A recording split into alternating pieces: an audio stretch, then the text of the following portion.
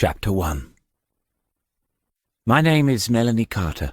I'm a sixth form student at St. Martin's Comprehensive in Upham Market.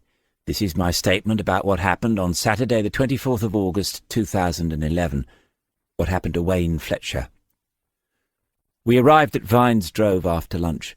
Most of us were still on holiday, but a couple of the boys had left school in June. Wayne had already got a job with his uncle, I think. He said that he would soon be making more as an electrician than we would with our degrees. He talked about it a lot that afternoon. I think he was a bit upset at leaving, to be honest. He was trying to make it seem like it was what he wanted, but I wasn't convinced. I've known Wayne for at least 10 years. We were at primary school together. We all sat on the riverbank, in the meadow and close to the cars. It was really hot, the hottest day of the year. We were all drinking, and some of us were smoking too. I've been told that I don't have to say exactly who was doing what. There was lots of beer and lager. At one point, when we thought we'd run out, Wayne went back to Nadia's car and got another 24-pack out of the boot. There were not many other people about on the bank. I can only remember seeing one person walking a dog, but there were some boats going up and down the river. At about 4 o'clock, 3 of the boys were in the water when some canoeists came by, and they started splashing them, the boys splashing the canoeists. There were children in one of the canoes, and the man in it got angry. He was shouting at all of us, not just the boys in the water, things about modern youth like we hear all the time. We were shouting back. Everyone was laughing, but the boys let them go. They never touched them. Wayne wasn't in the water then. He was on the bank with Nadia. A little after that, Nadia left. She had to go to work, but Wayne stayed on. Later on, about 5 o'clock, another canoe appeared. It was going upstream towards Broughton Staunch. Wayne saw it first, and he jumped up and said something like, "This one's mine!" Nobody tried to stop him. We were still laughing about the last ones. We just watched, all of us. Wayne is a good swimmer, but the man in the canoe had seen him coming out towards him, and he went past him easily. Wayne was shouting and laughing to us. Then he swam after him, really fast, front-crawling like he meant to catch him. The river bends around to the left, and they disappeared out of sight. After about a quarter of an hour, some of us started to get worried, but the others said it was typical Wayne, that he was messing about, playing some sort of joke. The other 5 went at about 6 o'clock. Stephen, Chrissy and me were left. We searched up the river bank, but it is overgrown with bushes, and you can't get very far. We shouted, but heard nothing back. Stephen was really good. He went into the river and swam upstream around the bend. He was gone a long time, and we started to think that something had happened to him as well. When he came back, he said there was no sign of anyone. We didn't know what to do. It was after 7 by then. We didn't have any numbers for Wayne's family. We called his number just in case, but it rang on the bank behind us because it was in his jeans. All his clothes were still there, except his swimming trunks, obviously. We waited another 5 minutes, and then we called the police. When we told them Wayne was 17, they said not to worry too much, that he had probably just gone home. "Come in, Smith. Take a seat." Detective Superintendent Allen gestured to the one chair in front of his desk, clearly placed there for this purpose. Smith stood by it, waiting until the senior officer himself was ready to sit. Automatically, Smith took in the sheaf of papers and the 2 manila folders that lay on the desk. Standard station issue, he thought. No sign of paperwork from above there.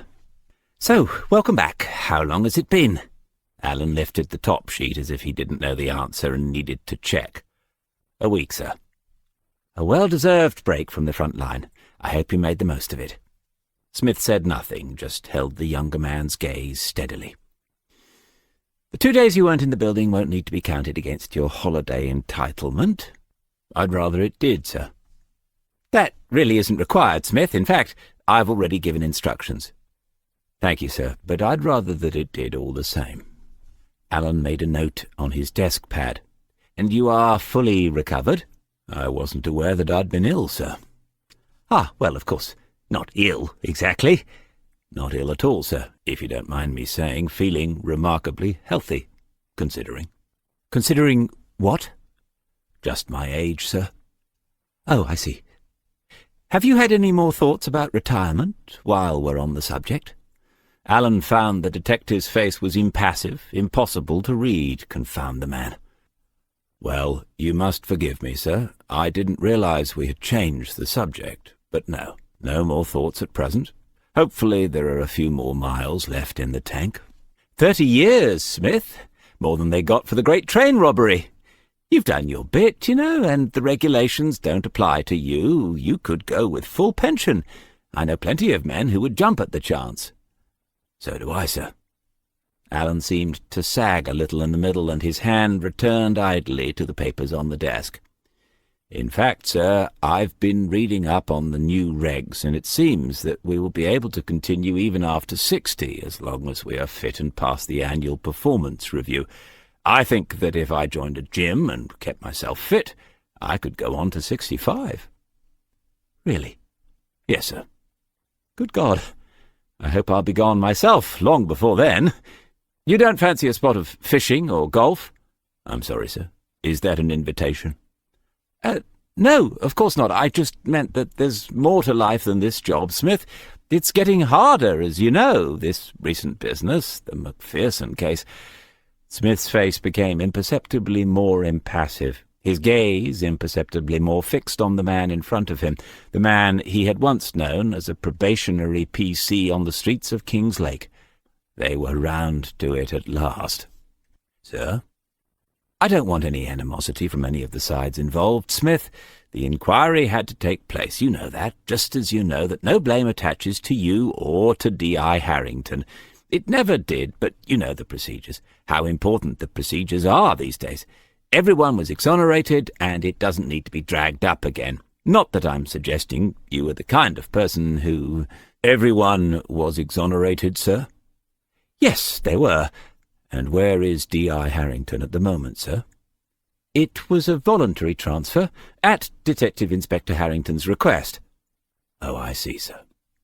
It seemed that Superintendent Allen was feeling a little hot under the collar. He probably wanted to loosen it and take off the expensive-looking and rather tight suit jacket, but that would undermine the formality of the situation. In the past, Smith thought, you came back after the flu or an injury by signing in and chucking out the rubbish in your pigeonhole. Now it was a formal welcome-back-to-work meeting every time.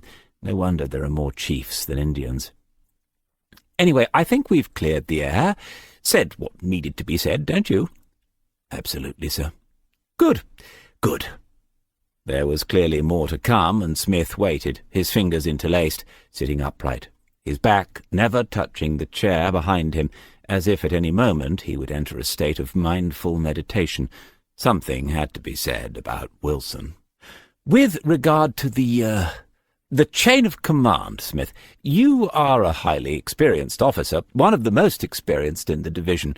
You are also, to my knowledge, the only officer currently working as a detective sergeant who has experienced the higher echelons of rank. That, of course, was your choice, and your right. Odd, though it seemed to some." "I think some found it incomprehensible, sir." "Yes, quite." Alan could certainly be counted among that group of elite thinkers. "But obviously, as a DS, you continue to be responsible to someone in the rank above you. That's how it works." And he paused here as though he had just discovered this truth for the first time. "However, for reasons that we have just established, and in the absence of Harrington, I'm asking you to report for now to Detective Inspector Reeve." "I see, sir. Very good."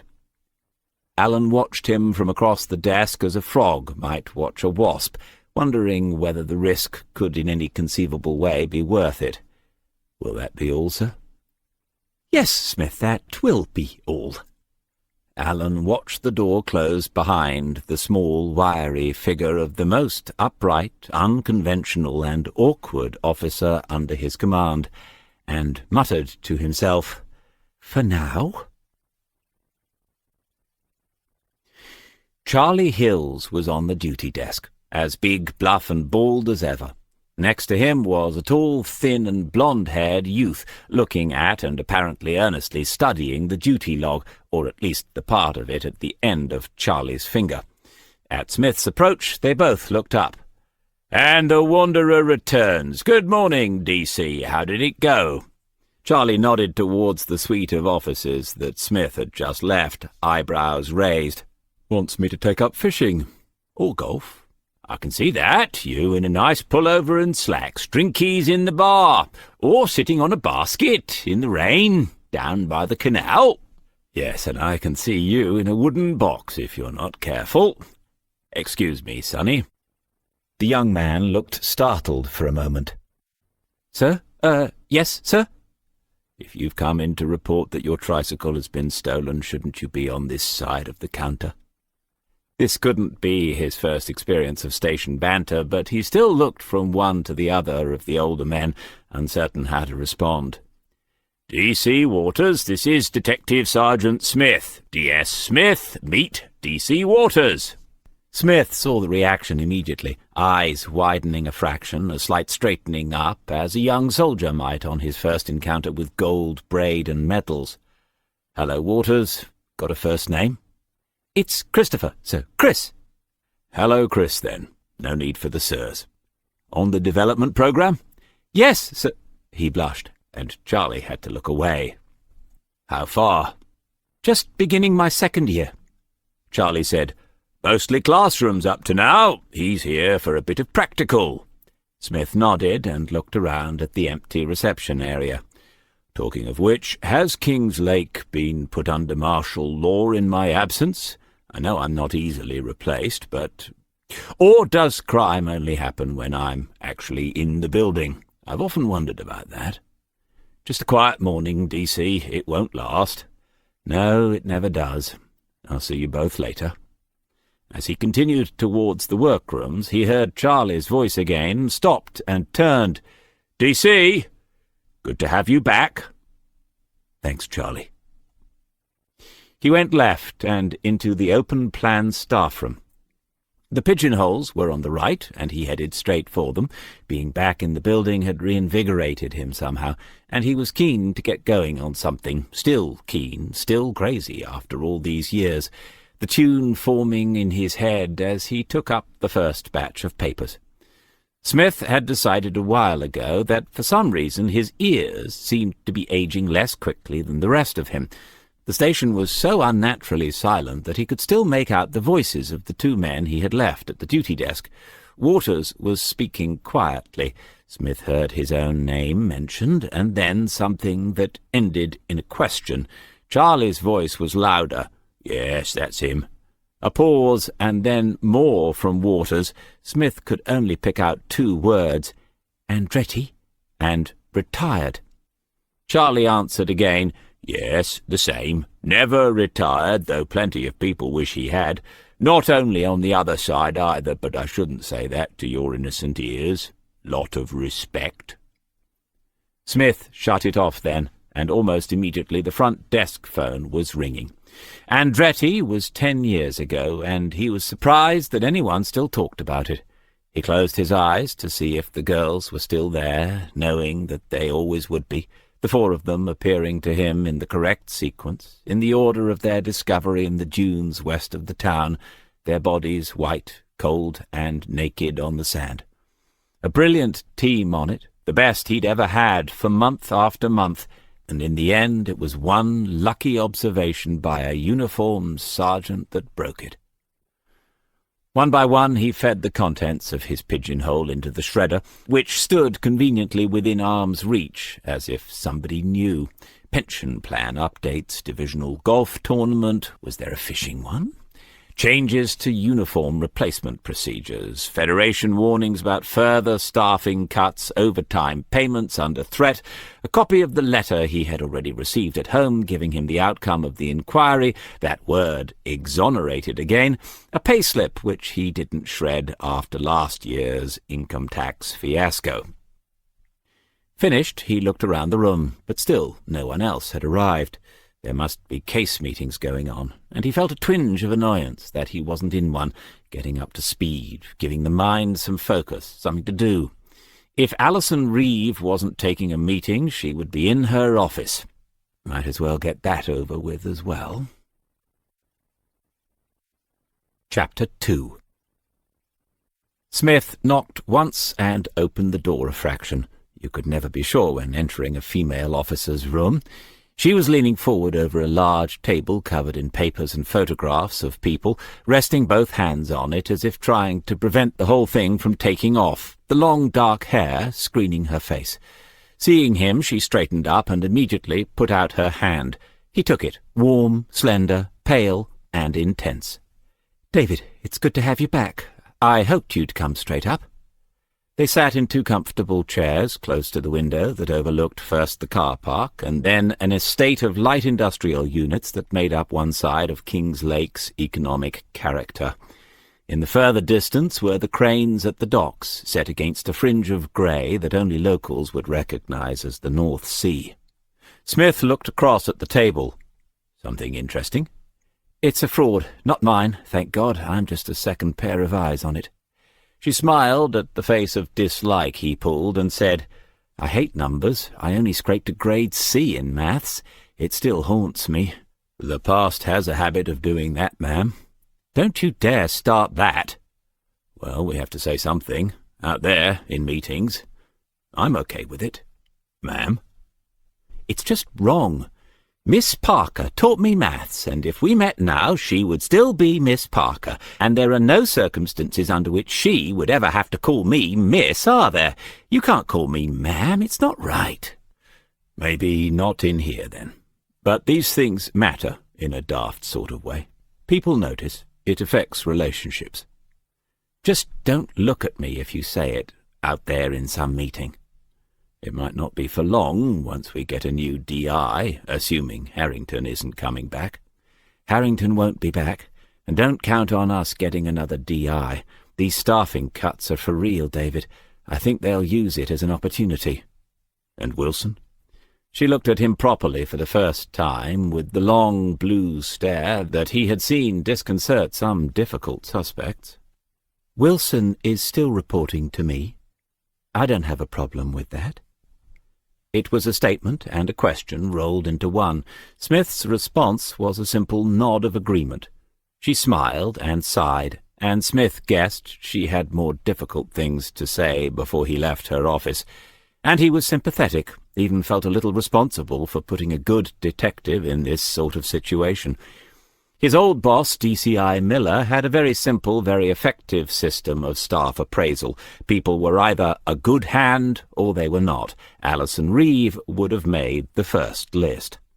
She seemed to guess his thoughts. "This is why they discourage it, isn't it? The stepping down." "One of the reasons, no doubt." "I know you're fed up with being asked why, but how did you manage it?" "The truth?" She nodded. "Some influential people owed me. I called in a favour or two." "You mean you knew where the bodies are buried?" "And they haven't found them all yet." She stood up, walked across to her desk, and picked up a folder. "I can't give you much, not to start with. My hands have been tied." She looked up, ready for it, as he said, "Well, whatever floats your boat." "I am trying to apologize. You won't get a team of DCs straight away. Things are still sorting themselves out, but it shouldn't be too long. You're going to hate some of this, though. You've got one lot of awareness and one lot of liaison. They aren't long-term, but they do require CID input. Awareness of drugs, local sixth forms. Liaison with immigrant communities, specifically East European. There's an issue developing with illegal distilling. We just want to put some plain clothes in front of them, let them know it's serious." "Fine." "Really? Anything else? Any actual crimes as opposed to incipient ones?" She passed him one of the folders. Opening it, he saw straight away a familiar face. "Budgie Budge, is he out and at it already? How many more times does he want us to put him away? Still car key burglary?" 2 cases in the past fortnight, and he's been out since June. It can't be anyone else." "What a bloody moron. Is this it?" "I did warn you. There's one more thing that just needs a CID sign-off, really. The boy who drowned in the river near Upham. The PM's been done, and it looks like an accidental.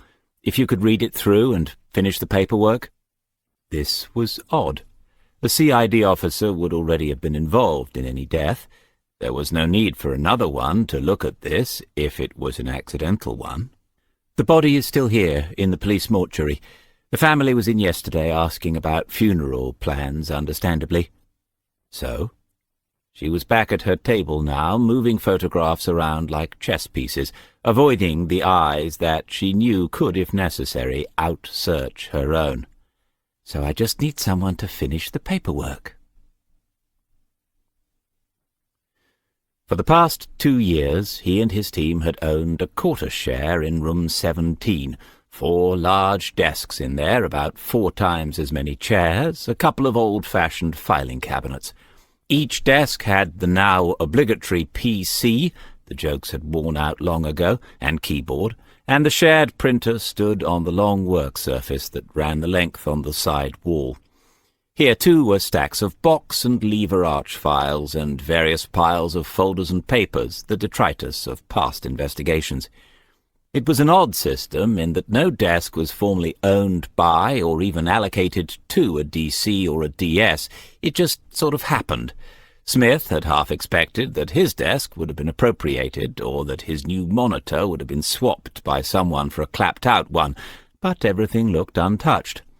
He opened the drawers one by one, but the pens, pencils, paper clips, and calculator were all present and correct. There was no evidence that anyone had even sat in his chair. This room, too, was empty. Perhaps they were all in hiding, planning to leap out and shout "boo" as a welcoming surprise. He laid out the 4 items on his desk, left to right in a straight line, in the order of increasing interest. The immigrant liaison could wait, no timetable on it, no dates fixed, and, to be honest, if they were balmy enough to homebrew vodka and drink themselves blind, that was their choice. The drugs liaison work gave him less room. It was being shared out amongst officers, and he had only 5 schools to visit, but the dates had already been set up, 1 a week for the next 5 weeks. He checked his diary, all on Monday afternoons, after lunch, when the kids would all be hyper. On the other hand, he'd spent half a lifetime clearing up the mess left behind by the drugs business, and if he only made one of them think each week, that would be 5 fewer potential mini-crime waves walking the streets of Lake. Budgie Budge was a case in point, not even organized enough to be an addict. He lived the chaotic life of what the politicians called the underclass. Smith had other words for it. Budge's only life skill was knowing how to bend a piece of wire through a letterbox to get the car keys off a hook. He would give him a nudge later in the week. The first 3 items were slid together, tapped level and placed in the top left-hand corner of the desk. Before he opened the final folder, which was rather thin considering it must encapsulate all that was known about the end of a young life, Smith replayed the conversation with D.I. Reeve. He wanted to be sure that he hadn't misread it, a routine case of accidental death. Someone from CID had already been involved, but she wanted Smith to finish the paperwork. And when he asked why, she made a point of not giving him a convincing explanation. She was well aware of workload issues, and much too sharp to waste time on pointless duplication, which must mean that she had already looked over the report, and that there was something in it that bothered her. But she didn't want to tell him. She wanted him to find it, or not to find it. Then she could tell herself, and anyone else who asked, that another experienced officer had reviewed the matter. First, he read quickly, beginning with the official documentation. It all seemed to be in order, and everything that needed to be there was there. He read for facts, times and places, avoiding for the moment the human tragedy that lay buried just beneath the surface of it all. He recognized the names of most of the officers who had had their weekend ruined, and saw that it was their regular pathologist who had completed the autopsy on Monday. Robinson wasn't the best he'd worked with, but there was surely little enough to miss here. He noticed that the CID page, though completed, had not been signed, but that was minor detail, easily rectified by checking the incident log. That was not what was bothering D.I. Reeve. Next, he read through the witness statements, beginning with the one from Melanie Carter. It seemed clear enough. The order made sense. The behaviour was that of a group of youngsters who had a little too much booze and a few too many hormones mixed up together on a hot afternoon. But she was intelligent, ought to be in the sixth form, which must still mean something, and there was a glimpse in her statement of the Fletcher boy's real situation. He took out his current Alich notebook and wrote her name in it. Before stepping down, he had taken the precaution of ordering a supply of the old-style notebooks. These were for personal use, not left at work. They occupied the top of a row of shelves in his study. Every case he had ever worked on was there. Because she drew attention to them, he next read the statements of Stephen Neal and Christine Terry, and these were consistent with Melanie Carter's in all important respects. The minor differences were what he would expect to see if people were being honest and the officers taking the statements were doing their jobs properly. All mentioned the second canoeist, but although he had not yet been traced, he had not been seen as significant in the subsequent brief investigation. The other witness statements were similar, and he could see nothing in them to concern Alison Reeve. Finally he turned to the autopsy report. Wayne Fletcher had drowned. Smith understood enough of the grim scientific language to see that for himself. There had been enough alcohol in the bloodstream for it to be seen as a contributory factor, and not only that, there were positive results for cannabis too, silly boy. At some point he had banged his head, and either unconscious or disorientated, he had taken on board too much water. But it's difficult to bang your head that hard while you're in the water, thought Smith. He must have got out, maybe dived back in and caught his head on a branch or some underwater obstruction. He read the paragraph again, slowly, thinking it through, and that's when he saw the neat little asterisk penciled in above the word bruising. At the bottom of the page, another one, and a short handwritten note pointed out to Dr. Robinson something odd about the bruise. A fish. There were initials, O.M. Olive Markham. They had spoken a few times, years ago, when he was running investigations. He remembered teasing her about the initials, asking her if she was into meditation and all that sort of thing, and she had said that, as a matter of fact, she was. She had preached the virtues of it to him, and he had laughed it off, never guessing then that it might be of any use to him. Olive Markham, mortuary technician. She must be getting on and even closer to retirement than he was. Writing on the report like that was out of order, but he recalled her clearly enough as something of an eccentric, so that wouldn't bother her in the slightest. A fish. It was time to renew his acquaintance with Olive. He had no doubt that this was the detail that D.I. Reeve had wanted him to clear up before the paperwork was signed off. 3 people entered the office, and 2 hands immediately came forward to be shaken. DC's John Murray and Maggie Henderson were the odd couple of Kings Lake Central. He was 6'4" and 18 stone, she 5'6" and no more than 9. They disagreed about everything as a matter of course, and yet were probably the best team on the detective force. After shaking Smith's hand, Maggie said, "Oh, come here, you sod," and hugged and kissed him. Before letting him go, she whispered, "And for Christ's sake, get us back into your team." Over her shoulder, he could see the 3rd officer, O'Leary, busy at his desk, finding reasons not to join in the welcome back. O'Leary was close to Wilson, and Smith knew that he would need to be careful about what was said in here, and about what he left on or even in his desk. Eventually, O'Leary looked in his direction and nodded once. That would do for both of them. Smith heard his name called and turned around. It was D.I. Reeve, standing in the doorway and beckoning to him. When he reached her, he could see some way along the corridor, could see the figure of Waters waiting with that same air of uncertainty, watching the 2 of them. "David, there was something I forgot to ask you." He interrupted her without thinking, speaking quietly. "No, ma'am, not on my first day back." There are dozens of other people who could show him how things are done these days. He could probably tell me a thing or two about procedures.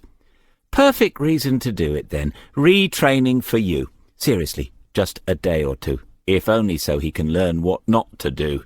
He made a point of asking me. Asking you what? If he would get the chance to work with you. How? I only met him 10 minutes ago. No, not today. It was last week, Friday, his first day. He mentioned you. Your fame goes far and wide. Smith's hesitation gave her the room she needed. Show him some of the ropes, DC. He's bright and keen. You won't need to tell him anything twice. Okay? Thanks, Chris. DC Waters! And she beckoned the young detective down the corridor towards them. This was the last thing he needed. A fresh-faced, callow youth tagging along behind him everywhere he went. Smith had trained plenty in his time, but that was the point. His time had been and gone. He knew it, everybody knew it. Not really belonging in the modern police service, he was the proverbial dinosaur, tolerated because just occasionally he turned a decent result, usually because he did not follow the strict letter of the laws that laid down how things were to be done these days. How was he supposed to work like that and train a puppy at the same time? Waters sat on one of the spare chairs drawn up alongside Smith's desk, watching the monitor as Smith took him through the basic options available to any officer after logging in. It was obvious that Waters was more knowledgeable about that business than Smith had ever been, but at least this gave the older man time to think. Was there any way out of it? Could he yet find some argument that would persuade D.I. Reeve to pass Waters on to someone else? Nothing came to mind, and now Waters was looking at him expectantly, no doubt waiting for them to begin investigating. If not a murder, then at least a bank robbery. Smith reached for the 4 folders again and explained to Waters just how exciting the work of a detective could be at 10 o'clock on a Thursday morning in August. At the back of his mind, Smith was still puzzling over how the boy had asked about working with him before they had ever met. Had someone primed him, put him up to it as some sort of a joke? No one amongst the few people that Smith trusted would have done that. Had someone from the dark side got to him already? Inevitably, they ended up looking at the file about the drowned student. Smith explained the basic procedures and about how CID were always involved in such cases. It would go before the coroner, and their role was to make it clear that no suspicious or unexplained circumstances attached to the boy's death. That being the case, it would eventually be pronounced as an accidental one. Smith asked Waters whether he had actually ever seen a dead body, and the answer was no, he had not. Well, perhaps best not to start with this one. You can't be much older than Wayne Fletcher was. Waters didn't react to that at all. Instead, he said, "So this is just routine?"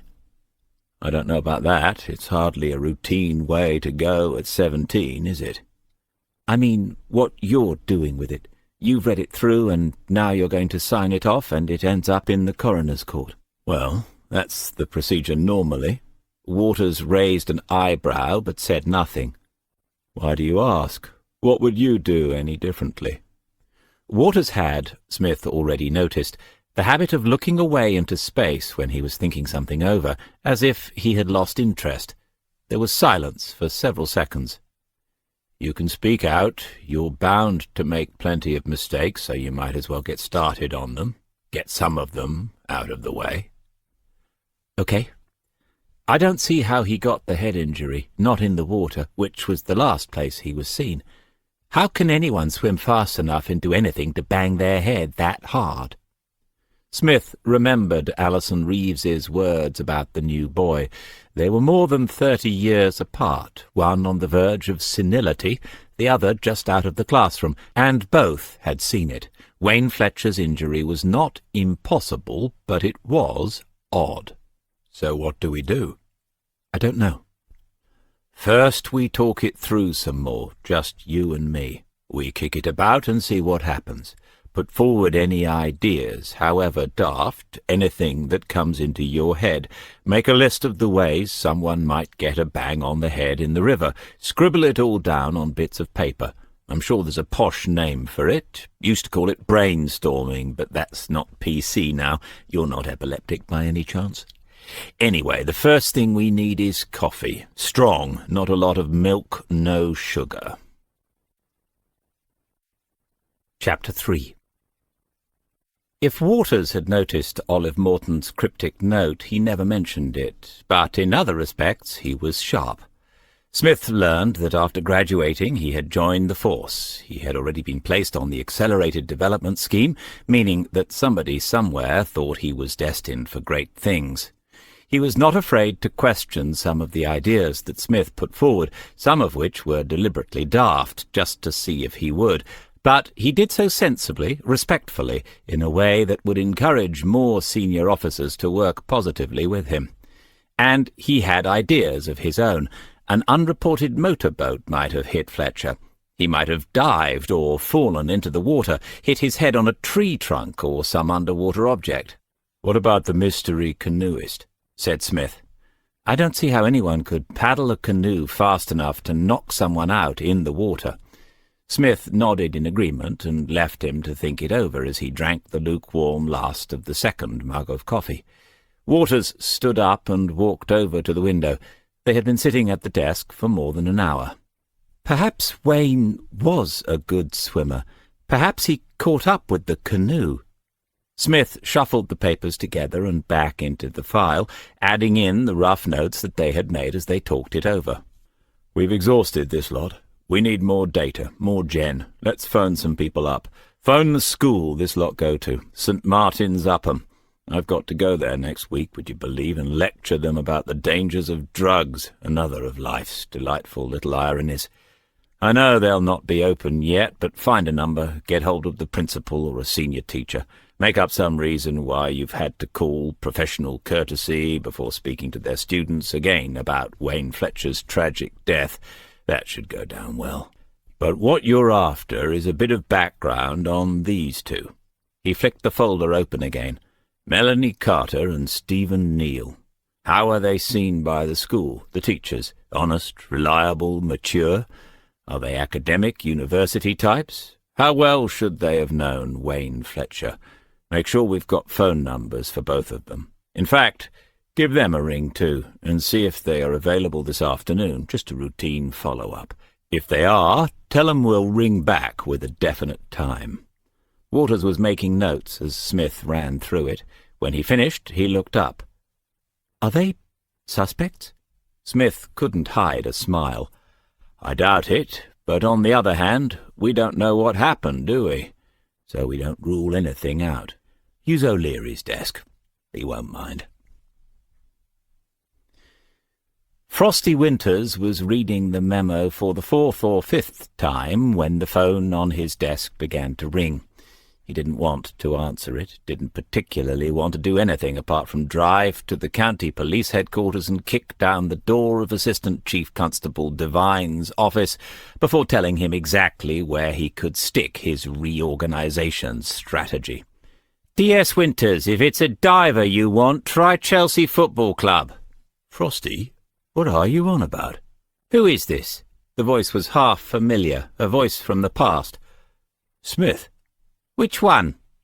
"Oh, this is doing wonders for my self-esteem. How many Smiths do you actually know who would ring you up, recognize your voice, and still want to talk to you knowing how ugly you are?" "DC? Thank you. Christ! I heard you were still at it, at Kingslake. Been a bit of bother over there." "Nothing to do with me. I was at home watching television with the cat. No one can corroborate my statement, which is how I prefer things these days." "How are you, DC?" "Can't complain, Frosty. Or rather, I can't be bothered to complain any more. No point." "Still living at the same place, on the Millfield?" "Yes, I'm at the nicer end, where the youngsters only torture each other's pets." "Must be hard, though. A lot of memories. You and Sheila." There was a pause, and Winters wondered whether he had spoken out of turn. The two men had not met for a couple of years, though before that there had been cases that brought them together. On a few occasions the four of them, the two men and their wives, had gone out together. Well, we get by. We go on, don't we? How is Maggie? Yes, she's good, DC. Give her my regards. I will, and she'll send hers to you, I know. So, what's all this about Chelsea? A most unprofessional way to answer the telephone, I have to say. They're shutting us down, DC. The bloody brass and suits between them are shutting us down.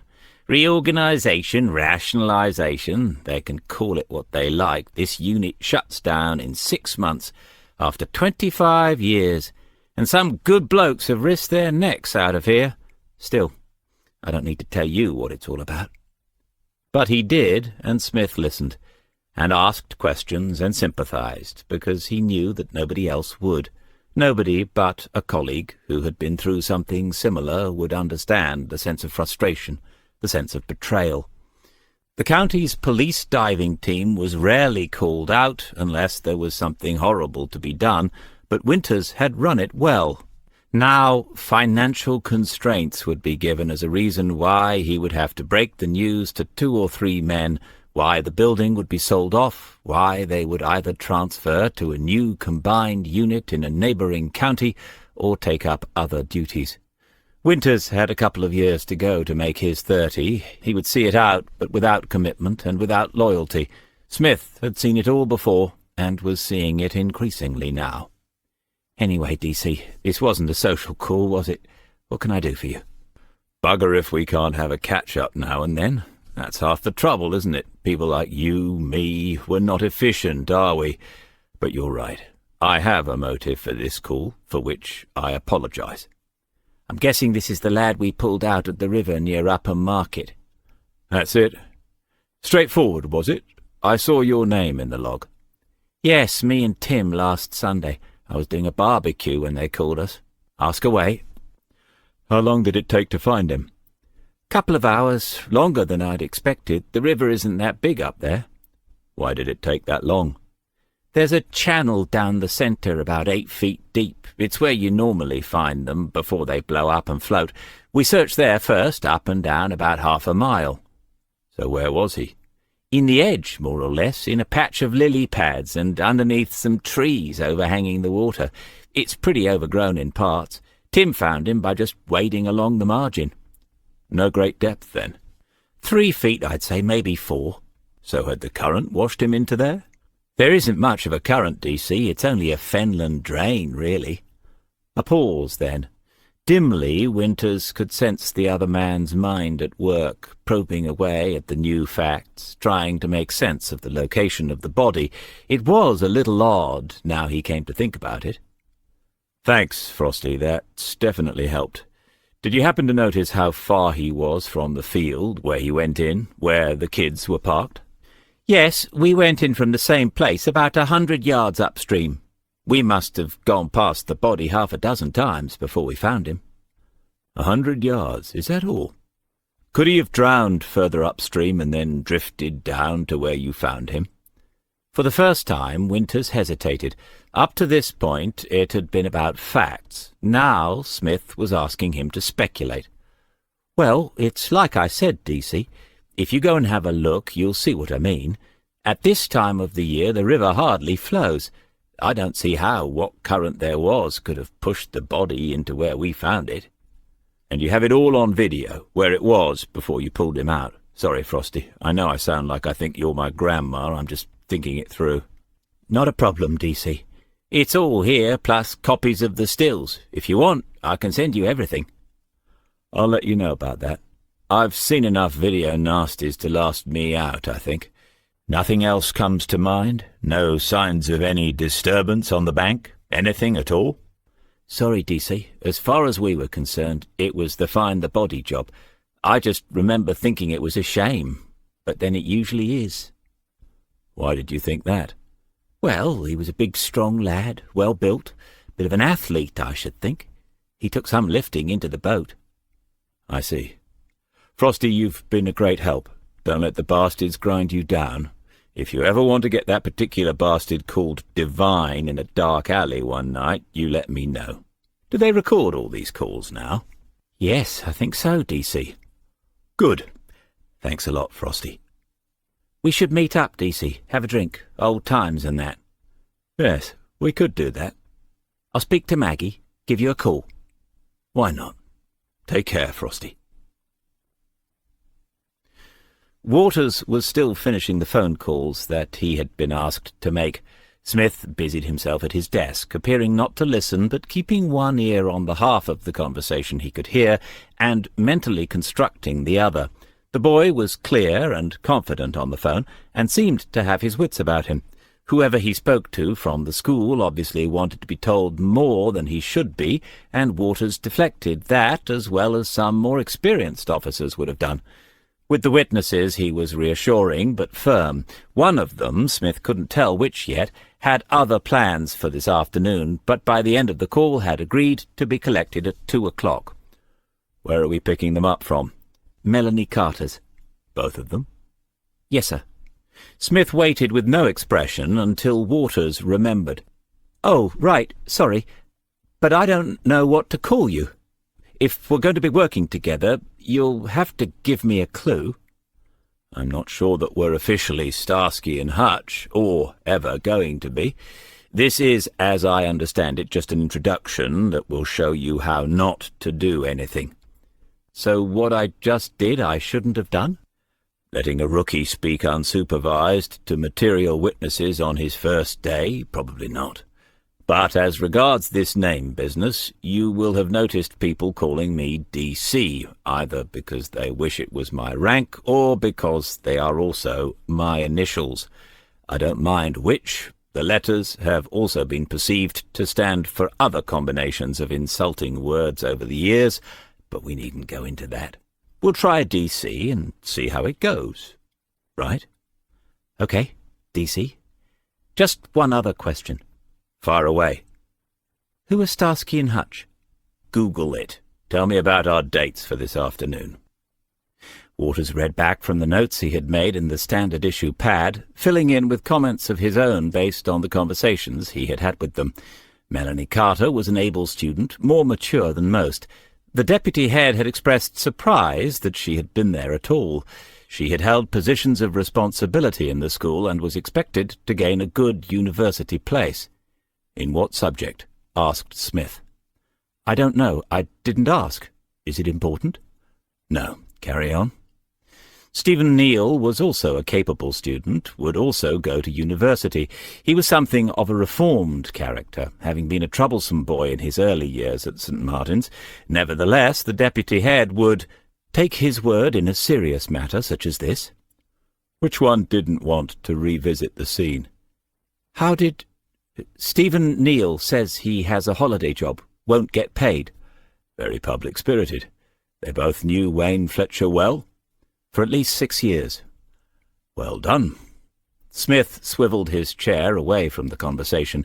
He would have preferred to pick up the two of them separately, perhaps even in different cars, but these days, what with mobiles and texts and Facebooks, they'd have spoken to each other anyway. Were probably discussing it right now. How long could he give this? Having Waters around for a couple of days might be a useful smokescreen, as it happened, but he would need something by the end of the day if he was not signing it off. So what did you want me to do next, DC?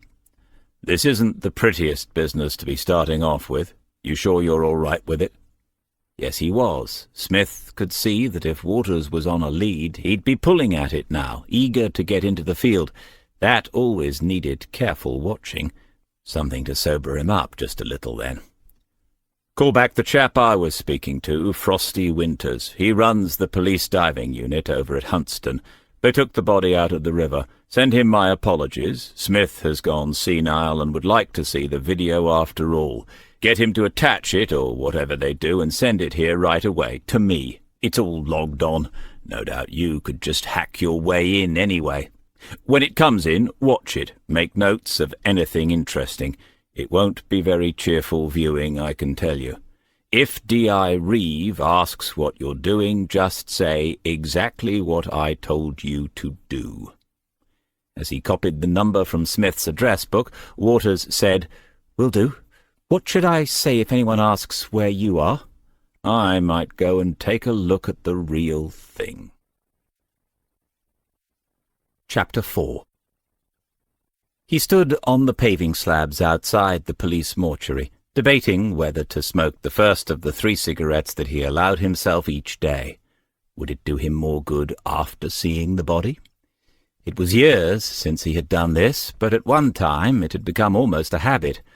On 2 occasions in his career he had needed to be present at the autopsy itself, something that seemed to happen often on the television, but which was a rarity in most detectives' working lives. Of course, he might not actually need to see it at all. Olive Markham looked up as he opened the door into the anteroom. She had hardly changed since he had last seen her, the long oval face and horn-rimmed glasses, just as he remembered them, and he wanted to make some joke about embalming fluid, not that any such thing had ever been used here. As he approached and took her hand, he read the identity badge and complimented her on the promotion to senior mortuary technician. "I am still the only one, Mr. Smith. I had an assistant all too briefly, but he is no longer with us." "Oh dear, I hope he moved on rather than passed on. That would be taking one's work too seriously, wouldn't it?" "Darren was a victim of the 1,000 cuts, as we will all ultimately be. One can only wonder at the secret of your own longevity in these inauspicious times." "Ah, well, I expect it's something to do with what someone has already said this morning. I know where the bodies are buried." Most amusing." She was labelling sample bags, but fortunately they were empty. He waited until she chose to finish or interrupt the job. This was very much her domain, and he was in no hurry to get on the wrong side of her. As she folded the final bag, she said, "Someone once said that life is a meditation on death. I hope you kept up your practice." "I do, more or less, not every day, but most of them." She smiled briefly, and he saw just a raising of the eyebrows. "And what can I do for you today? We are open for business." He showed her the report in the file that he had brought with him, just to be sure there had been no mistake. Yes, she said, she had added the note. Would he like to see copies of the photographs that she had taken? They were digital, of course, and as she loaded them onto the screen, he looked around at the quiet, clean, and immaculately tidy room. It was hard to believe what tragedies and horrors had in their time laid out on tables beyond the double doors behind him. The first image was on the screen, the upper torso and head, rather lurid in the camera's flash, but the eyes closed as if in sleep rather than death. The features, when he looked more closely, had the slightly misshapen or bloated appearance that he recalled seeing on other victims of drowning. Olive said nothing, pointed at nothing, the cursor hovering over the arrow that would take them to the next picture when he was ready. On the right side of the head, on the curve of the temple, Smith could see the oval bruise, some 4 inches long and 2 inches wide. He nodded, and was then looking at a larger image, just the boy's head now, and the bruise at the centre like a dark cloud on a pale, clay-coloured sky. Difficult to guess his age now, with the life washed out of him. He could be 30, even 37, 20 years older than he actually was when he died. Smith peered at the screen, remembering the note on the autopsy report. The bruise had different colours, red into purple, violet into green, but nothing that he could see was suspicious. Nothing, he didn't want to think it, let alone say it, nothing fishy. Without being told, and probably guessing at his thoughts, Olive Markham clicked on the arrow again. Now the bruise filled the screen. With a silver fountain pen, she slowly traced an invisible line through the bruise, 2, then 3 times, and suddenly it was no longer invisible to him. Smith could see the shape of the fish, the simple Christian symbol one saw as a sticker on cars, the pointed oval body, the triangular tail. It wasn't obvious or sharply defined, but it was there. It wasn't just a line when you studied it. The whole fish was a little darker and more solid than the rest of the bruise, a bruise within a bruise. Smith said, "What do you make of that?" "I'm not a believer, Mr. Smith. I don't think this is a sign from above. I just think it's odd.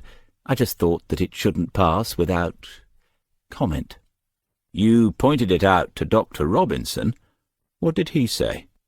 "An odd little coincidence exploited by our overactive imaginations. I wouldn't have said that I had one of those." Smith looked closely at the screen again. It was easy enough not to see it, but on the other hand, once you had seen it, it wouldn't quite disappear completely. It could conceivably have been made by some knot or protuberance on a branch or some other underwater obstruction, and being where it was, and in the medium it was, the edges were not sharply defined. There was an inevitable vagueness to it, as if it were an old tattoo diffusing itself into the surrounding skin. But the boy was only 17. "He doesn't have any tattoos or anything anywhere else, does he?" "No." Olive was a scientist as far as Smith was concerned, at least as capable as Robinson himself of giving clear answers to puzzled policemen, but he caught a note, just the tiniest note of uncertainty in that single syllable, and looked up at her from the screen. "Is there something else?" "Not in these photographs." Oh. He guessed what was coming next. Perhaps today should have been a 4-cigarette day, after all. This body came to us more quickly than most, and the fact that he drowned affected the rate of certain processes. Obviously, I'm in no position to speculate, but you know that things continue to change even after death, even in the cabinets. Smith nodded, waiting for her to unzip the bag. He didn't think anyone ever really got used to this, except perhaps those who worked here for 8 or 10 hours a day, and even they must have adapted in some way. It must change them, though he didn't want to think about how. The old zips used to make a noise. This one was silent. Olive Markham did not take the zip all the way down, but Smith was reminded immediately of Frosty's words. Though Wayne Fletcher hadn't been tall, not 6 feet anyway, he had been broad and muscular in the arms and chest, well built for a boy of his age. It was always worse when they were young. One of the girls had only been 16, Juliet Richardson. You looked at them, you couldn't help it, and thought, that womb will never give birth. Those breasts will never feed a child. Wayne, no doubt, thought he was the man. Even in death, the face had that truculent look about it. But he'd done nothing, had hardly lived, knew little of life's real delights and disasters, except this final, untimely catastrophe. The senior mortuary technician was waiting for him to adjust and get back into role. He looked at her and shrugged, admitting that he could not see what she had seen. "It isn't much. This bruising has appeared since the autopsy, but I don't think it was caused by it." She pointed to the lower chest, to the side of the sternum.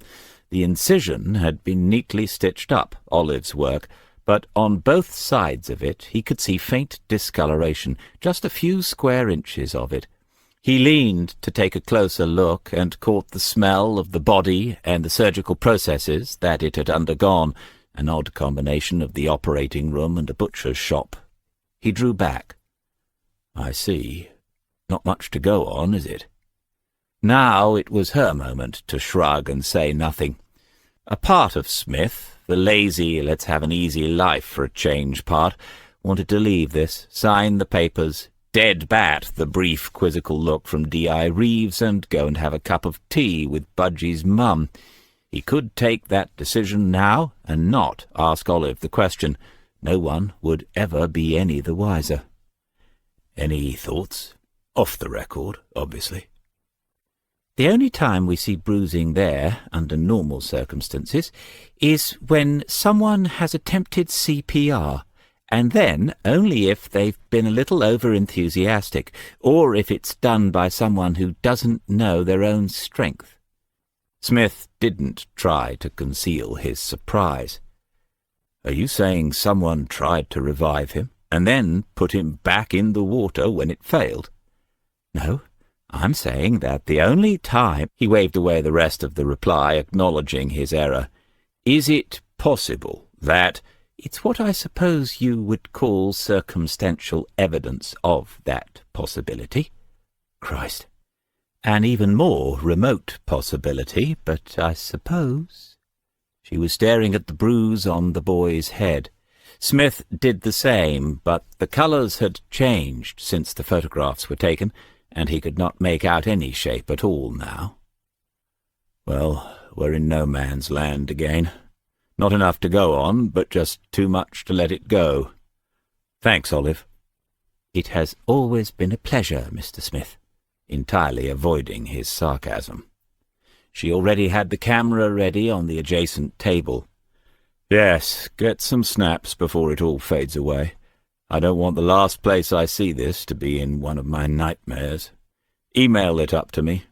Good work, Dr. Markham." Outside on the paving slabs again, he lit up a cigarette and breathed in the first smoke deeply.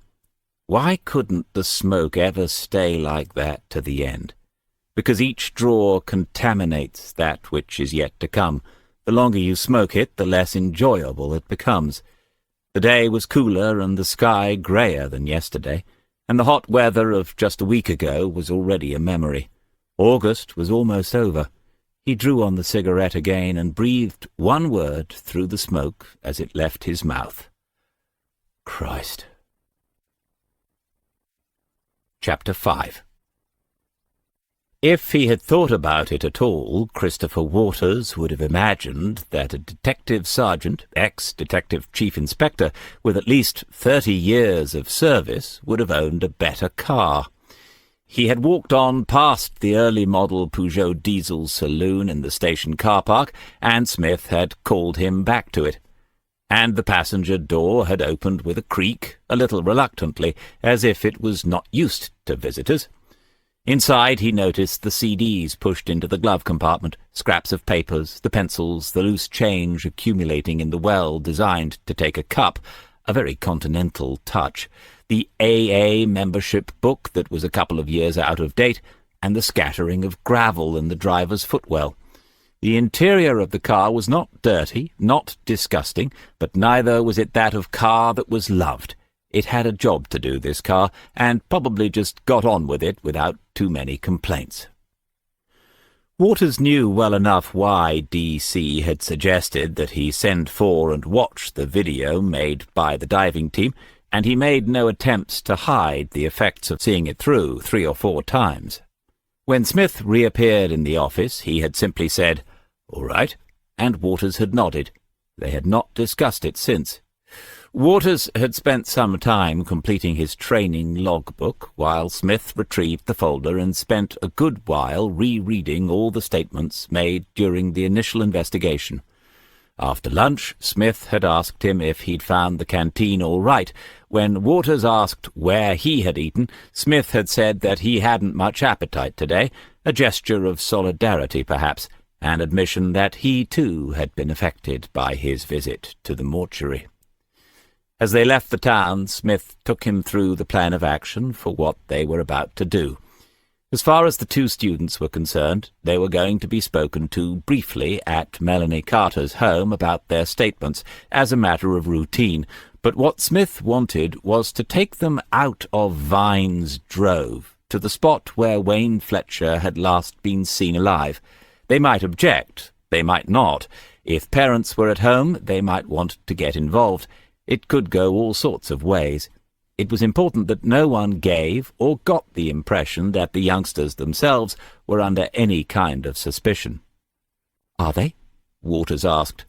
"It's like I said earlier. We don't rule any possibilities out, but I very much doubt whether these 2 are hiding anything other than who brought the blow to the party."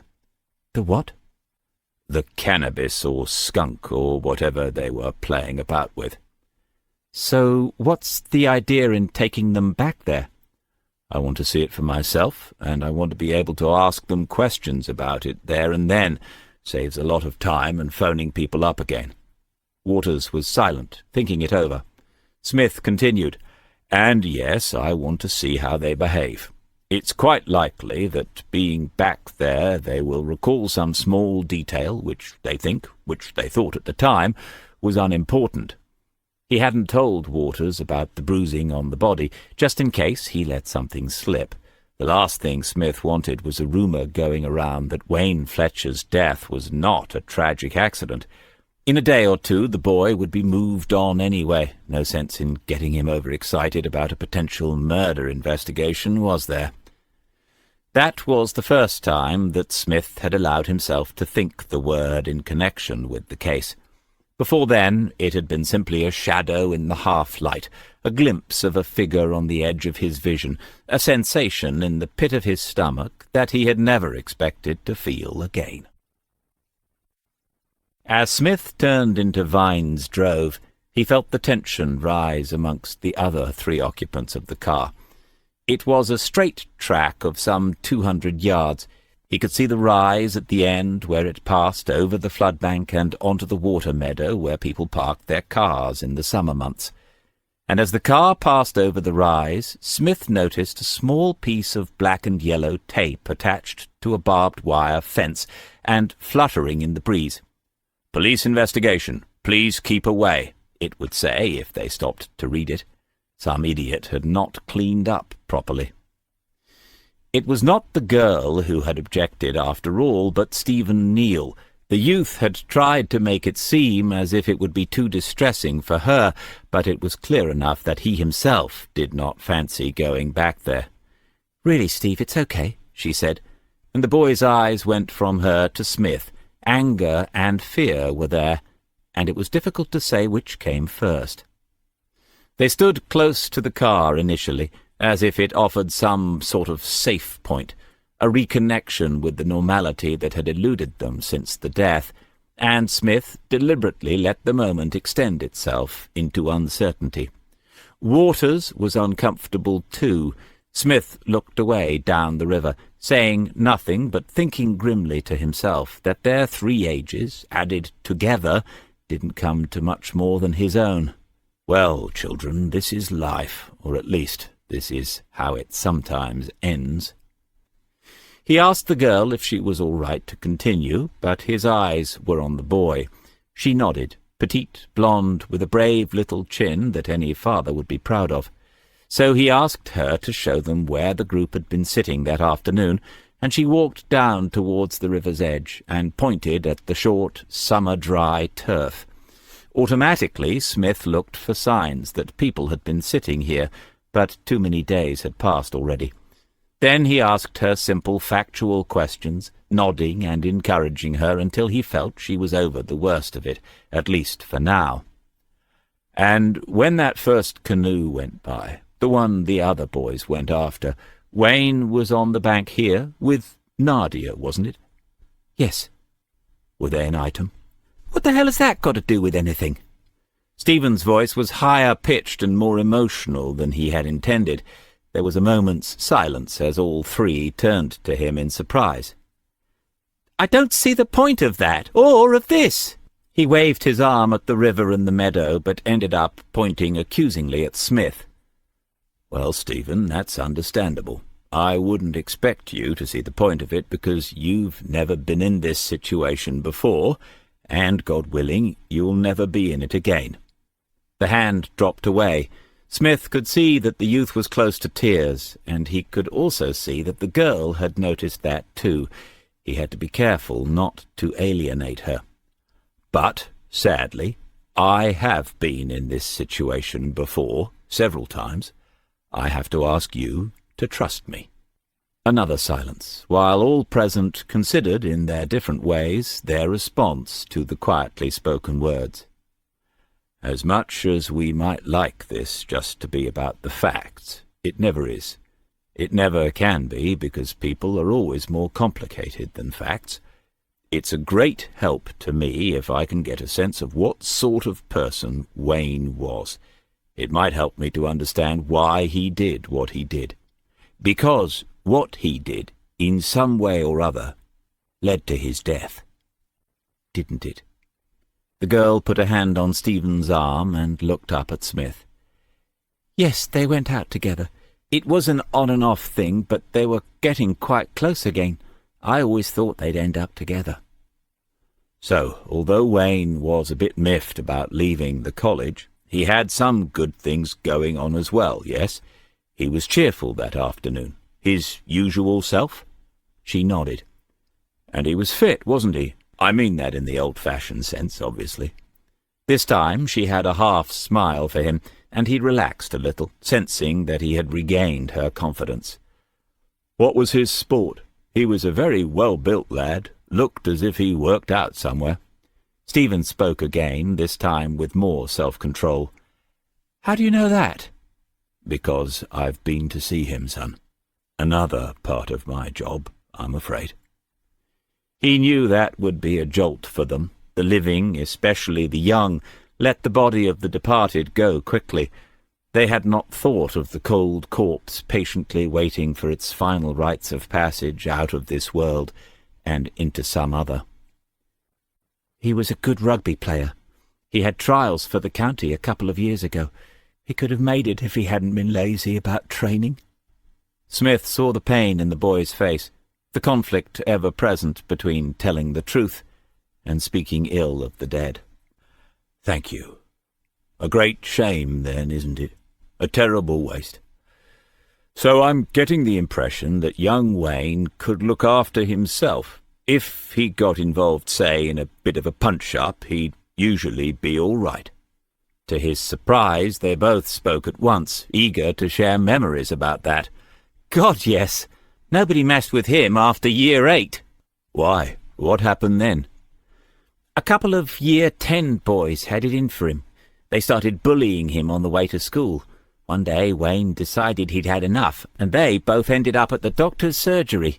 He should have done boxing rather than rugby. I told him that. Smith had all he wanted about the boy by now, but the question had opened up some sort of release, and for the next 5 minutes or so he let them talk about Wayne. There were some tears, but also a few smiles. As that was coming to a natural end, Smith caught Waters's eye and gave him a silent, nodded invitation to ask any question that was on his mind. Thanks very much, both of you. This has been really helpful, and we know it isn't easy. Before we go, may I just ask a couple more things about that afternoon? They were looking at Waters now, willing to help. It's probably not important, but the second canoeist has never come forward. It might be that he was a visitor to the area and hasn't seen the local news. Can you remember anything else about him? Anything since you made your statements?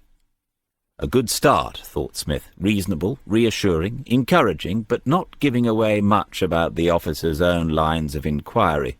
He was on his own, about 40 maybe. No way, not that old. In his early 30s. Smith would take the girl's judgment on that. The man was probably in his 30s. He was wearing a black T-shirt. I think we said that. He had quite muscly arms, and he paddled the canoe quite fast, like he'd done it before. Something odd, though, was... The hesitation was picked up, perhaps too quickly, by Waters. Yes, what was odd? Well, he never really looked at us. I mean, you would, wouldn't you? A load of people on the bank making a noise and one of them diving in as you were going by. I remember him just kind of glancing once and then back to pulling the oar through the water. Was there anything else in the canoe, behind him or in front of him? A good question, the kind that came to you instinctively. Melanie and Stephen looked at each other, both trying to picture the canoeist and the canoe as they slid by again on the stream of memory. There was something behind him, a green bag. It was a rucksack, I think. Quite big, if we could see it from the bank. He might have been camping. It might have been a tent and stuff. So it was a two-man canoe. All eyes turned to Smith. The girl said, "It must have been, but I didn't notice that until now." And that's why we're here, just to see if anything else comes back to us. It almost always does. Can I repeat what Detective Constable Waters has already said? You have been very helpful, and And I don't mean this to be in any way patronizing. Very brave. I know how painful this can be, but if it helps us to understand what happened to your friend, well, that makes it worthwhile. Thank you." He half gestured to the car, and they obediently turned and made their way towards it. Sometimes Smith couldn't understand why teachers ever had any trouble with them. Waters looked a little puzzled, no doubt disappointed at not being able to ask another dozen questions. "Good effort. Nice question about what else was in the canoe. They don't know anything else, just a couple of decent kids. None of them was involved, as we say. But I'd like to have a word with our mystery canoeist. I'd very much like to have a word with him." The drive back into Upham was a quiet one. For different reasons, everyone in the car needed time to reflect on the afternoon's events. As Melanie Carter walked away towards her front door, Smith could see that Stephen Neal was hanging back as if he had something more to say. Smith said nothing, allowing whatever it was to form of its own accord. "I just wanted to say that I'm sorry." "What for?" "When we got there this afternoon, I was rude. I know I shouted." "Forget it. Perfectly understandable. One thing, though." "Yes?" "One way or another, you're getting it out of your system, which is good, because if you don't, it'll do you more harm in the long run. I don't know about her, though." He nodded towards the girl who was waiting at the door, out of hearing but watching them. "You've got a little diamond there. You want to take good care of her over the next few weeks." "Right. How did—" "We call it reading between the lines." "Okay." "It's all in a day's work. Modern policing and all that. Thanks again." Even after they had dropped off the two witnesses, there wasn't much conversation in the car. They were on the outskirts of Kings Lake and slowing down into the afternoon traffic before Smith glanced across and said to Waters, "All right." Waters looked back, blinking a little as if he had been daydreaming, and nodded. "As long as you're not thinking of giving it all up after a trip out with me. I don't need that on my conscience. If you've made a bad career choice, can you save the announcement for some time next week rather than this?" "Just thinking about those two and Wayne Fletcher. All the time I was at school, nobody actually died." "I think that's what we call a good thing, isn't it?" Waters didn't reply. "Do a lot of thinking, do you? I mean, it comes in handy in this job, but you can overdo it." And then, as the words formed, as they found their way to the front of his mouth and tumbled out, the sensation of a switch clicking on somewhere in his head and a blinding flash.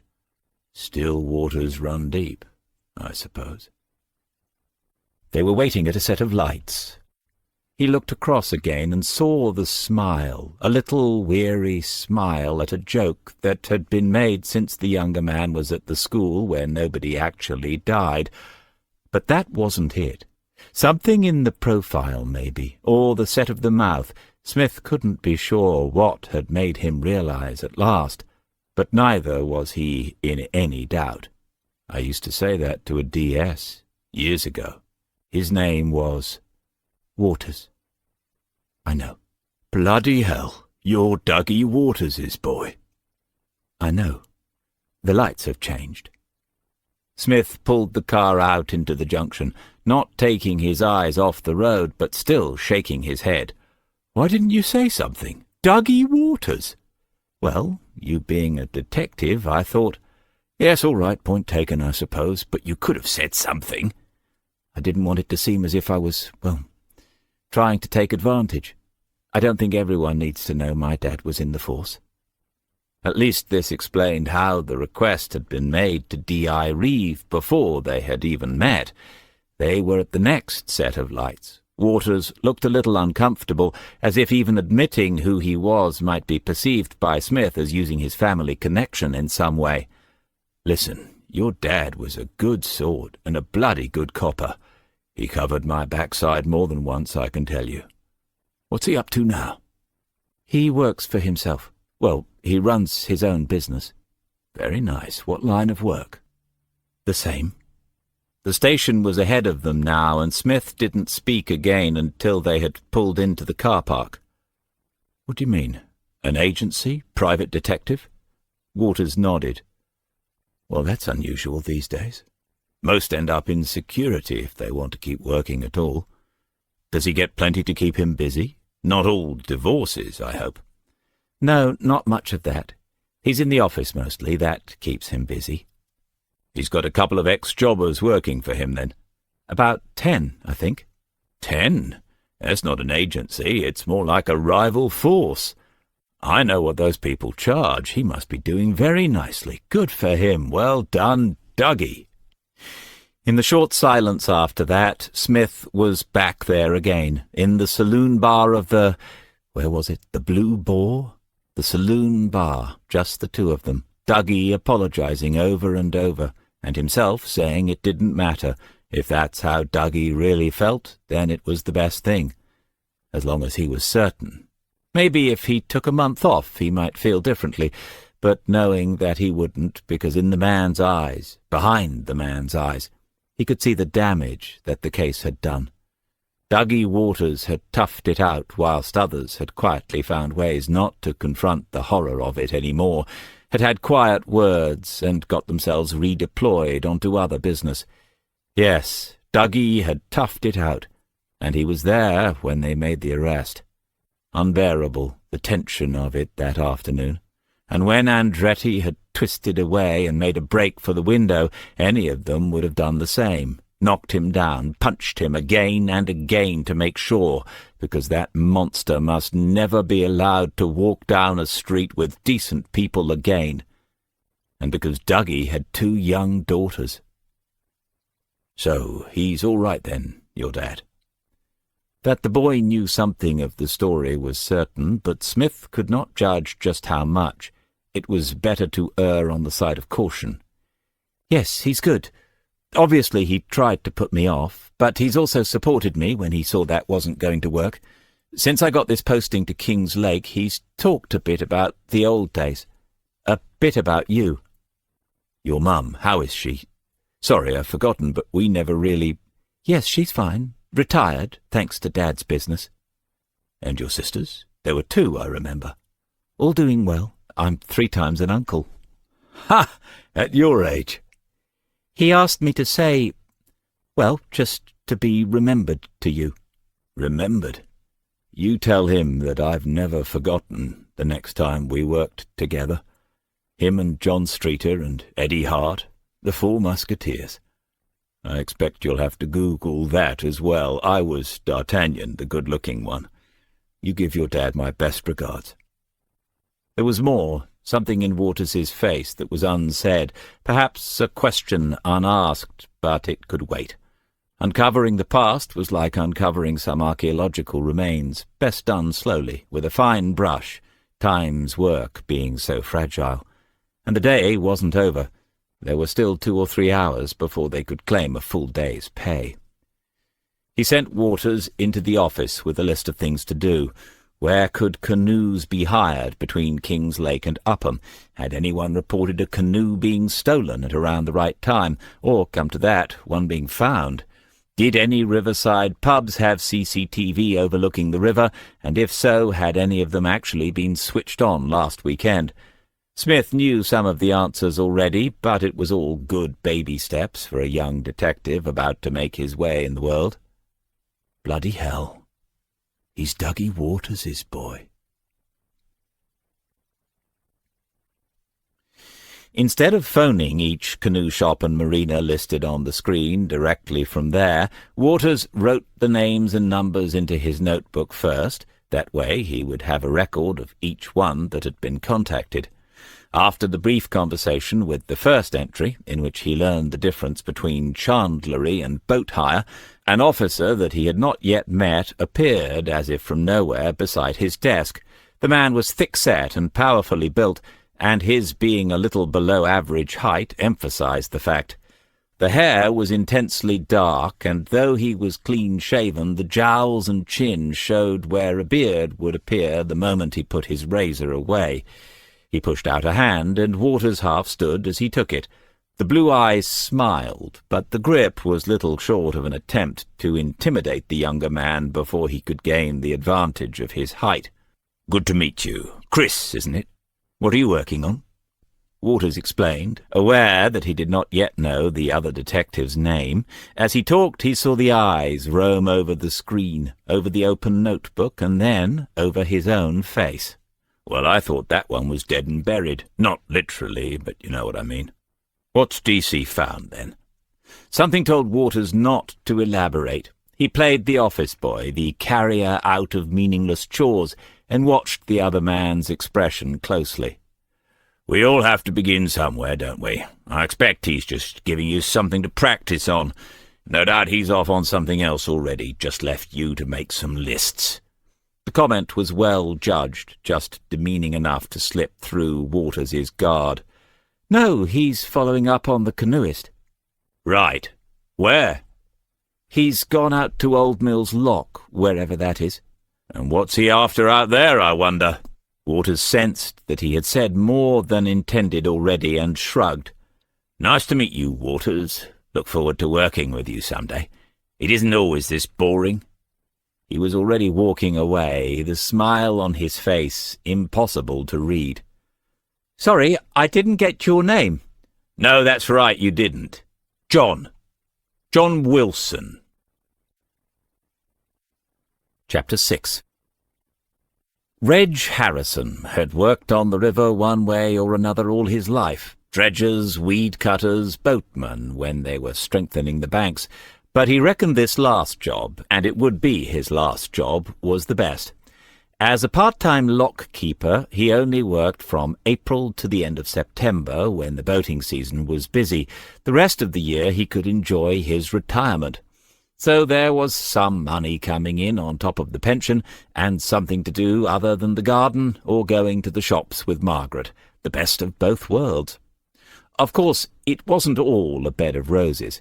Some of the boat owners were proper little Lord Nelsons in their daft caps and blazers, and they thought that he was some sort of servant or hired help, but he could soon put them right, and it was surprising how often the lock developed a fault when someone got really awkward.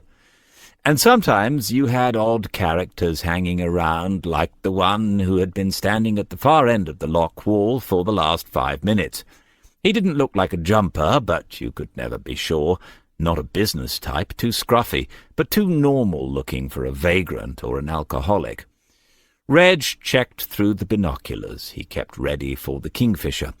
A clean-shaven bloke in his 50s who spent some time looking up and down the river as if he had lost something or was waiting for someone to appear. But there was no one else about, and when the man began to walk towards the little chalet that Reg viewed as his home from home, he reached under the desk and felt for the iron bar that would double as a baseball bat if the need ever arose. You couldn't be too careful. "Afternoon." Reg nodded, not getting up from the desk, and waited. "I take it you're the lock-keeper?" "Yes." In the following pause the man looked at him steadily until it was Reg who felt the need to continue. "You lost your boat?" The man shook his head, smiling now, friendly enough. "Only we don't get many visitors on foot, if you see what I mean." "Oh, right. I'm parked down at the lay-by. I took a shortcut across the field." "Well, I hope you walked round the edge. He ain't the happiest of farmers." "Right, I'll bear that in mind. I'd like to ask you a couple of questions." "Ah, I see. Well, before you start, we had all this out last year. I'm allowed to earn for exactly the number of hours that I do earn. It's all above board, and I can't understand why you benefits people keep coming back about this.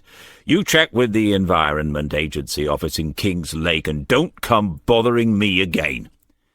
Still smiling, the man reached into a jacket pocket and took out a small wallet, opened it, and placed it on the desk in front of Reg. "Oh, right. I'm assuming that they're not sending coppers out to deal with benefit frauds, then?" "Not yet, and if I may say so, you don't look the type." Pacified, Reg looked more closely at the warrant card. "Sergeant," it says. "Don't your lot normally go around in twos?" "Not all the time. Not anymore. Spending cuts. You should write to your MP." Reg released his hold on the bar under the desk and pushed the wallet back towards its owner. "What can I do for you, Sergeant?" "Ah, right. I was wondering whether anyone does a duty here on Saturday afternoons. Last Saturday, in particular." Reg was already reaching for the logbook as he answered. "They do. Me and Bill do it alternate weeks. You're in luck because it was me last Saturday, but we keep a log anyway."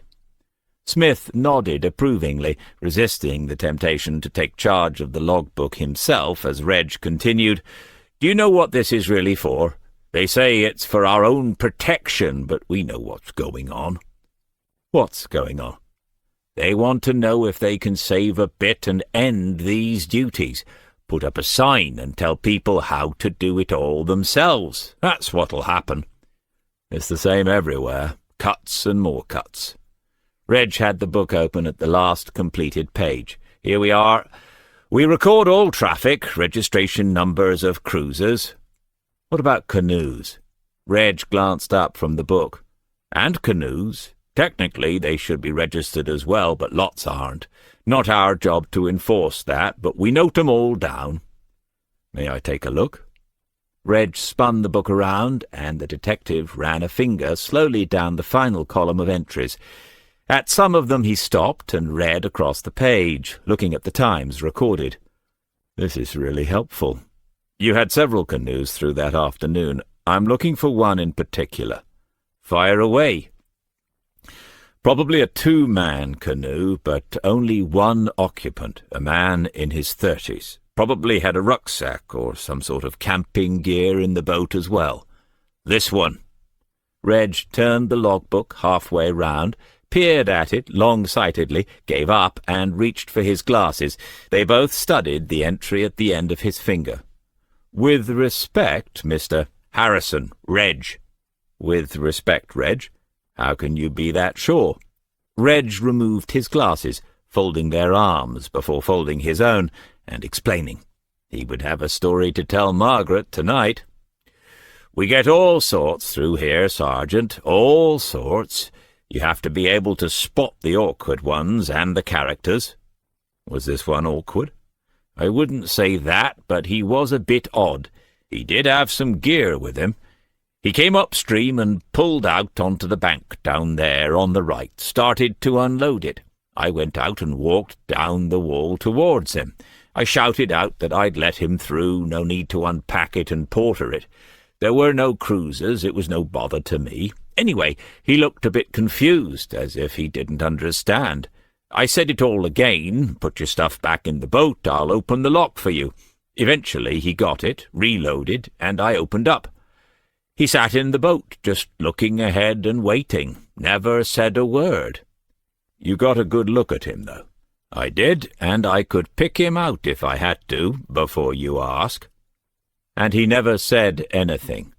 "Ah, well, he did in the end. I was a bit miffed, having gone to some trouble and him seeming ungrateful. I said sort of sarcastically as he was setting off, 'Any time, mate, no bother.' And then he looked back at me and said, 'I am sorry, thank you.' And that was all he said. It was, but I don't think he knew how to say much more." "What makes you say that, Reg?" "Well, he wasn't English, was he? One of those East Europeans, I'd say." "Oh, really?" "Ah, you hear it often enough in the town these days. What's he done, then?" Smith was frowning and didn't answer straight away. "Done? I don't know that he's done anything at all, Reg, except disappear." Back in the car, Smith opened his phone and studied the picture he had taken of the logbook page for last Saturday. Enlarged, the details were visible enough, and the time matched. Vine's Drove was a few miles upstream. Reg Harrison's description had been thorough. Short, dark hair, a bit of a tan, big chap, well built. He had the boat half out of the water single-handedly before Reg shouted to him. A black T-shirt and jeans, black trainers with some white and red on them. Reg described him as young, which also made sense. There could be little doubt that this was the canoeist that Wayne Fletcher had pursued on the river that Saturday afternoon. Smith closed the phone, checked the contact details for Reg Harrison in his notebook, and then sat with both hands on the steering wheel, gazing over the stubble field that he had just crossed. The youngsters had described this man as an expert canoeist, so why would he get out and carry the canoe and the bags around the lock? And once in the lock, why avoid the lock-keeper and sit in silence a few feet away? Might just be an unsociable sort, or he might be someone going out of his way to avoid contact with anyone else for a reason. A foreigner, too. Reg didn't think that this fellow knew how to say much more, but perhaps he didn't want to speak so that his accent would not be heard and remembered. This was a man who did not want to be noticed, and Wayne Fletcher had noticed him. When the phone vibrated and cheeped in his hand, Smith jumped in surprise and then pulled a face at himself in the rearview mirror. He didn't recognize the number. Who is calling Acorn Antiques? DC? Possibly, depends who's calling him. Chris Waters. Oh, all right then. Got anything? I think so. A marina in Kings Lake, missing one canoe. Brilliant. I've made a bit of headway myself. Good God, is that the time? We'll have to do yours in the morning. I've fixed it up for 9, provisionally. 9? I don't normally do breakfast meetings, but in this case, good work. I'll see you in the office 8:30ish. You made some headway? What are you thinking? It was too soon to say much. He needed to leave it, come back to it and reflect on it sometime later in the evening. It's early days, Chris, early days. But it's a little whiffy, this. Something doesn't smell quite right. She would say, "Oh, you've got one of those cases, haven't you? Well, disappear upstairs and scribble on your bits of paper. You've got 1 hour and then your tea will be ready." It was always 1 hour, and it became a standing joke, but it led in the end to a kind of mental discipline. He knew that if he wasn't careful, he could spend days and nights on end worrying at a case, and he'd seen plenty of police marriages, or more specifically detectives' marriages, hit the rocks that way, even without the detour through the whiskey bottles. Sheila knew it too, of course, and there was wisdom in her allowing him a little time at home on a case, just enough time before she demanded his presence on the sofa. Smith sat upstairs in the same spare room at the same desk and looked at his watch. He would give himself an hour then, while the shepherd's pie cooked. Then he'd read a bit more of last Sunday's Telegraph and watch the amateur boxing finals. What more could a man want from life? At some point tomorrow he would have to see D.I. Reeve. She would decide whether the case, if it was a case, deserved any more time and effort. What could he put in front of her? The canoe hire company might throw up something else, but what did he have here and now? He had some photographs of fading bruises on the fine body of a dead young man, bruises that were not easily explained, but which were not entirely inexplicable in view of what the young man had done.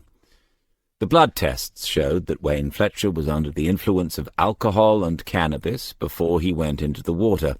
Some might argue that the cause of death here was the foolishness of youth. Motorboats had gone up and down the river, and one of these might have struck the body, bruising it and even washing it into the margins where Frosty's diver had discovered it. Smith listed each of these points on a piece of paper, neatly bullet-pointing each one. On a second piece of paper, he laid out, in identical fashion, another set of points. In any death, accidental or otherwise, it is fundamental that one speaks to the last person to see the deceased alive, and for the first time Smith's pencil hovered and hesitated over the page. One could argue that the other youngsters on the bank were probably the last to see Wayne, but something was telling him that they were not, that the boy had been seen by the canoeist after they rounded the bend in the river. The nature of that something was the problem, of course. A suspicion, a hunch, a guess.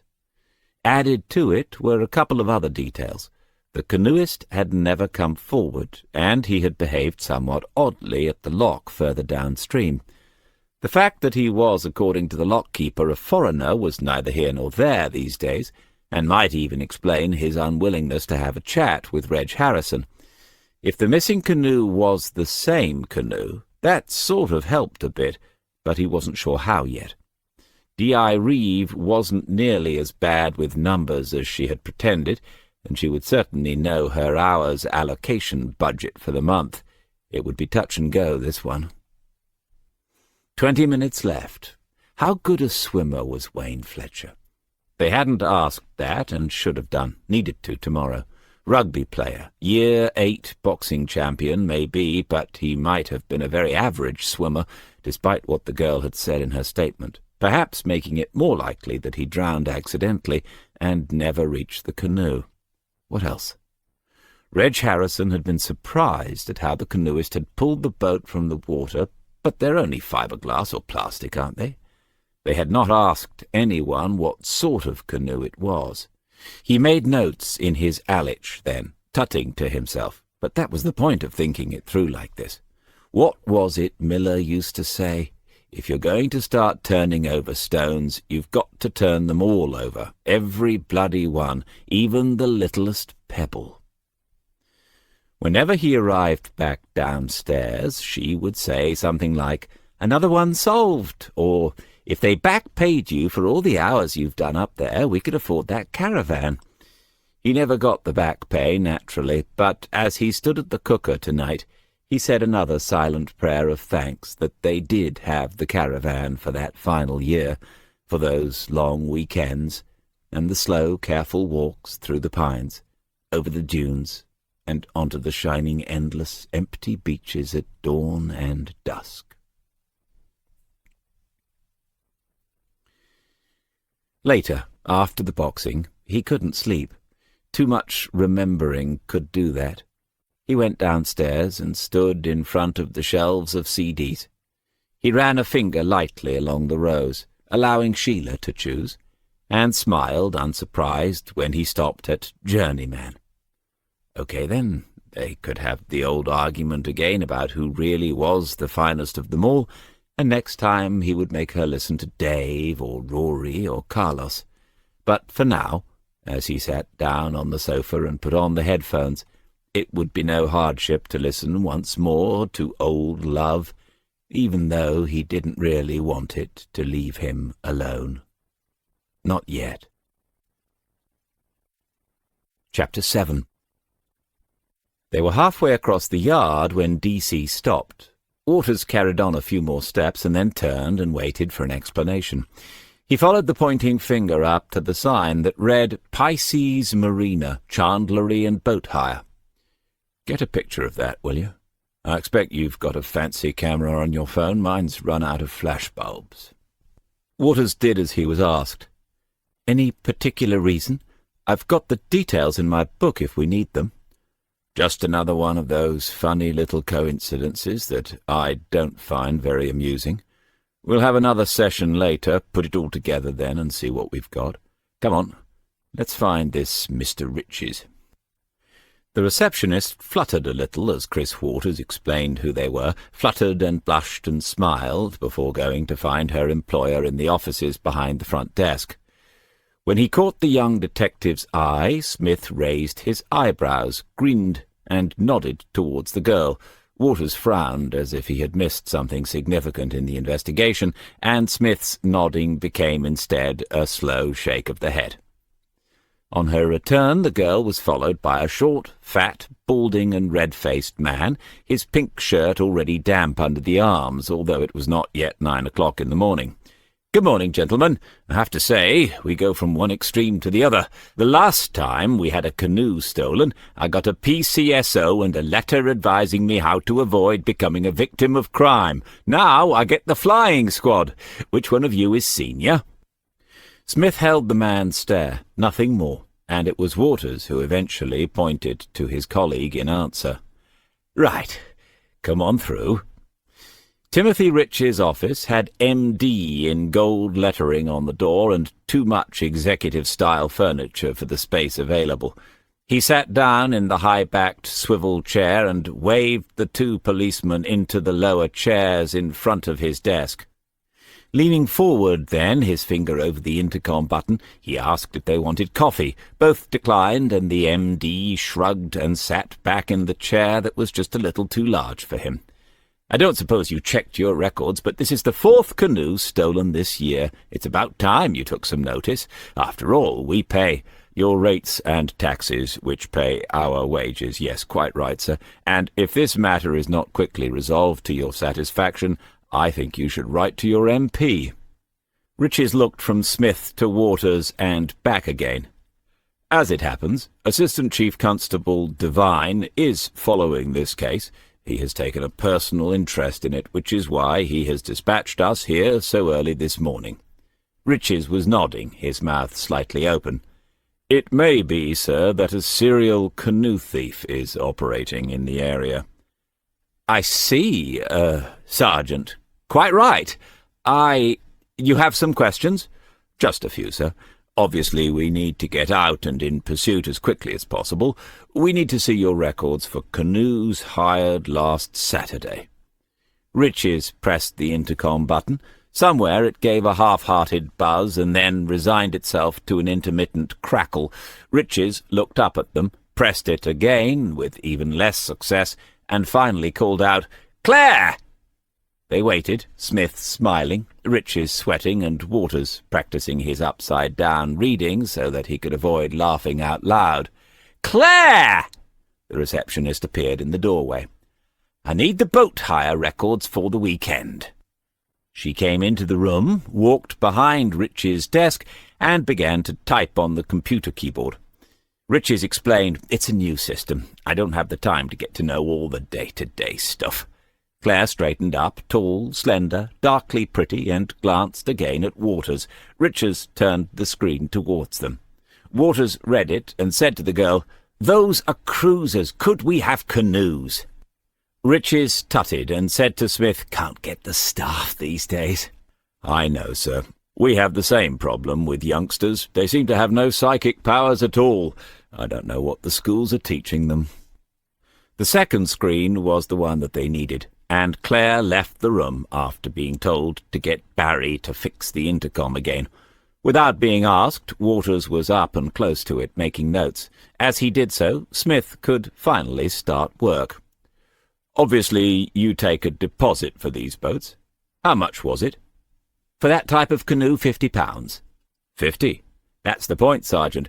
It was one of our wooden canoes, proper Canadian style. Several £100 to replace, if you can find one. If I claim on the insurance—" "Yes, I see. Much more of this, and you could be facing bankruptcy. What name did he use, D.C. Waters?" "Jones, sir." "Oh, right. Makes a change from Smith, I suppose." Rich's small mouth had fallen open a little again. "You mean that he—" "Undoubtedly, sir. A hardened criminal. Do the times match up more or less, D.C. Waters?" "Yes, I'd say so, Sarge." Smith had to suppress a smile of his own then at how quickly Waters had slipped into role. "Right, we need to speak to whoever actually did this bit of hiring out, Mr. Riches." Riches pulled the screen back round, peered at it, and said, "Ah, that was Barry." Barry wiped his hands on his overalls as if he was expecting to shake hands. Smith looked pointedly at Riches, but the latter failed to understand until he heard the words, "Thank you for your assistance this morning, sir. We can take it from here."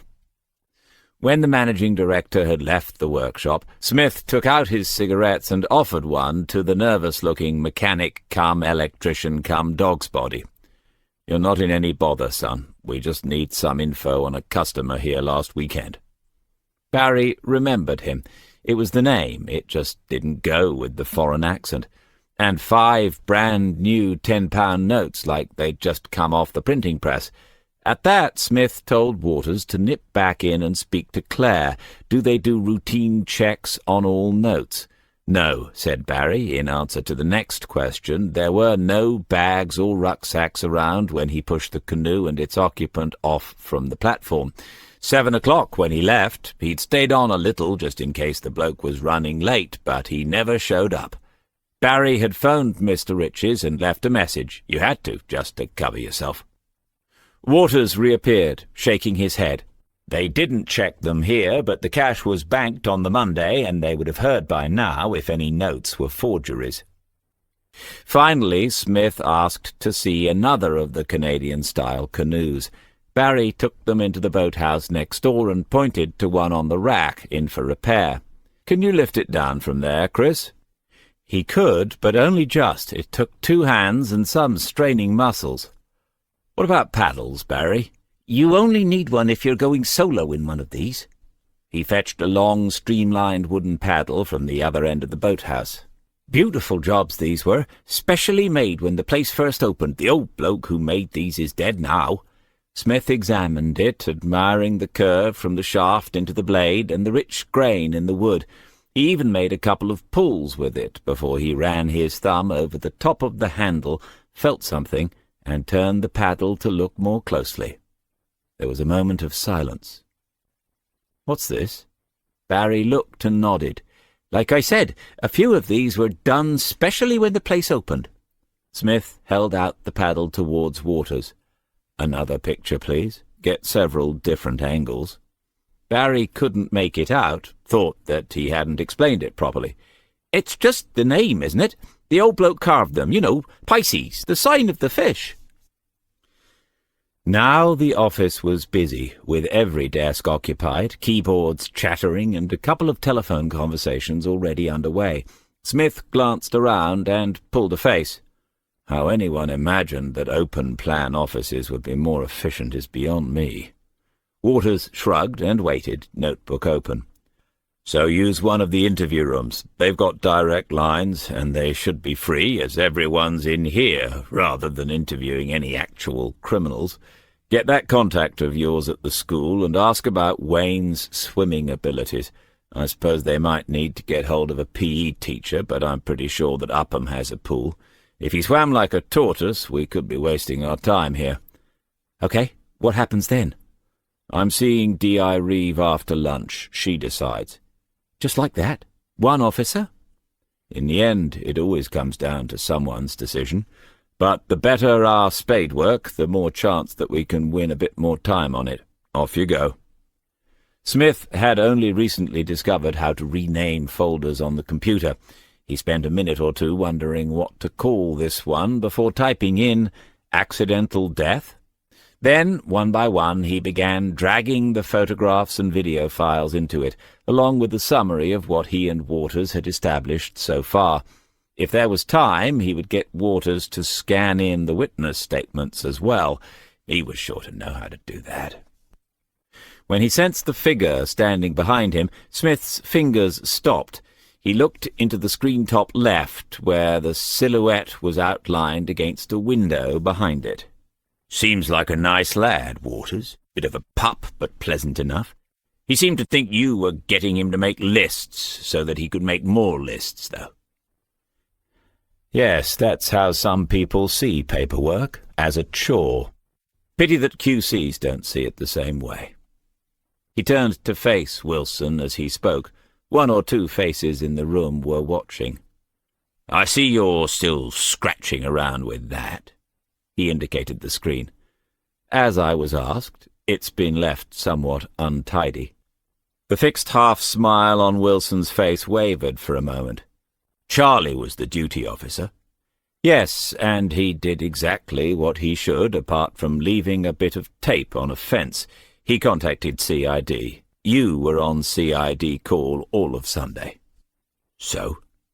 "So you sent O'Leary, a DC. And it was an obvious accidental, nothing he couldn't handle." Smith half-turned the swivel chair back towards the screen and frowned. "It's not obvious to me." "You've got to be having a laugh. He was pissed and drugged up, and then he went swimming in a river full of motor cruisers." More heads had turned as Wilson's voice grew louder. Smith turned again to face him. "I think it's worth another look. But you don't have to worry, Wilson. If anything interesting does turn up, you can read about it in the newspapers." The contempt on the heavily jowled face became fury, just for an instant, before Wilson twisted away and crossed the office, laughing aloud and shaking his head. Smith watched him go, and then saw Maggie Henderson smiling and wagging her finger at him. 10 minutes later, Waters returned. Smith was already learning to read his body language. The long stride and intent look meant that they had another result. He set the school's 100-meter freestyle record when he was 14. It still stands. Smith thought long and hard before telling Waters about the bruising on the body. It was a risk of sorts, though the boy did seem trustworthy, and if D.I. Reeve then decided to leave it alone, as she might, Waters would not find that easy to accept or even understand. After he had told him, and showed him Olive Markham's handiwork with the pathology lab's camera, the result was not quite what Smith had anticipated. Waters fell silent, sat back, and looked away for several seconds. "What's up?" The look on Waters's face as he spoke could only be described as worried. "To be honest, DC, I thought that you were just sort of playing along with it because of me, that it wasn't a real case." "You thought that this was some sort of practice? It's pretty real for the family and friends, never mind Wayne Fletcher. I don't think he's practicing being dead." "I'm sorry, I wasn't being callous. I can see all that. But I didn't think that someone had actually killed him. I thought we were just looking at possibilities." "We are. But as we start to gather information, and that's all it is so far, not evidence, the possibilities start to become probabilities." Waters was silent again. Smith closed the screen before any other interested parties wandered by, and waited. "To me, the bruise makes it more than a probability, DC. How else could it have got there on the head? If we measure the embossing of the paddle and the bruise in the photo, software can do that, and they match up. It means he was hit with the paddle. I don't see how that was ever accidental, and if it was intentional, then it was murder." Smith held out his hand and patted the air with it. Waters nodded and spoke more quietly. "But it was, wasn't it?" "The first problem is the blow doesn't come up as the cause of death. It's indirect.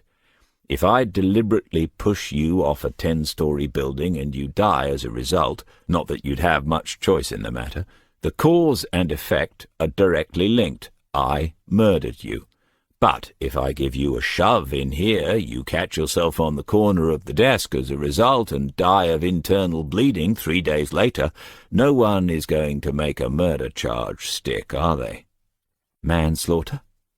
"A better bet, especially if someone can show that I meant to do you some harm, that it wasn't just a friendly push."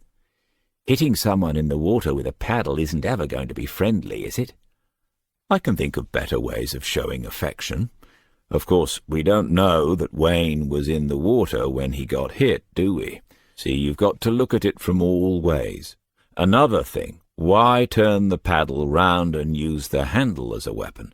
If you wanted to really hurt someone with that paddle, you'd swing it like a club, not poke them with the end of it." Waters breathed out through pursed lips. "But it's real case, isn't it? Whatever happened, it wasn't a simple accident." Smith gathered the papers into the manila folder and locked them in his desk drawer. "You discovered the delights of our canteen yet?" Waters looked at his watch. "It isn't lunchtime for another half hour, is it?" "It is if we have to start at the crack of dawn." "Sorry, DC. Is there anything else I can do with this to help?" Smith stood up, ready to leave. "Don't know. Can you think of a reason to ring Pisces again? I reckon you missed a trick there. That Claire was a lovely girl." "So I need to read this, don't I?" "Yes." Smith stood up and walked to the window, standing with his feet a little apart, one hand holding the opposite wrist behind his back, as if he had been told to stand easy on parade.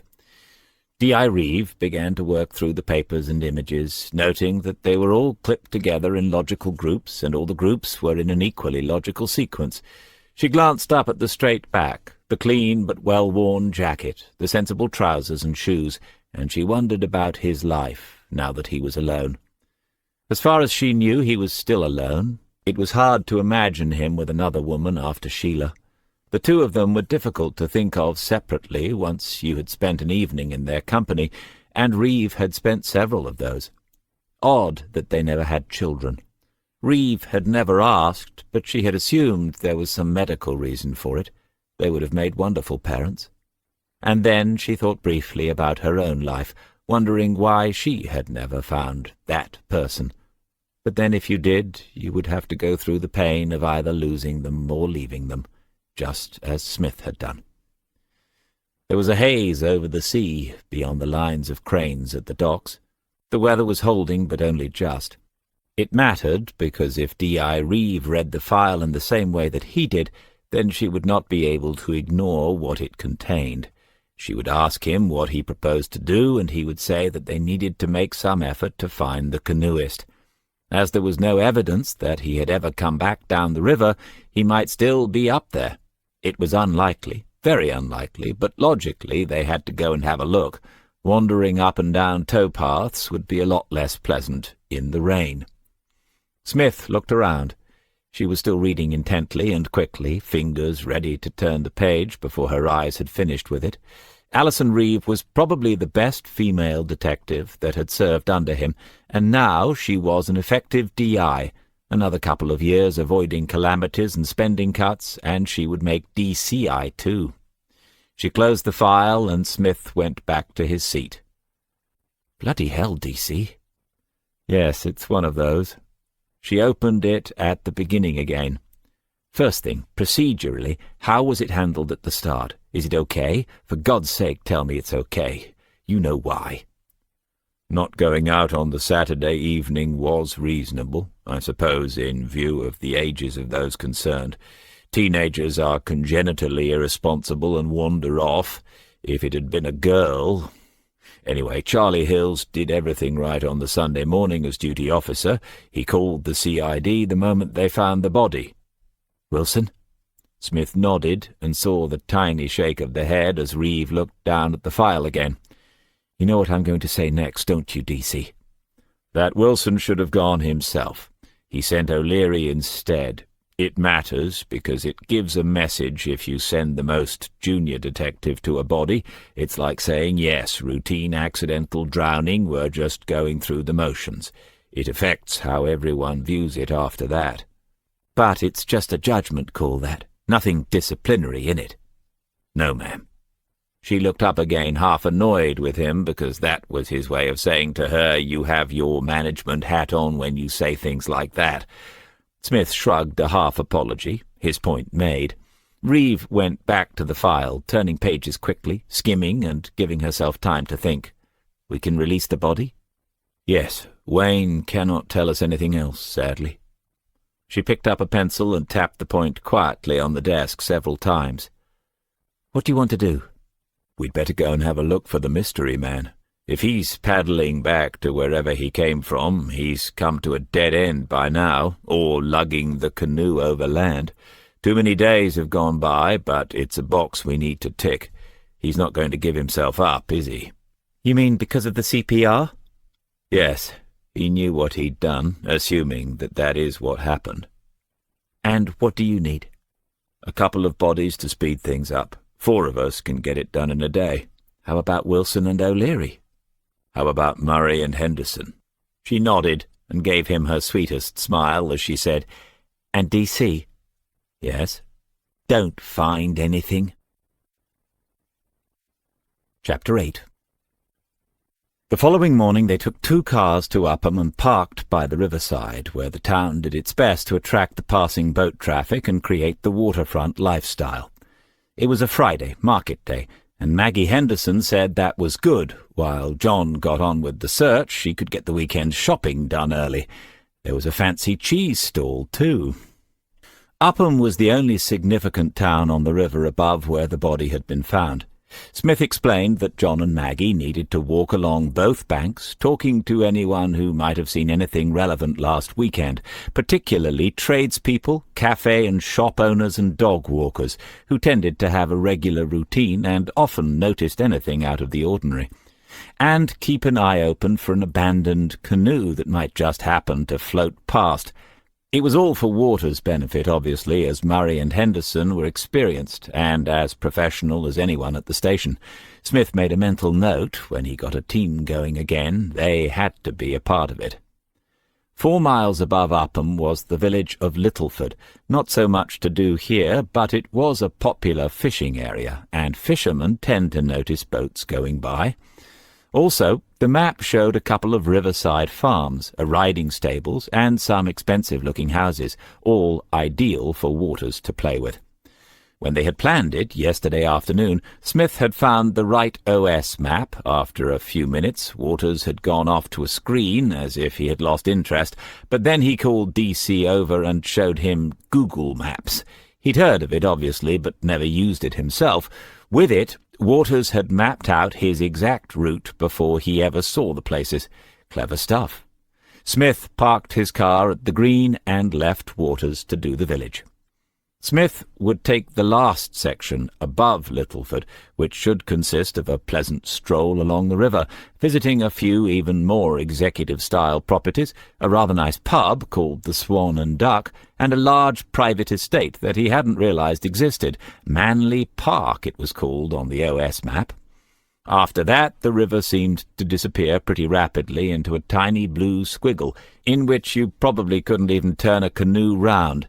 They couldn't search every inch of it in a morning. The plan was to meet back in Upham at 1 o'clock, get a sandwich, and see what had occurred. Not a thing from the posh houses. Even though they all had their little landing stage, none of the people he spoke to seemed to keep an eye on the river. At the Swan and Duck, the landlord half remembered him from the days when he and Sheila used to go out to eat on a Saturday evening. They had had some decent meals there. The landlord offered him a drink, a soft one, or something a bit stronger if he wasn't too on duty. The half-pint of lemonade was very welcome as they stood outside on the terrace that overlooked the water. No, last Saturday had been very busy, boats going in all directions, and they had been short-staffed. It would be impossible to remember one canoe in all that unless it had somehow drawn attention to itself. Smith asked about his final destination before he left. "Manley Hall, you mean?" "Yes." "You'll be lucky to just walk in there. I reckon you need a warrant just to press the button on the gate." "Why's that, then?" "High security, electronic gates, the lot." "Oh, valuable artworks, I expect." "I don't know about that. My nephew went for a job in the kitchen a couple of years ago, and they vetted him before letting him in for the interview. He didn't get it." "Dear me, this land is yours and mine, eh? Still, I'll give it a go." "You can get there along the river. That's still a public footpath, though they tried to divert it when the place was sold about 5 or 6 years ago." "OK, thanks. You might just have a word with your staff if anyone remembers anything. Here's my card. Oh, run out. I'll scribble it down here on this beer mat." After a glance at his watch, Smith picked up the pace. It was further than it looked on the maps. Sheila walked quickly when they first went up to the lakes. It had surprised him, but she came from an outdoorsy family, he later discovered. More than once she had laughed and left him behind as she climbed to some gill or crag, in shorts and woolly socks with those proper little walking boots. The fence was 7 feet tall and topped with barbed wire, and the warning signs grudgingly directed the public to follow the maintained footpath by the river. Smith did as he was told, and wondered idly why anyone felt the need to disfigure the landscape with such a sense of their own insecurity, and it must have cost a small fortune. The river was on his left, smaller, weedier, and wilder now. Old willows hung over it, and thick beds of rushes and irises kept walkers away from the water, but here and there people had found a way through, and small beaches of gritty sand had formed. The inevitable empty cans and food wrappers told him that at weekends a few intrepid picnickers came up here for some peace and quiet, or more likely for somewhat less salubrious reasons. He didn't investigate the litter too closely. Further on, as the footpath became a tunnel through the trees, he was surprised to find a couple of breaches in the security fence, just holes where the wire had been bent aside some time ago, and not repaired. Nothing. A hopeless task, really, considering how overgrown it was. Smith stopped and listened, allowing his frustration to dissipate slowly into the soft green shade beneath the trees. Somewhere a single bird sang quietly at the water's edge. Go back as agreed and see what the others have found. But before that, step off this path, one of those little beach places through here. Really shouldn't have drunk that lemonade on top of 2 cups of coffee. He stood, relaxed now, smiling at the relief, and then noticed the heap of ashes on the grit beside him. Kids, probably, making camps and starting fires. A big fire, though, quite a heap of wood ash. He crouched down next to it. Not just sticks, but larger, more solid pieces of timber, not all burned into a heap, some of the ashes still retaining the curved shape of whatever burned here. One shower of rain, even a strong gust of wind, and it would all collapse into unrecognizability. But it wasn't unrecognizable yet. Smith stood up and reached for his phone.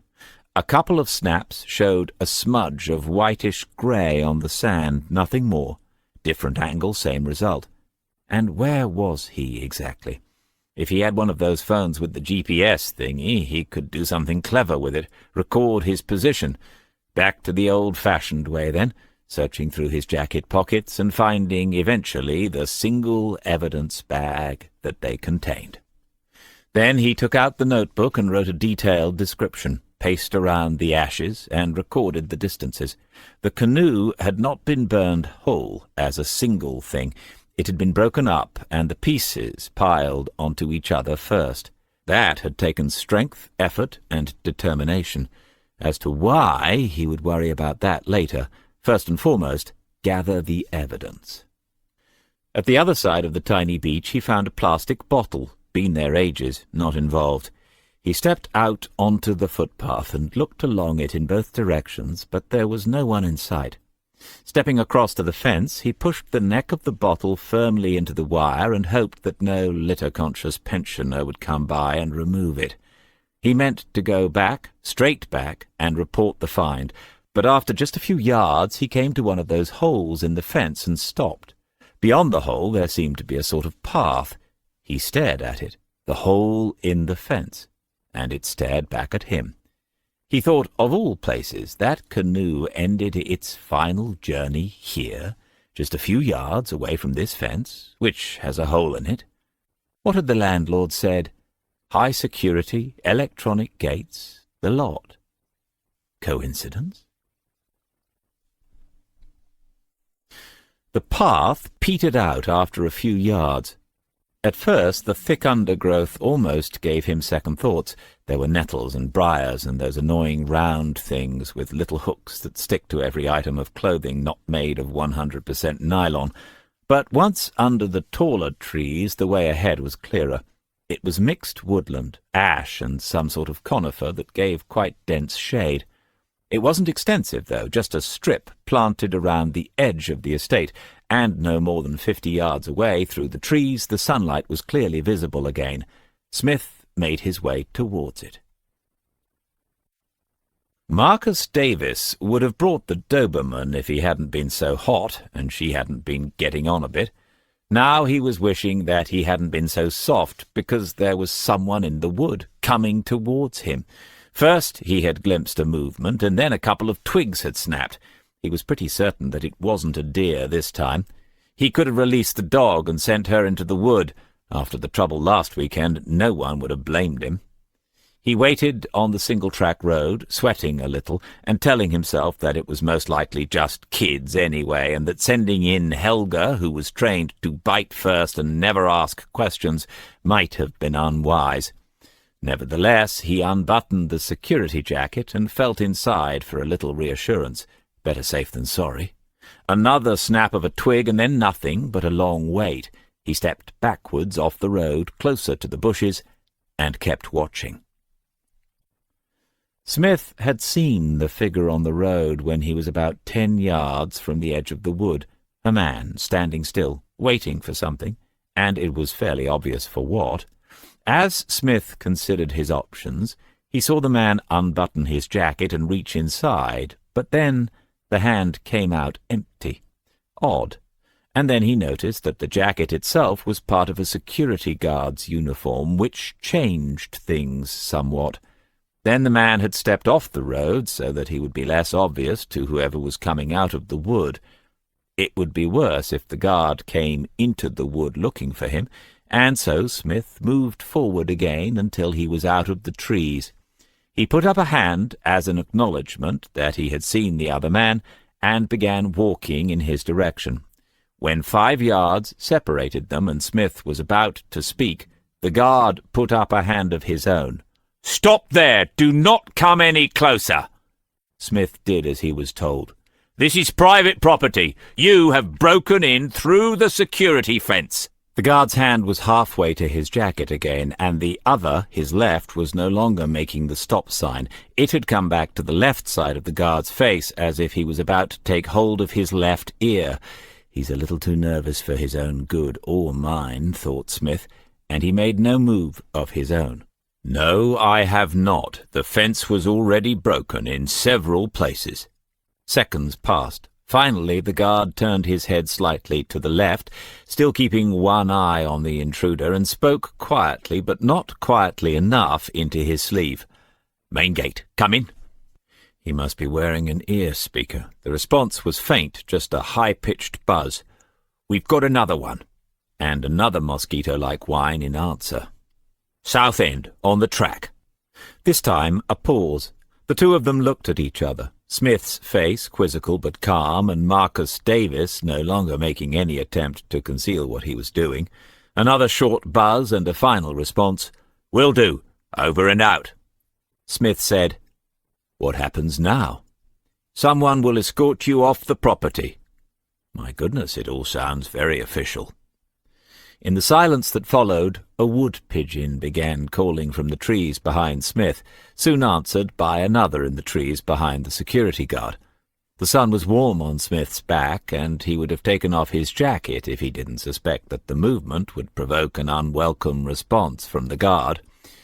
Still, it's a nice day for it. Nothing. He looked more closely at the face in front of him. At the top of the left cheek, where the bone is closest to the skin, was some discoloration, leaking up and into the flesh around the corner of the eye. A bruise? And then, as if in answer, Smith saw that the lower lip had been recently split, was still a little swollen, giving the mouth a slightly petulant cast.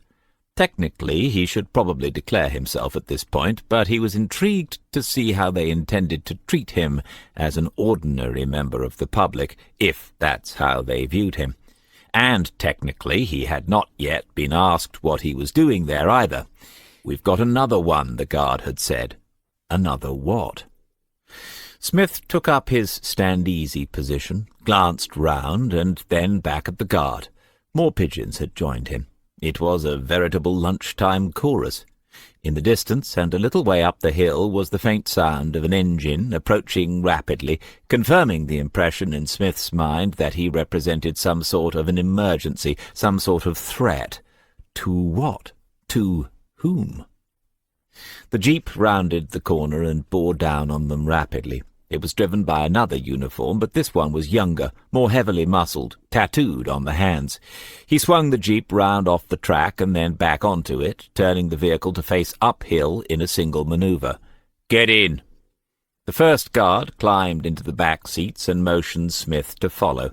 They set off, again at a speed that seemed quite out of proportion to any offence intended or committed so far. The driver, just one hand on the wheel, turned to look at Smith. The eyes travelled down from the face to the feet and then back again, openly measuring him against some as yet unperceived standard. More professional and certainly more dangerous.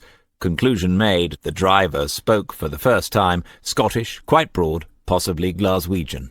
"You ought to know better, Grandad." Yes, I know. I blame the home. They leave the doors open and I just wander off. It happens all the time.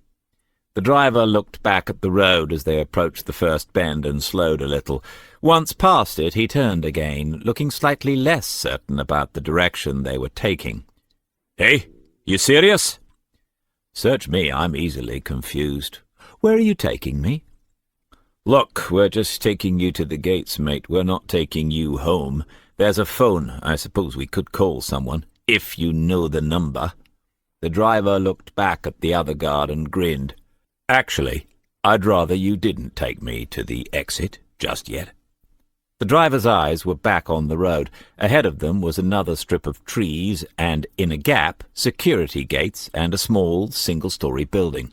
"Oh, like a tour round, would you?" "No, I'd like you to take me to your leader, if that's not too much trouble." The driver turned again, still laughing, but the amusement gradually disappeared as he read the warrant card that was being held up towards him. They had stopped at the main gate. "I am head of security." "That's as may be, but I wasn't talking to him," indicating the first guard who had waited for him on the road.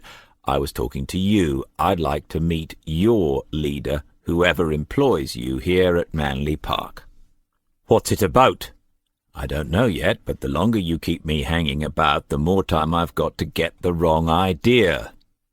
There was no fear in the younger guard's eyes, just annoyance that he had been outplayed. A glare at the first guard, as if he was in some way to blame for not discovering the identity of the intruder, and then he asked for Smith's ID card. He marched away with it into the office adjacent to the barriers. Fit, disciplined, hair trimmed to number 3. Not long discharged, thought Smith, as he watched another guard in the office move out of the way so that the head of security could use the telephone there. 3 of them already, and he doubted whether he had met the whole security force yet. There must be some sort of paintings up at the big house. But the ones that hung on the walls of the reception room in which he was waiting were dark, drab things, not old masters or impressionist masterpieces. Smith's knowledge of the painter's art stretched that far, if no further. The furniture was good, though, and he got up out of the heavily upholstered sofa to examine some of it more closely. Sheila could have told him plenty about this stuff, her dad being in the business. He stood at the window then and looked down the gravelled drive. The dust from the jeep still hung in the air above it, and he recalled the head of security's hands as they gripped the wheel, the knuckles on both grazed and scabbed. There hadn't been much conversation. Smith had asked whom he was about to meet, and the answer had been, "Captain Hamilton." In the hallway a board creaked, and the door behind him opened with a click. Smith continued to stare out of the window, not turning around until the voice spoke to him. "Detective Sergeant Smith, I'm sorry to have kept you." Chapter 9. "Captain Hamilton?" "Yes, they will call me that. It isn't at all necessary. Jonathan Hamilton. John." "Is it an army rank, sir?" A hesitation and a puzzled look before the answer. "Yes, obviously." "Well, not really, sir. You might have been a pilot or in charge of a boat." "I see. Attention to detail, eh?" "Yes, sir." He was tall and elegant in movement, manner, and speech. Smith sensed public school, then possibly Oxbridge, and certainly Sandhurst. Tall but thin, painfully so when one looked more closely at the hands and the wrists, and then, alerted, you studied the face again and saw the tightly drawn quality of the skin, like the faces of those old soldiers who had survived the Japanese prisoner-of-war camps. But Hamilton was not that old, despite the silver-grey hair, nowhere near it. He couldn't be more than late 40s, and possibly not even that. Smith calculated quickly. Age, length of service, rank, retirement. Something not quite right here. "What can we do for you, Sergeant? Anything at all, despite your unorthodox means of entry. I'm sure you have a good reason for that." "Yes, I think so, sir. My apologies for that. The security chaps did seem a little on edge." just doing the job they are paid to do. Very well equipped, the uniforms and radios and things. Hamilton looked more closely at the detective in front of him, a very ordinary-looking sort, and passing him in the street one would take him for a rather shabby carpet salesman or a disappointed junior clerk in accounts. He waved him over to the sofa and then sat himself in one of the armchairs facing it. "You still haven't said what your reason was for coming into the estate, Sergeant." "That's right, sir, I haven't. Is it a large estate? I do have a good reason for asking. If one includes the farms, it's over 1,000 acres. Smith nodded and smiled back at the owner of all that, if he was the owner, of course. It was a bit of an odd setup. "And a fine house, too." "Thank you. I know the army pensions are generous, but I didn't realize that they ran to all this.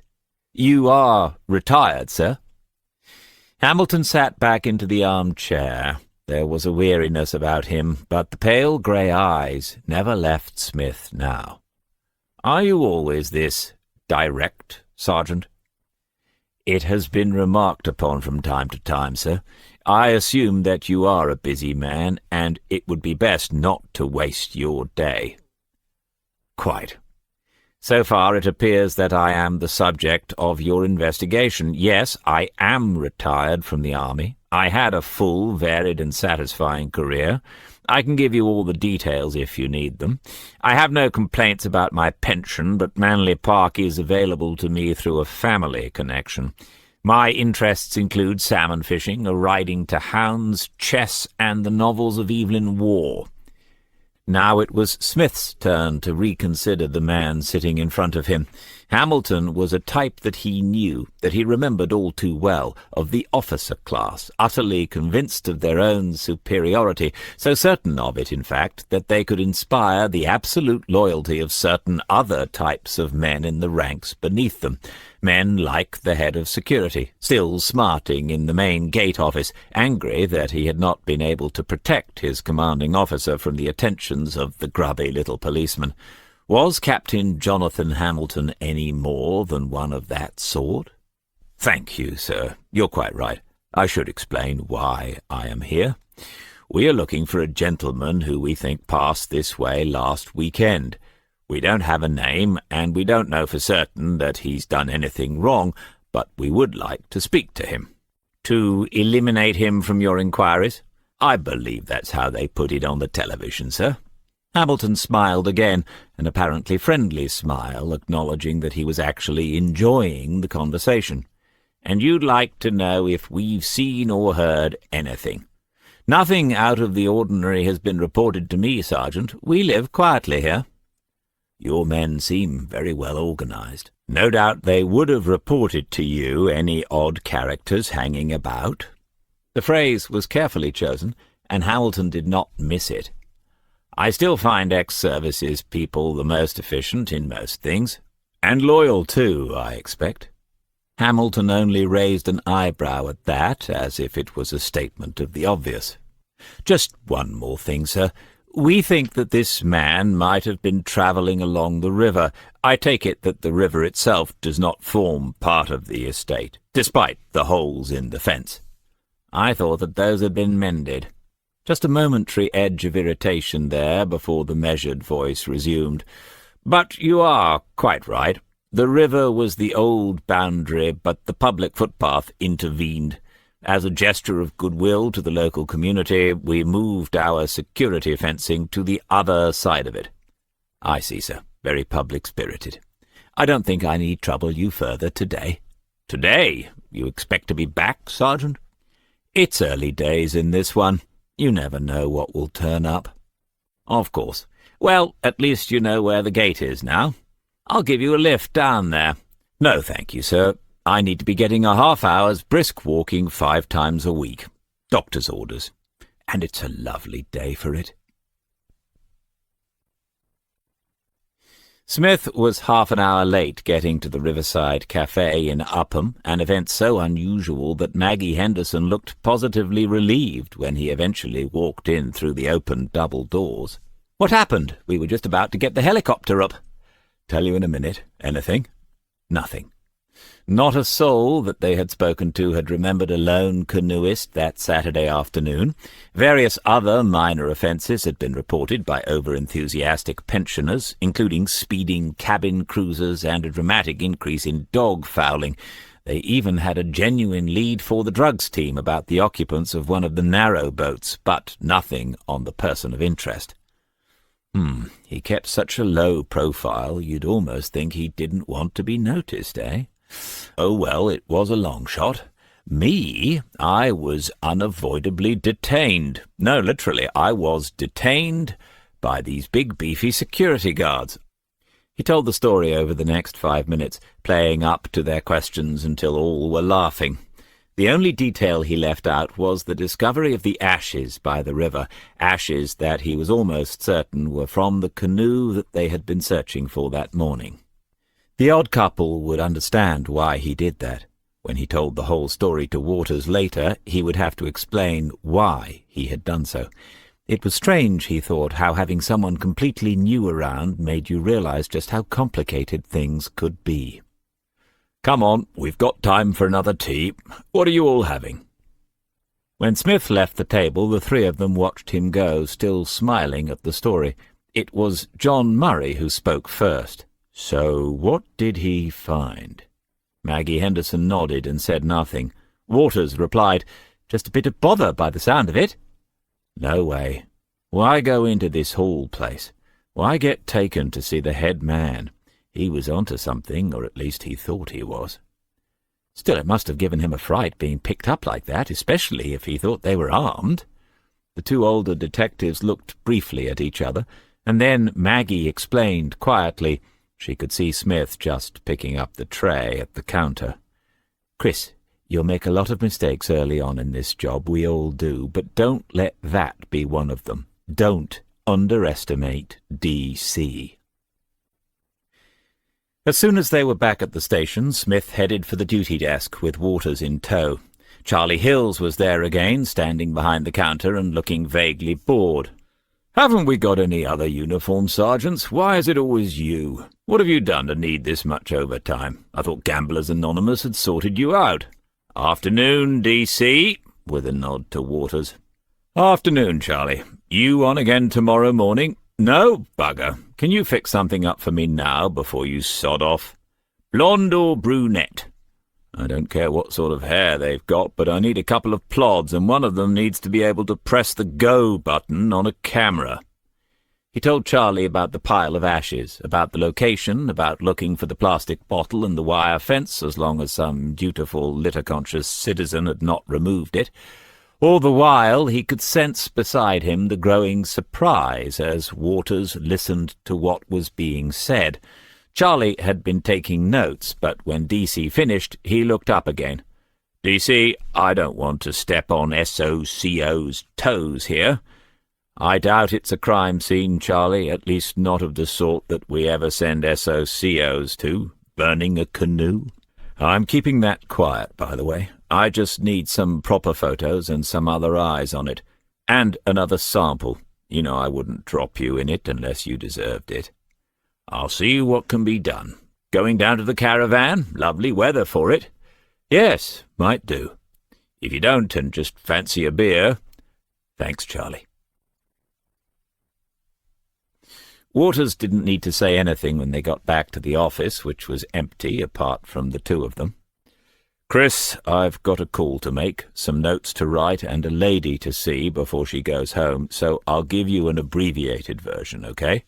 First, I've got sod all to go on and nothing that will stand up to a lawyer who's still in primary school. Hard-working detectives do not need to be burdened with my fantasies at this point. Second, they are not on the team. There is no team, and you don't count yet. As such, they have no need to know. Third, they know how I work. Fourth, I don't remember what's fourth, but something is. You, however, are in the privileged position of knowing almost as much as me, but only on this case, obviously. Is that okay?" Waters nodded and asked what he could do to help. Smith asked him if he had yet rung back to Pisces Marina, and Waters put up his hands as if in self-defence. "Really, DC, it's kind of you, but I don't need your hit—" "No, I'm serious, Chris. Get hold of that Barry. Ask him what sort of wood those canoes are made of. Ask him if they've got an old one we could set fire to, if we needed to. Of course, if you do happen to be speaking to that Claire—" Smith went into the back room, a tiny adjunct to the main office that contained a photocopier and a couple of old, battered filing cabinets. Waters was at work already, speaking to someone on the phone. A good lad, busy and not asking too many questions at the wrong moment. Smith closed the door quietly. He could pick up the landline. They were everywhere, installed years ago when there was actually money to spend, but he tended to use them only when he wanted to make a public announcement these days, so it was out with the mobile. Not much battery left, but it should be enough. This was the first call he had made to D.I. Paul Harrington since his return to work. The two of them had worked closely on several cases over the past 3 years, sharing each other's ideas and DCs, creating a team of 8 detectives rather than the usual 4. That was twice as flexible and 3 times as effective as the norm. After the trouble with Wilson and his cronies, it was inevitable that one of them would have to leave for pastures new, and it could have gone either way. "Paul?" "DC, I've told you. I need to move on with my life. Don't try to come after me." "Yes, very amusing. What we had was wonderful, DC, but it's over now. You've got to accept that." "My battery is pretty low. I'm sure your GP can prescribe something, but a man of your age has to be careful." "How's life in Longmarsh?" "To be honest, DC, it's a relief to be out of that bloody place. I hadn't realised. Out here I'm a bigger fish again in a nice little pool. People make me cups of tea. Another month I'll have them massaging my feet." They talked for several minutes, and Smith was soon convinced that Harrington was quite serious. He really was happier away from the station that they had shared for 3 years, happier away from the politics, happier dealing with crime that generally seemed to have a more pastoral flavour to it. It was the beep of a failing battery that reminded Smith why he had called in the first place. "Paul, have you still got that Army Records contact?" "Sometimes I think that's all you ever wanted me for, DC. "Yes, why?" "If I gave you a name and a rank, could your man look him up for me? He's retired. It's just a background check." "Course it is. What about your own contacts in that department?" "Mine? All out to grass or under it by now. This is strictly off the record. If it's a problem—" "No, go on. I'll need a favour sooner or later." Detective Inspector Reeve had a hair appointment after work, one that she had had to wheedle out of the salon, but the very successful-looking solicitor who had asked her to dinner this Friday evening, a little younger than her, rather flattering, might be worth it. Professionally, she had already made a mental note about potential conflicts of interest further down the line, but for now— So she had quietly begun tidying her desk immediately after lunch, and now she was only waiting until walking out of the main door would seem just a little premature rather than indecently early. After the knock at her door, the carefree "Come in," and the appearance of Smith, she slumped a little. It was on his face, the slightly perplexed, somewhat apologetic look that said through a smile, "I know you told me not to find anything but—" And he had brought the file again. It looked thicker already, but surely she was only imagining that. He told of the morning's events, holding back nothing, but giving no indication of his thoughts or inclinations. When he told her that he thought the men were armed, she looked more concerned, and said that that was something they could check, something solid that could be looked at. Smith shook his head. "Private property. Excessive, maybe, but not illegal if they hold licenses. And they will hold licenses. It would only put them on their guard, if you'll pardon the expression." "Does that matter, DC? Do you really think that these people have anything to hide? It's just conjecture. Coincidence?" "What I think is— well, it's this. Somebody knocked young Wayne on the head before he drowned. I don't think it was intended to kill him. There is some slight evidence that they tried to revive him, but then they didn't report anything. They left the body in the river. That is criminal behaviour. The last person who probably saw the boy alive is the canoeist, who is, we now know, not a straightforward sort of chap. False name, foreign, apparently invisible to most members of the public, apparently steals the canoe. I find what I believe to be the remains of it a few yards from the security fence around a posh country house and grounds full of armed guards, a couple of whom bear the marks of a recent encounter of the physical kind. Reeve stared down at the open folder, at the notes written out in Smith's dense, neat handwriting. "But the army, DC, that's always horrible. Are you absolutely sure he couldn't have been an airline pilot, or even an astronaut?" He made no answer. She was right, of course, but sometimes the dice fall the way you'd least like them to fall.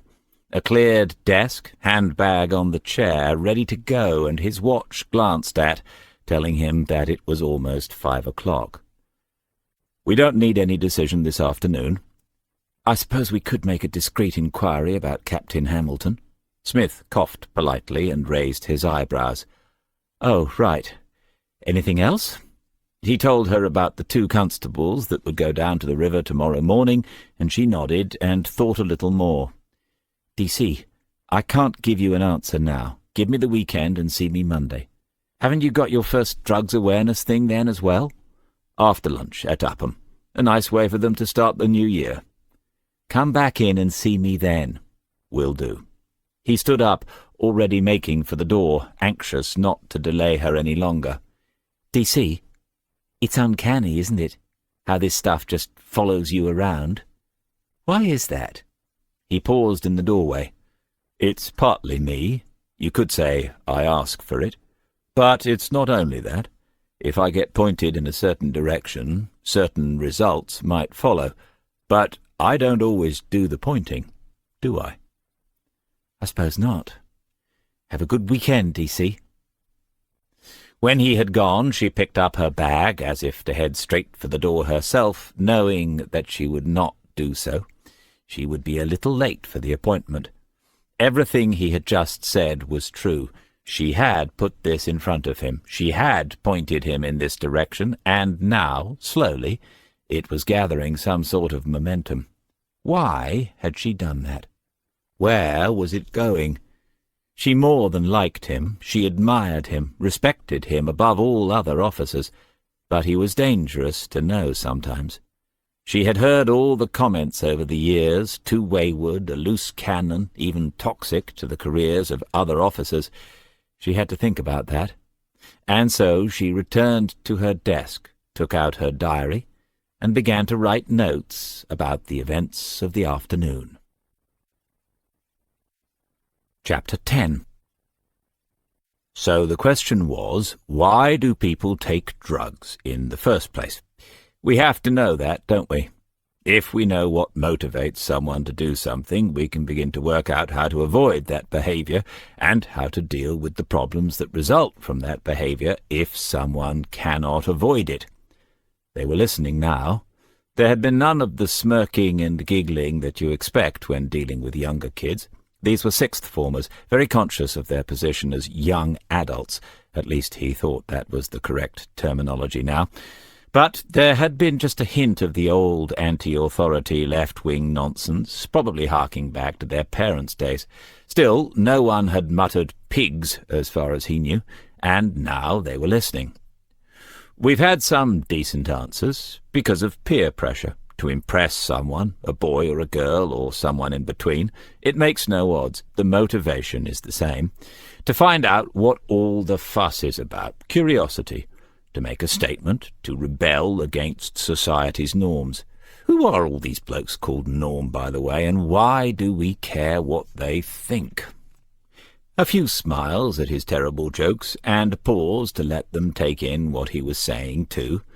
As soon as he'd got to the front, he had seen Melanie Carter and Stephen Neal sitting together in the second row. They had tried to catch his eye without it being noticed by any of the others, wanted some recognition that he had not forgotten them, not forgotten Wayne, perhaps. I don't want you to take this the wrong way, but I'm afraid that those are all the usual answers. Those are the answers that you've learned from the PHSE lessons you had further down the school. Remember how you told me at the start that you'd done this 100 times before? Think about it. If I caught one of you smoking a joint outside after this session and I asked you why you were doing it, what would you say? Would you say to me, "Oh, well, officer, I am smoking this to rebel against the norms of my society, and I'm hoping to impress that new girl in Year 11 too"? No, it isn't very likely, is it? Waters was sitting behind and to his left, watching the crowd, who were laughing again, and Smith thought, if he was sitting out there amongst them, I'd be hard put to pick him out from the upper sixth. I'm going to share with you what I believe is the main reason why people keep on taking drugs after that first experience. And I'm probably about to get into trouble again. He looked up at the 2 or 3 tutors that had hung around at the back, and at the stern matronly lady who had told him she was an assistant principal. The group had fallen silent, waiting. Drugs make you feel terrific. Different drugs in different ways. The old-fashioned word high was actually spot on. You feel 10 feet tall. You feel funnier, stronger, cleverer, probably even sexier. You feel more talented, more creative, more real and more unreal at the same time. You feel wonderful. The old dear was not sitting down any more. Up on her feet, worried looks to the other tutors, and then a glare directly at Smith. A couple of the students had laughed, others looked simply surprised, and one wag in the front row had said to his neighbour, "Far out!" Then a hand went up. Smith nodded to the questioner. "How do you know all that?" The implication was plain enough, and there was more laughter, including Smith's own. "Because I worked in the drugs squad for several years. I talked to hundreds of people.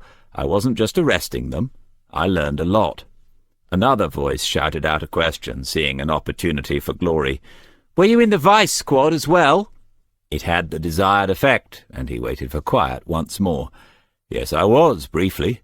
But I'm not going into detail about what I learned there, son. I don't want to get you all hot and bothered this early in the day." A few giggles and a red face put an end to that.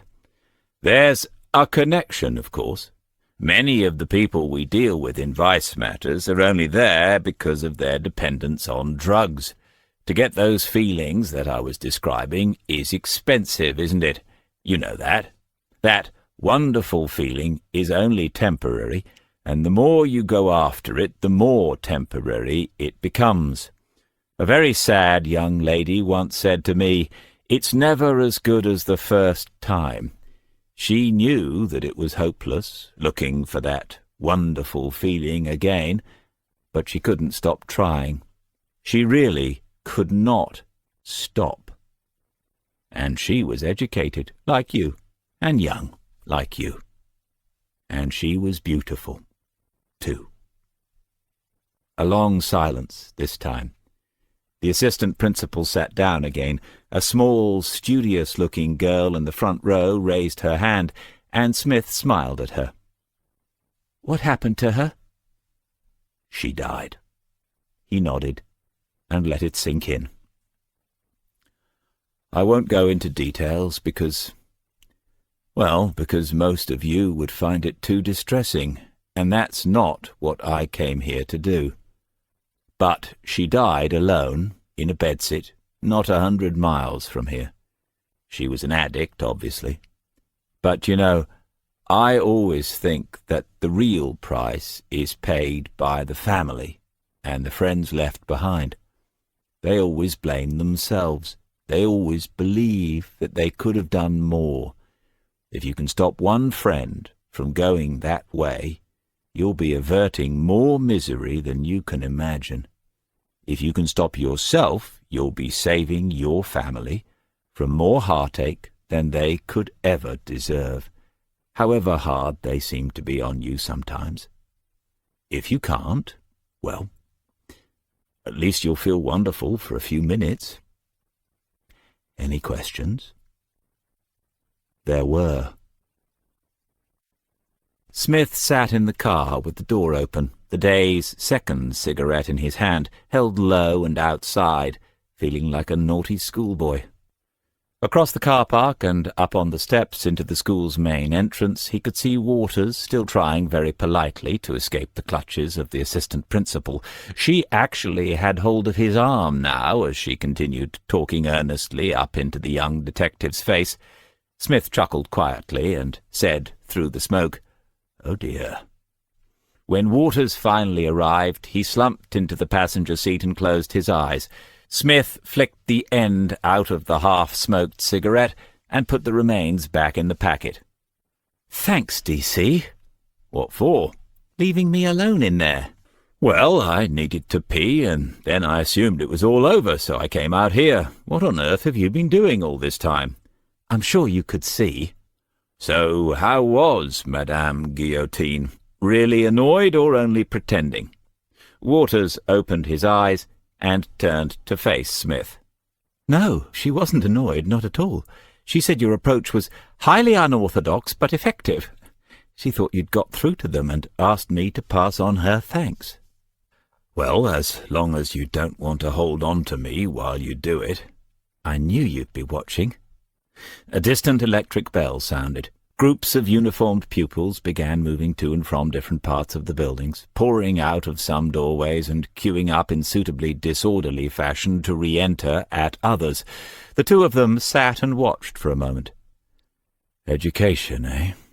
Waters nodded, still watching, saying nothing. "I don't know how I know this. Probably my wife's crossword habit. Not that we ever had a crossword, naturally. But it comes from a Latin word, ducere, to lead. So education means leading. Where the hell are we leading them to now, eh?" Waters turned back to look at Smith before he answered. "That looks like a pretty good school to me." "As far as I know, yes. It gets good Ofsteds and all that. Hits all its targets, I expect." "But?" "I meant more in general, you know. As a society, what we teach in schools and the way we teach it says a lot, I reckon." When Waters didn't respond, Smith smiled and pushed the keys into the ignition. "You do learn quickly. There's nothing more boring than a philosophical policeman." "No, I was just wondering, what about you, your own education?" "Dark Ages, ruler across the knuckle for writing left-handed, 15-mile walk to and from." "No, I'm being stupid there. I was one of the lucky ones. I went to grammar school off the council estate. Only got in on the third and final attempt, and I struggled a bit at first. Culture shock and all that. But it's stood me in good stead." "That's where the Latin comes from." Smith still hadn't turned the key. The pupils had all but disappeared from view, and the final lessons of the afternoon must be underway. In his mind's eye he could still picture Mr. Sheringham, the Latin teacher, long sideburns, wearing the master's gown, smelling of pipe smoke, eccentric but kindly. "And then uni?" Odd, Smith thought, how these days they all assume that everyone who could tie their own shoelaces also went to university in the past. It isn't their fault, but they have no idea. "No, I got some A-levels. I was sort of looking into it, but it was the mid-70s. Do you know any history?" "A bit." "The whole economy was in a tailspin. Inflation was over 20%, if I remember rightly. Unemployment shooting up. Anyway, my dad was suddenly out of work, and my mum was struggling. I was one of three. University didn't really figure anymore at that point." "So what did you do?" Smith turned the key to the first position, and the dashboard lights came on. "I joined up." "The police force?" "No, the army. An A-level entry scheme. One less mouth to feed at home, and I thought that way I'd at least travel the world and meet interesting people. After they got me fit, made me sit in a classroom some more and taught me to shoot straight, they sent me to Northern Ireland. Twice." Waters looked away across the car park. "How did that work out?" "I was right about one thing. I did get to meet some interesting people." He sent Waters down to the duty desk to look for Charlie Hills, who should have the photographs by now. While he waited, he went online and checked through his emails. It was unusual for Harrington to take this long to respond. Normally he would phone, but maybe this time. No, nothing. Perhaps his contact had moved on somewhere. He would ring later just to check. Then he might have to find another way. His interest in Captain Hamilton had not diminished over the weekend. Waters had a different face on this time when he returned. "Sergeant Hill says to come on down, but you're not going to be happy."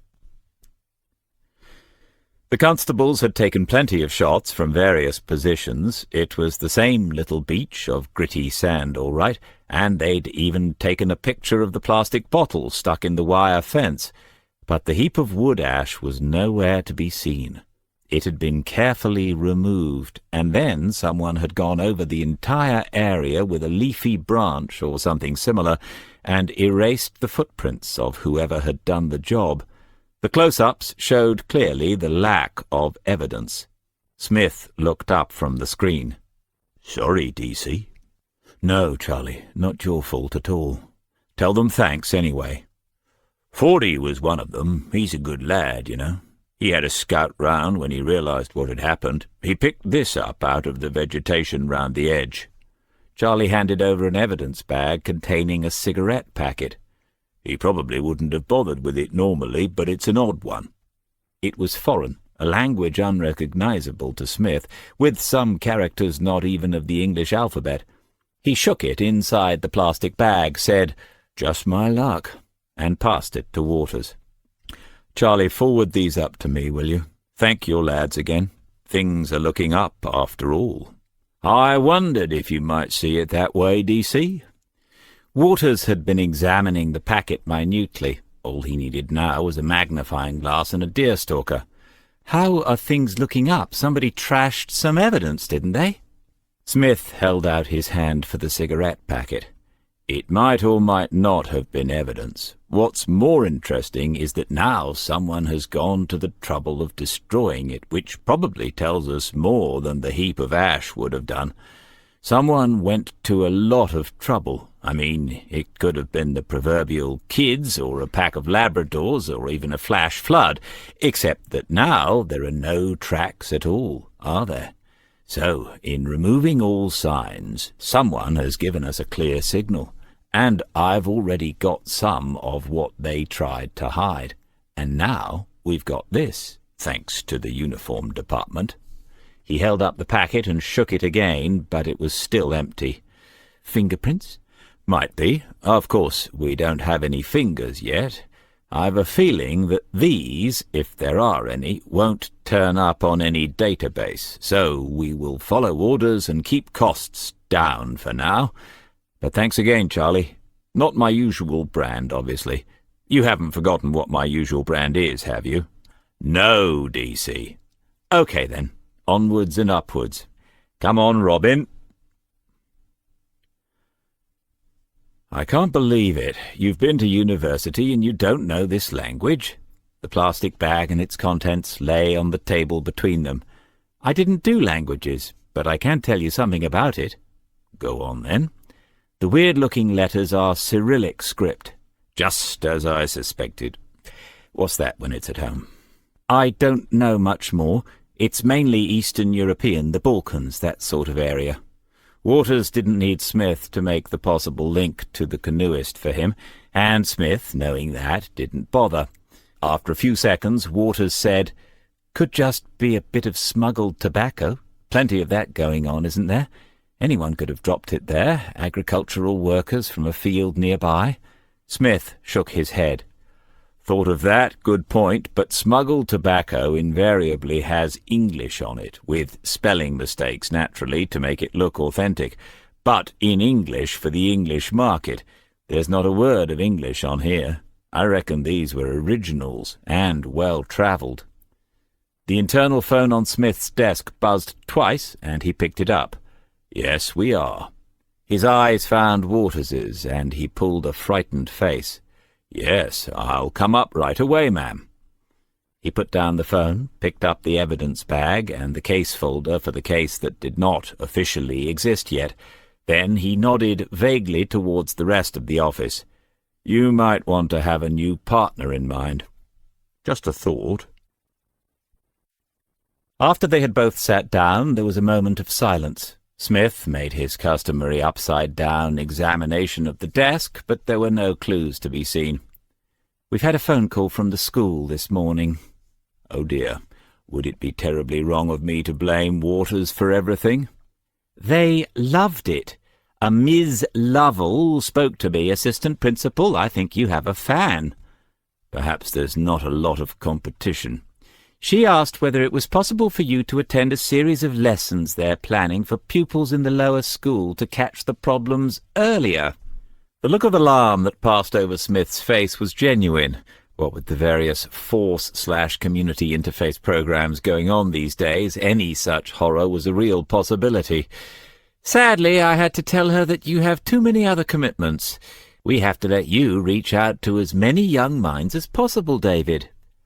"I can only concur. But obviously, if the need becomes more urgent, you'll be top of the list. Well done." She never smiled through it, and he had to tell himself that she'd had a good teacher. He picked up the evidence bag from the desk and said, "Talking of other commitments, might be a development here. Charlie's boys—" She stopped him with a raised hand. "Me first, before you tell me anything new. I'd like your thoughts on this." She clicked the mouse a couple of times and half-turned the computer screen so that Smith could see she was looking at an email on the Force's own internal system. "It's from Jackie Bayliss. We started Hendon together. We meet up sometimes, send emails, cards. We've stayed in touch. She's at Norwich, about to head the family liaison units across the county, and she has 2 kids. Where did I go wrong?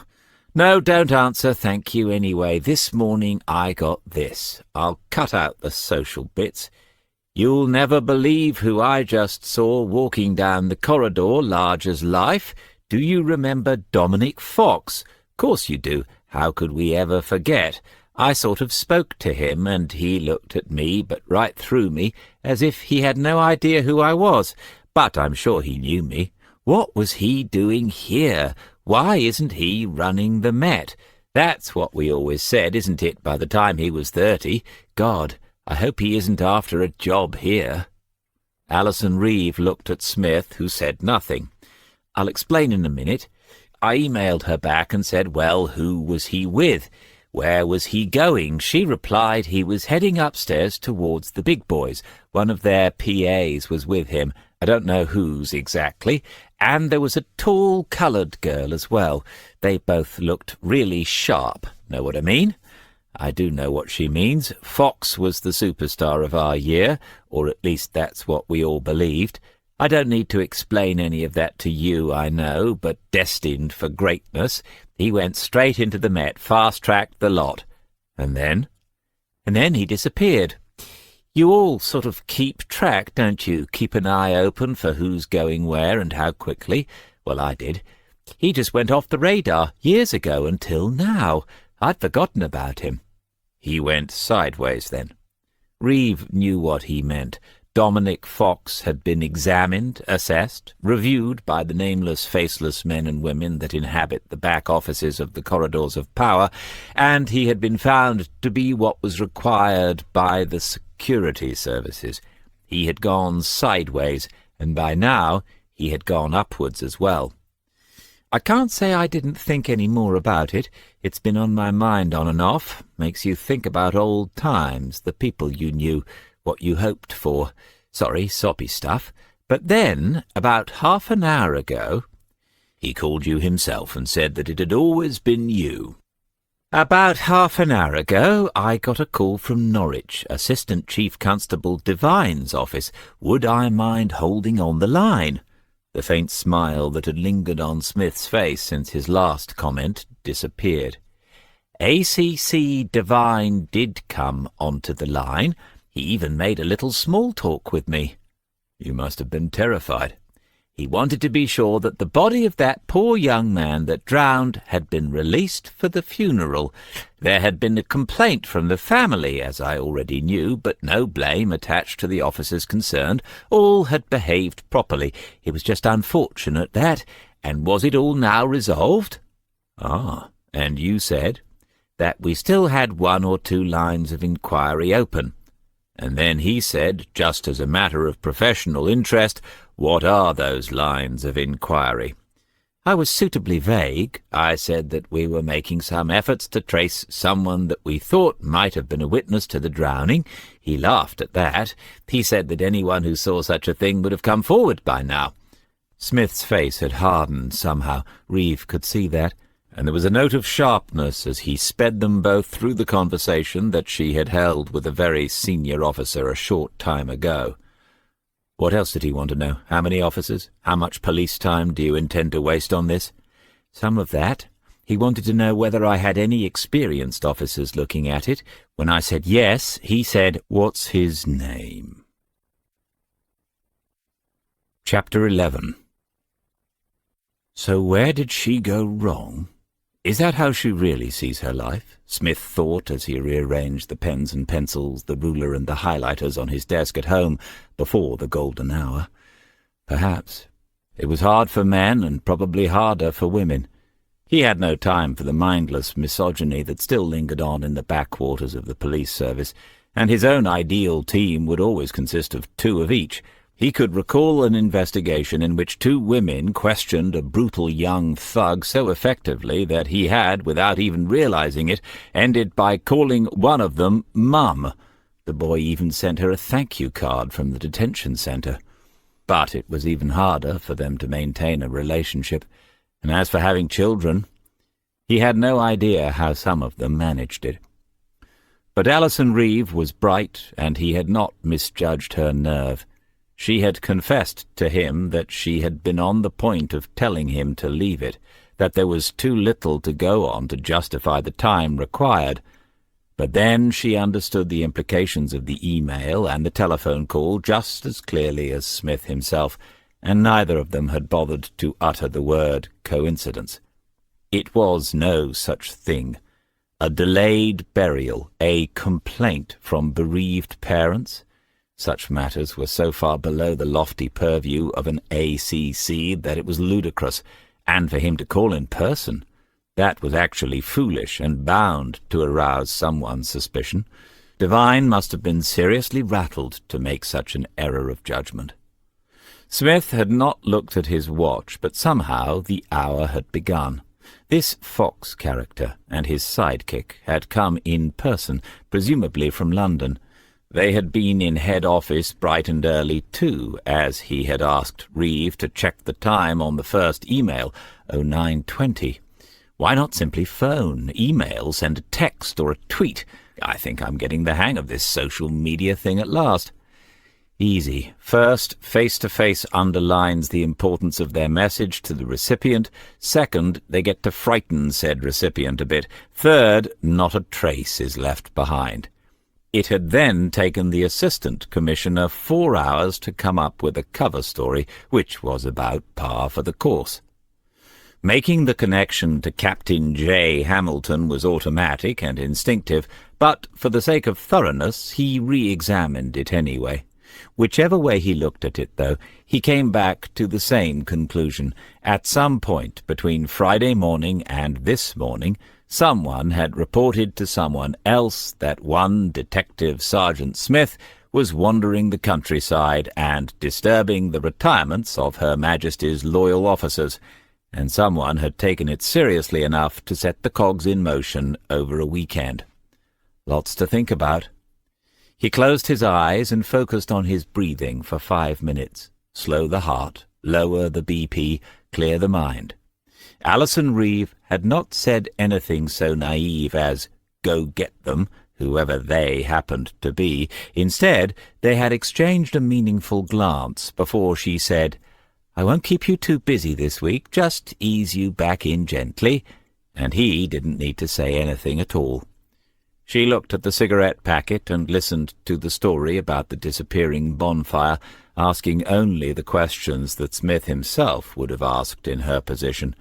At the end, she had said to him, "Any thoughts about this Hamilton character? Any ideas?" He told me he had the house through family connections, and I think he had a bit of difficulty with my council estate twang. It's old-school tie, isn't it? She had nodded and said, "We know you can't be good, so be—" "Yes, Matt. Bugger it. I don't know what to call you. Think of something." And then there was Waters. When Smith had returned to his desk, there had been a note, calling in to see Barry on the way home. Getting a newbie mixed up in anything faintly political would be a crime in itself. On the other hand, Smith needed at least one more pair of hands, and drawing in an experienced officer might cause more problems than it solved. Someone like Maggie would soon smell a rat in this lot. If he could confine the boy's interest to finding the canoeist, who had, Smith was now certain, had an encounter with Wayne Fletcher, and keep the other stuff quiet, it might work out. If it didn't, he might have to drop Waters over the side unceremoniously, but D.I. Reeve would help out now that she was on board. So tomorrow they would call on Little Lithuania, the complex of old chalets and mobile homes on the western side of Kings Lake, which housed many of the immigrants who had arrived in the past couple of years. Some worked in local factories, a few had found employment in the docks, but most of them still travelled out in the minibuses every morning, out to the fruit farms, the veg fields and packing sheds, providing food for people too vain or idle to work in such places themselves any longer. He reprimanded himself for the thought, and said aloud quietly to no one in particular, "It's a funnier old world than it used to be." Visiting such places to warn about the dangers of home-brewed vodka had been the last thing on his mind until the discovery of the cigarette packet. His jacket hung on the back of the chair. He took out the packet, still wrapped in the evidence bag. It should have been logged in, but then he'd have to log it out every time he wanted it, as he might tomorrow, and it would then need a case number, which still did not exist. A perfect example, as if he needed another one, of bureaucracy getting in the way of the work. And they wonder why people take shortcuts.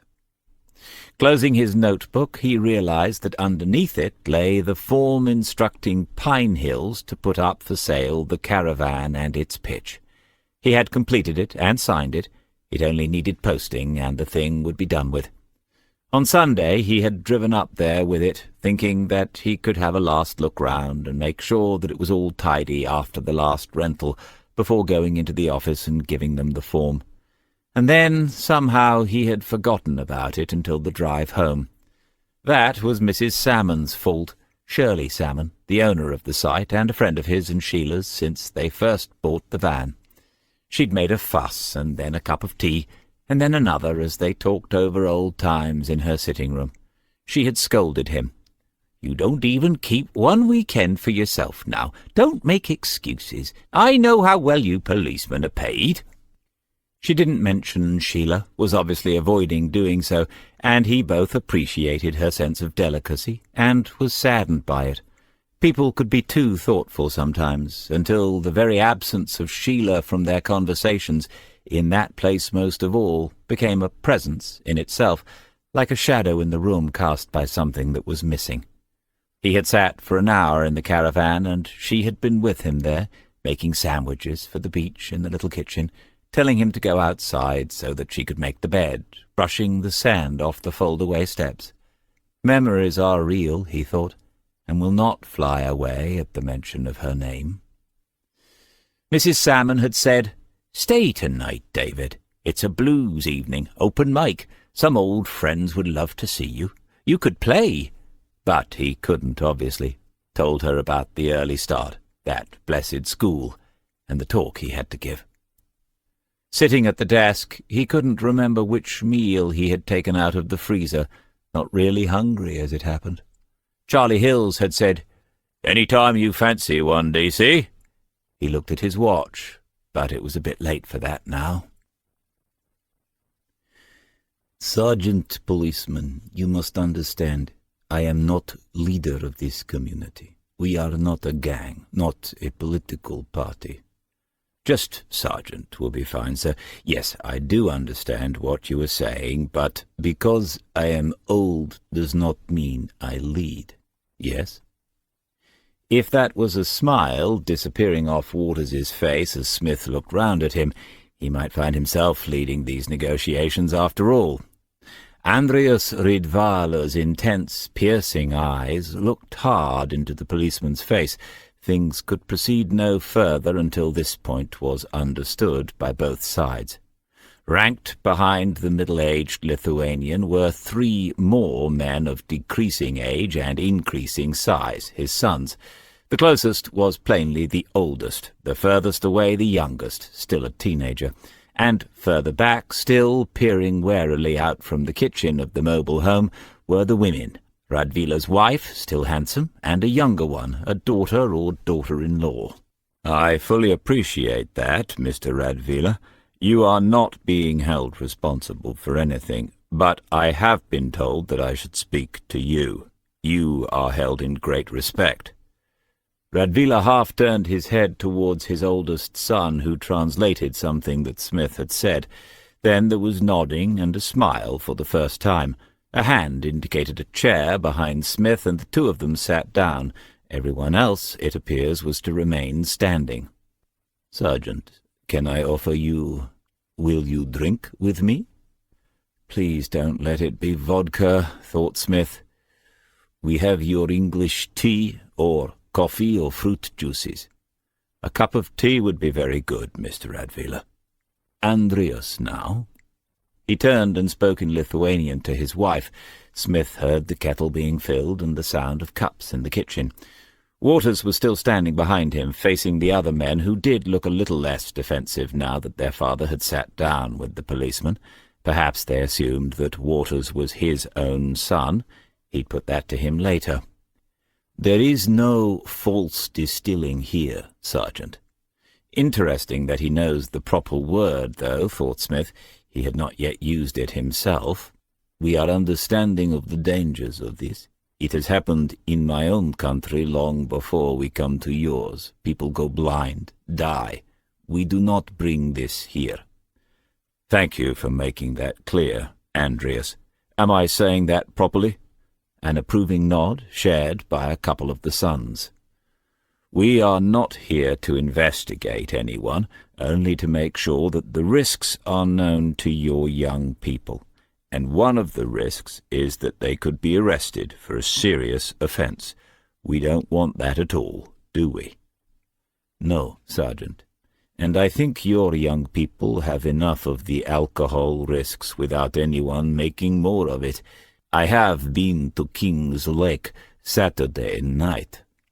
It was a fair point, and Smith did not hide the fact from Andreas Radvila. They talked some more, and the tea came. Waters got some too, and it was all served in proper cups and saucers. Smith made a point of thanking Mrs. Radvila, and she acknowledged that graciously before returning to her kitchen. He asked about the work that they were doing, and Radvila held out his 2 hands. See this? What is this? He pointed to the staining on his fingers, a purplish blue around the tips and into the edges of the nails. Smith said that he didn't know. Was it some sort of fruit? Very good, you are detective. But one time these hands were stained other colors. I was a printer. In English you say master printer, I think. Much government work. Once these hands print the laws of my country. Now they pick blackcurrant in yours. We do not complain. Economic crashes, digital revolutions, all gone in a second. But we survive. As they talked, other heads appeared in the doorway, having heard about the visitors. Greetings were exchanged, and other conversations began. 2 of the sons wandered off to speak to people outside, now that they could see there was no threat from the visitors. It was difficult not to admire them, thought Smith, their resilience, their determination to make the best of things, and their genuine politeness. He felt in his pocket and feigned surprise when he took out the evidence bag. Andreas, before we go, I wonder if you could help me with this. One of our constables picked this up. We wondered where it came from originally. Everyone knows we're all hopeless with languages." Radvila took the bag, held it up, and then passed it to the remaining son, the eldest one, who still stood behind his father. "Tomas is the clever boy. He will know this." Tomas glanced at the packet, turned it around once, and spoke aloud for the first time, accented but clear and accurate English. "Not ours, Sergeant. You are about 1,000 miles out in your assumptions." "With respect, I'm not making any assumptions or accusations. It was an honest appeal for your help." Radvila turned to his son, sensing the change in tone. "Then you have my apologies, Sergeant. This came from old Yugoslavia, from Bosnia." "If I say so myself, Chris, it's an example of brilliant use of time and police resources." Waters sat in the passenger seat as Smith drove back to the station. He was examining the cigarette packet again and didn't look up from it as he replied, "Yes, I could include it in my log pages, how to combine community liaison with the furthering of an inquiry. They might ask me to go into detail at my next review." Smith took his eyes off the road for a moment. "Well, it's not that brilliant. I'm sure we could come up with a better example." "Don't worry, DC. You can't further an inquiry that isn't actually taking place, can you?" "Explain." "There's no case number. There's no file apart from the wallet thing you lock in your drawer and take up to DI Reeve occasionally. There's no team on it. I know I don't count yet. So there's no inquiry, is there?" "Next time you see your dad, give him a message from me." "What is it?" "Tell him the apple didn't fall far from the tree." Waters smiled, and Smith thought quickly. "Look, you're right. This is an odd one. They happen from time to time. Funnily enough, I was thinking about this last night. You have been useful, but you might be better off out of it." "Why?" "This could be a bit, I don't know, political. I can't see for certain how it might go yet. It's probably not the sort of thing you need to be involved in at the moment, if ever." "D.C. Murray thought you found something at Manley Hall." "Oh, did he? Well, but that's the point, isn't it? He's too cute to have asked me what it was. Not that I'm saying there was anything, you understand, but if there had been, this sentence is about to disappear up its own backside." In the space that formed while it did so, Waters looked at the road ahead, watching Smith from the corner of his eye. The hands that drove the car did so automatically, as if they had become a part of the machine itself. The mind attached to them was constantly active elsewhere, and they were, Waters noticed for the first time, large hands for a relatively small man, broad palms, blunt, square-tipped fingers, closely cut nails, functional square hands, functional untidy car, functional boring clothes. Waters had come in search of a legend, and he had not found it. Okay, Smith was funny at times, and he was chameleon-like with people, never speaking to two of them identically. He was highly experienced, and must have been pretty clever to have made DCI, but that was a long time ago. Policing has changed a lot since those days. And now Smith was about to drop him from the very first investigation of his career. "So, before we part company, can I ask you about something?" They were at a junction in Kings Lake, and Smith spent some time studying it before answering, as if he had never been on this road before. "Far away." "There's some obvious ill feeling in the main office. What's that about?" Straight answer, short version. An important case was badly handled. A couple of witnesses were treated so poorly by us that they withdrew their testimonies, and it fell apart very publicly in the Crown Court. Horrible headlines. Some of us had warned this would happen. Some of us got our knuckles rapped. "You?" "No." "Wilson?" "I'm not going to name names, Chris. You'll likely end up working with some of these people, and you'll get a different version of events." "Fair enough. Anyway, it's been interesting." "What has?" "Working with you." "Are you leaving then?" "Well, you said." Smith switched off the engine and pulled on the handbrake in the station car park. "Look, it's up to you. I am going to be poking around in this for a little while longer. It might all be a dead end, but if someone played a part in Wayne Fletcher's death, his family and those friends of his deserve to know about it. You've already helped out, and I'm grateful. If you want to stick with it, okay, but if you have any doubts at any time, you just bugger off. And if I think it's, I don't know, dangerous, well, I'll just kick you into the long grass where you hide until it's safe to come out, no questions asked. Okay?" "Sounds good." "Not that I think it will actually get dangerous. I'm just saying. So what did Barry say yesterday?" "I took him a pack of cigarettes, said I'd confiscated them off a 10-year-old. Anyway, he said if necessary he might accidentally make a big hole in one of the other wooden canoes, and then he'd have to burn it. Barry is my kind of boatman. It probably won't come to that. Did you call in at the office as well?" "What?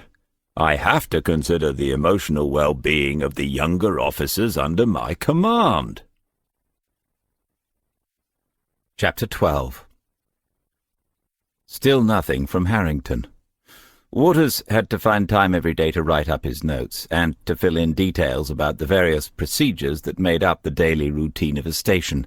Smith watched him typing away at the keyboard, his eyes on the screen most of the time rather than the keys themselves. It must come naturally to them now, but there was so much expected these days. He had glanced at Waters's folders and seen it all laid out in units of progression. When it was all done, Waters and his peers would certainly know a great deal about police work. Whether they would actually be able to do much of it was a different matter.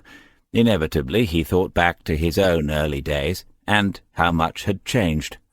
All that mattered then was your notebook, it seemed, and that's when he had developed the duplicate book habit, for fear of losing the only copy. It had served him well on many occasions, and the process itself of writing things out a second time, either later in the day or at home, had clarified his thinking. Putting the two notebooks side by side had often revealed small but significant differences as a case had developed. He opened his phone, found Harrington's number in contacts, and pressed it.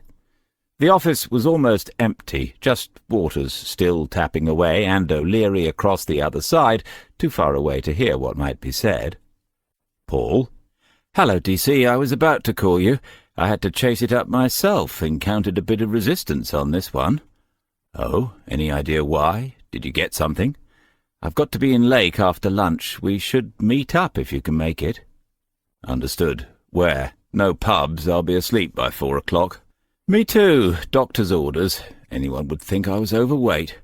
"I reckon anyone would." "Bollocks! The coffee place on the Market Square. 2 o'clock?" Smith was early. When the girl came over to take his order, he asked her to give it a few minutes as he was meeting someone, and she had smiled. He was more likely to be someone just trying to keep out of the light rain that had been falling for a few minutes. He reached for his phone, thinking that he'd text Harrington, but his pockets were empty. It must still be on the desk. Automatically he thought about what it contained in terms of recent calls and messages, but there was nothing too incriminating, and he'd be back there within the hour. It was hot in the cafe, humid, because although the weather had begun to change, there was still a sort of residual heat lingering on from the summer. He took off his raincoat and thought about the hot afternoon on the river at Vines Drove, wondering whether if it had rained instead that day, Wayne Fletcher would still be alive. As he thought, he watched the comings and goings in the cafe, force of habit, as had been the glance in the rearview mirror as he left the station car park. The red Octavia VRS that had pulled out from the verge and been behind him all the way into town had carried straight on as he had turned into the multi-story. It was the kind of car he might have chosen himself, anonymous enough, but with plenty underneath if and when it was required. It had been far enough back all the way that he could not see much of the occupants, but he thought there were probably 2 of them. No one of interest had come into the cafe yet, and he told himself that it was just a touch of paranoia after hearing Reeves's story about the mysterious appearance of Dominic Fox at HQ. Dominic Fox. He didn't even like the name. Then he saw Harrington approaching across the empty market square. For a moment he filled the doorway, puffing a little, blowing out his cheeks, looking around for Smith. When he sat down, he took off his glasses and wiped the rain from them with a damp shirt-sleeve, while Smith ordered a latte for the new arrival and an Americano for himself. "How's Longmarsh?" "Seriously, DC, Wilson did me a favour kicking off like that. When I see him, I'm going to kiss him. Tongues and everything." "Make sure I'm not in the building. Have they given you a team yet?" "I've got a couple. It won't get up to 4. Not enough going on out there. I'm viewing it as a way of starting my retirement." Harrington was one of the few officers that Smith would trust instinctively.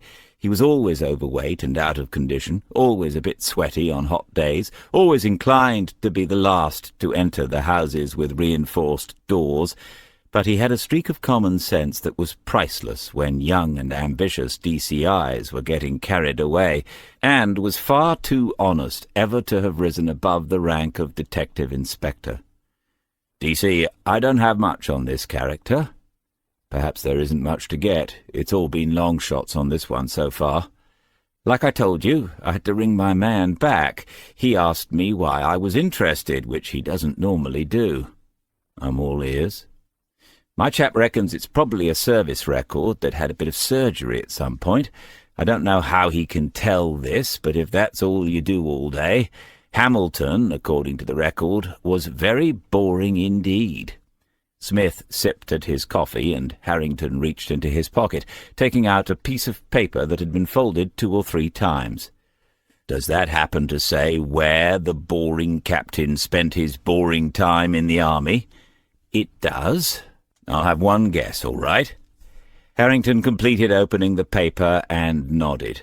"The Balkans, Bosnia, somewhere out that way." "He went out there with the Royal Anglians in '94 when they relieved the Coldstreams. He did a brief spell with the Royal Regiment of Artillery, and then he ends up in the UN Public Information Team, UNPINFO. I had to look it up." Smith half-closed his eyes and pictured the man in his country home leaning back in the armchair, smiling indulgently at the village policeman. "Nah, I don't buy any of that, Paul. Bit of tart, wasn't he, here, there and everywhere? The bloke I met wasn't some press officer. I think I know what he was." "DC, my contact didn't say anything outright, you know, but he was definitely a bit nervous about this one. One to be wary of, if you ask me. What's he up to?" "It's perhaps more about what he did. I don't know. He might have retired, but it looks as if his war isn't quite over yet." "Well, yours could be. Come out to Longmarsh and catch some illegal cockle-pickers." Smith looked at his watch, waved to the waitress, and ordered 2 more of the same. "I know this war will never be over. It probably is time to get out, but soon I've got to go to the funeral of a young lad I never met, and someone else owes him an explanation as to how he came to be dead. Anyway, what are your girls doing now?" Hundreds and hundreds of pages about the Balkans. Smith clicked back and forth a few times, looking for the Idiot's Guide to the Key Stage 3 summary. But just as he had suspected, the Internet wasn't designed with that in mind. Waters came over then, his notes completed for another couple of hours at least, and nodded approvingly. "Wiki is a good place to start for most things." "Really? Is that straight down the A10? Waters leaned in and studied the pages more closely, realizing exactly what Smith was looking at. "You're going to a lot of trouble to reunite that cigarette packet with its owner." Smith motioned towards another chair, and Waters sat down. "Remember about hiding in the long grass?" A nod. "I was serious, okay? Not joking. But if you're going to be assisting me in my inquiries for a bit longer, I might as well fill you in. That retired army officer at Manley Hall, the bloke with all the ex-squaddy security. He served here, pointing to the screen. Now, it might be one of those pesky coincidences that the canoe paddled by someone with an Eastern European accent was trashed and burned by the river a few yards from his security fence, and that the cigarette packet just happened to come from where the captain did an extended tour of duty. But Waters shook his head and Smith smiled inwardly. You couldn't teach that, the instinctive weighing of odds, the intuitive sense of when something just did not add up. You could teach them a lot, but you couldn't teach that. So what are you doing here? It was a long time ago. To be honest, I never took a lot of notice of it, had my hands full in the 1990s. Still had a couple of army mates who went, but that's about it. I was familiarizing myself with what happened, but I don't need all this. Do you want the straight answer, short version? You've not been here a week, and already the cheek has started. What do you know? Waters knew a lot. He explained how the fall of the old Soviet bloc had impacted upon the various satellite states, and how Yugoslavia in particular had split into factions divided along old religious and ethnic lines, competing for territory and influence in the power vacuum created by the collapse of the USSR. He talked about the decision to send in UN troops and the declaration of safe areas, which in some cases went on to be the scenes of massacres and atrocities. At the mention of Srebrenica, Smith nodded. Everyone had heard of that. Finally, Waters talked about the Dayton Agreement in 1995, which ended the conflict officially, if not effectively. He said that it was still an area of tension and that all those concerned had long memories. Blimey.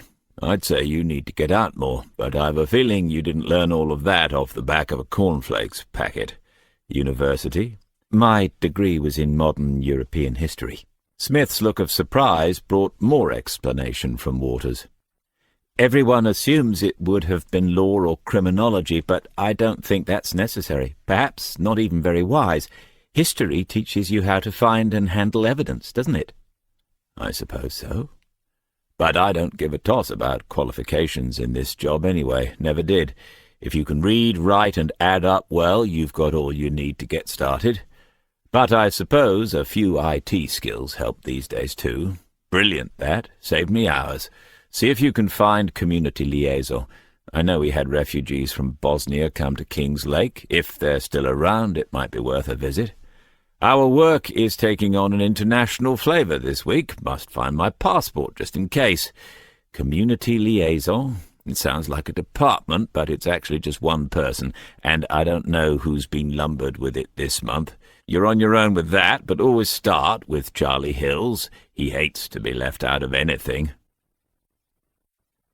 No more red Octavia. This time it was a dark blue Golf that pulled out from more or less the same spot in the road outside the station, and which followed at a similarly discreet distance for the 2 miles out to the pleasant suburb of Gorsefields. Smith waited until he was on a straight with no junctions behind him, and then he drew in to the near side without signalling or even slowing down very much. The following car itself slowed at first, but was forced to pass him. It had nowhere else to go. The tinted windows gave little away, but although the Golf was by then accelerating again, Smith got a clear look at the number plate. If he was being tailed, and if the people inside were not amateurs, they would recognize the maneuver. They would know that he knew. To Waters, it seemed like slightly erratic driving. He had already wondered whether he should offer to take the wheel occasionally, but to do so now might be seen as patronizing, a little cheeky. Instead, he looked at the Google map on his phone and said, "We're not there yet. It's left, another couple of 100 yards."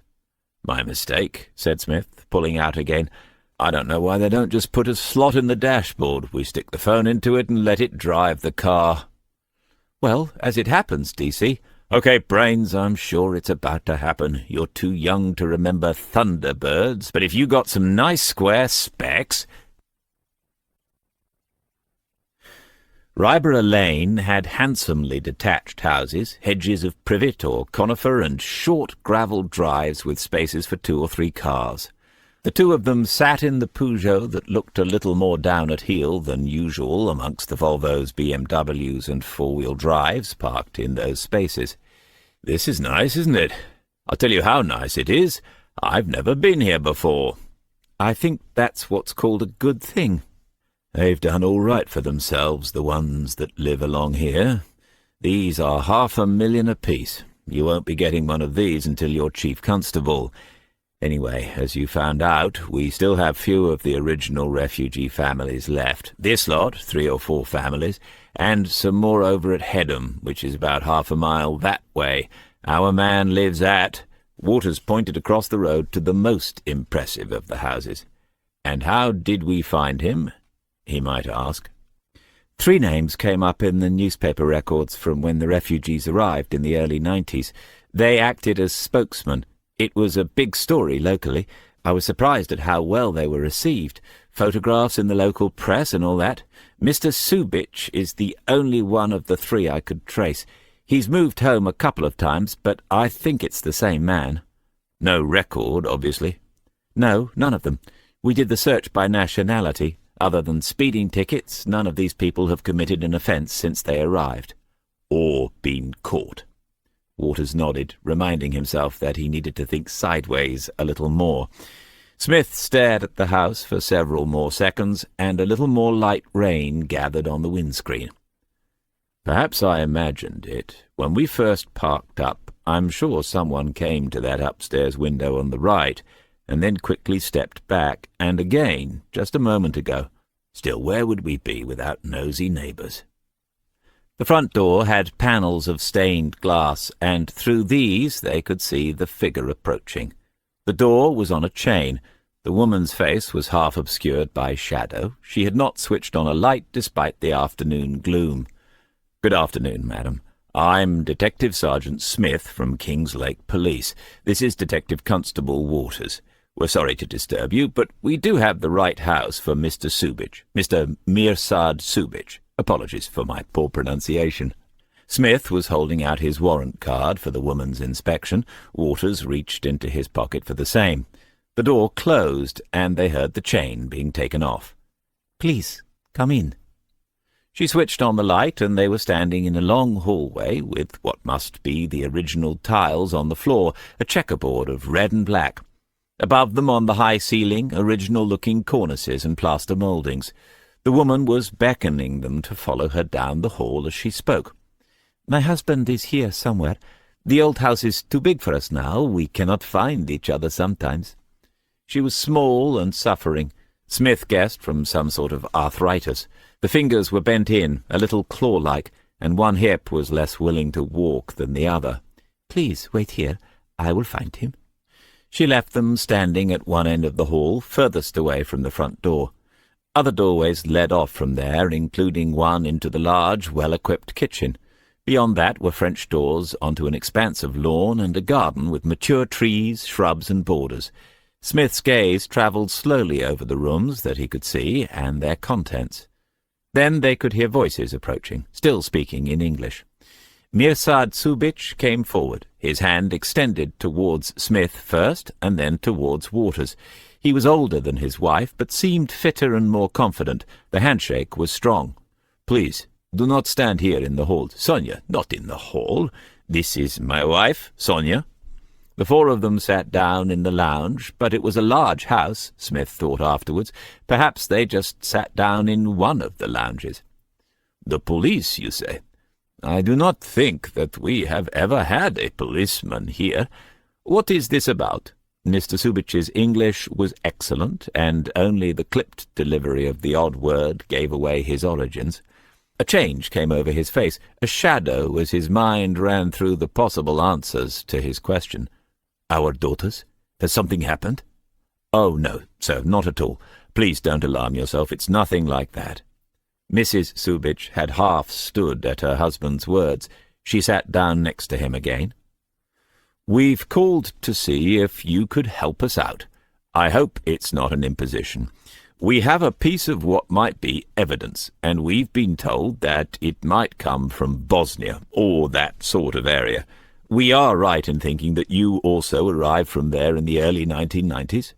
Mr. Subich nodded and took his wife's hand momentarily in his own. We did, a long time ago. In that case, sir, if you wouldn't mind taking a look at this, Smith said, taking out the evidence bag and passing it over to them. Mr. Subich smiled as he examined it before handing it to his wife. Yes, this is from Bosnia. An old-fashioned brand that I remember from my childhood. It takes me back, as you would say. Perhaps the tobacco was even grown there. Many people do not realize how much is grown in the more fertile valleys.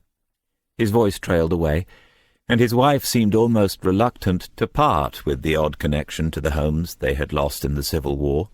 Smith glanced at Waters and raised his eyebrows. Thank you, Mr. Subich. It might not seem much, but you've actually been most helpful. It is evidence, you say? Where was it found? There are not many Bosnian families in King's Lake now. I expect we know them all. Ah, well, it wasn't found in King's Lake, as it happens. A police constable picked it up on a river bank a good way from here, somewhere north of Upham. Smith could sense Waters's look of surprise beside him, and he saw, too, the quick glance from Mr. Subich, first to himself, then to Waters, and back again. Mrs. Subich seemed to have frozen, her stare going over Smith's shoulder and out of the room entirely. As you say, a good way from here, and not somewhere that we have ever been. Of course, sir. May I say what a lovely home you have here? Lots of the original features. Is it Edwardian? Mr. Subich relaxed then, and Mrs. Subich came back from wherever she had been. Smith accepted the offer of a cup of tea, which, when it came, was accompanied by a selection of biscuits, and they listened as Mr. Subich talked first about the house, and then, naturally enough, about how they came to live in it. He was a solicitor, had been one in Bosnia, too, before the troubles began. On settling in England, he had had to take more examinations because of the different legal systems. It had been hard, but fortunately he had good English before he came. Now he was semi-retired, but he still took on some work, mostly in civil and financial matters, and mostly to help out his compatriots. "And you mentioned your daughters," Smith said, helping himself to another rich tea. "We have 2 daughters, Adriana and Hannah." Mrs. Subich climbed awkwardly out of her chair and fetched a photograph of 2 young women from the sideboard. "Did they stay in England, Mrs. Subich? Sometimes the children of immigrant families feel the pull of homes they never really knew, don't they?" She looked at her husband before answering. "That is very perceptive of you. We have one of each kind. Adriana lives in London now. Her job is very good in Canary Wharf. Hannah went back to Bosnia to see family, and she met a boy. She stays there for good, I think." That's the way of things these days, isn't it? They fly the nest and can end up anywhere in the world. Do you see them very often? Waters had sat back in his chair, making no contribution to the conversation. Smith resisted the temptation to look at him. "Not as often as we would like, of course. Bosnia is too far, and they have no money, just love. London," and she raised her hands in parental despair, "is not so far, but has many attractions. Maybe we see them all at Christmas." "So, just the 2 of you here now, eh?" It was Mr. Subich who brought the conversation to a close. "Well, I am very glad that we could help with this investigation. If there is anything else, please call me. Our name is in the directory. I hope that you find whoever you are looking for. Officer." Chapter 13. When they got back to the car, Smith said nothing by way of explanation. He started the engine and pulled away, but then, instead of heading back to the station, he turned around at the first junction and drove slowly back towards the Subich house. Finding a space about 50 yards from their driveway, he pulled into it, switched off, and sat with a frown on his face. It was Waters who broke the silence. "Well, as you say, a nice area. We had a nice cup of tea with some nice biscuits and a nice chat. The frown never left Smith's face, and even as he answered Waters's comments, the younger man could see that another part of Smith's mind was working away at something else. Right, first, I might or might not have seen someone at an upstairs window, bearing in mind that the second time I thought I did was just before we knocked on the door, and if I did, was it either Mr. or Mrs. Subich? No, because we could see her coming along the hall towards the door. And the stairs were where? To the left, off the hall, close to the front door. Good. Mr. Subich? Same reason he was somewhere out the back. We'd have seen him come down the stairs. Unless there are two sets of stairs, which I don't think there are. I had a good look as we came away. Waters had turned to face Smith now, but Smith himself was still looking down the road towards the driveway of the house they were talking about. What second? You need to imagine Mrs. Subich in her underwear first. Waters laughed, and a brief smile followed on Smith's face. I'd rather not, if that's okay. Why not? DC, are you serious? I mean, she's getting on a bit crippled up with something. Past it? Waters was learning to recognize the edge that sometimes came into Smith's voice, learning when to choose discretion rather than valor. This time he said nothing more. So when we stood in the hall waiting for Mr. Subich, what was hanging up in the kitchen on one of those plastic clothes dryer things? I don't know. Several items of ladies' under-apparel of the type that I'm almost certain Mrs. Subich has not worn for 30 years, if ever. Would you like me to go into detail? Not really. Good. I think I'd be out of my depth too, but you take the point. Yes. Smith's frown had departed, at least for the moment, but he still gazed down the road as he spoke. It's not just about looking. It's about seeing and remembering. You need a huge short-term memory and the ability to ditch 99.9% of what it contains at short notice. It's the 0.1% that you're after, like the one tiny diamond in 100 tons of rock. I'm waxing lyrical. Do you want to write that down? No? But whatever. They had ample chance to mention someone else being in the house, and didn't. Wasn't the daughters, was it? Not unless they were actually lying about that. Not much to go on. I doubt that the underwear belonged to the canoeist. You don't think they're actually involved, do you? Smith thought, chewed the inside of his lip, and took out his own pack of cigarettes. I might need one soon. Don't worry, I know the dangers to children of secondary smoke in a car.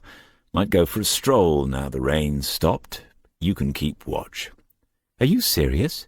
This man just happened to be the one I could still find on the electoral roll from nearly 20 years ago.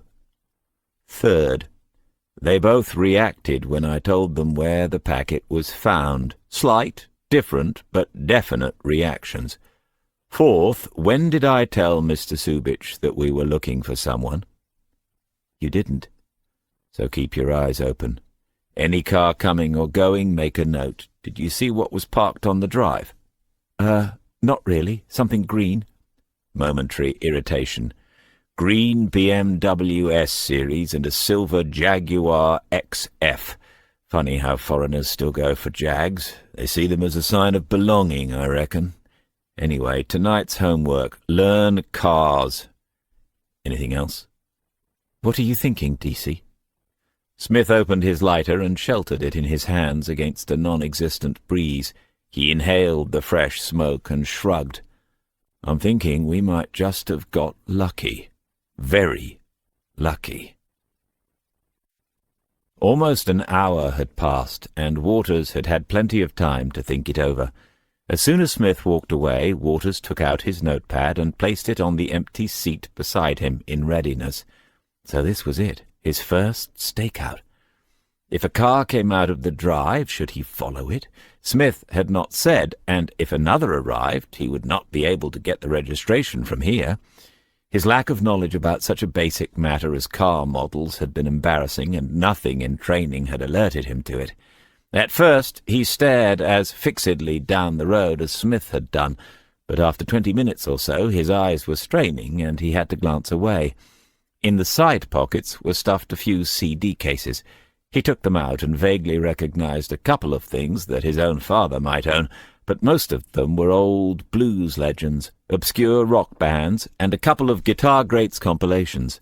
Hard to imagine Smith in jeans doing a bit of air guitar. Waters shuffled down in the seat and resumed his watch. Sometimes you had to do this for hours.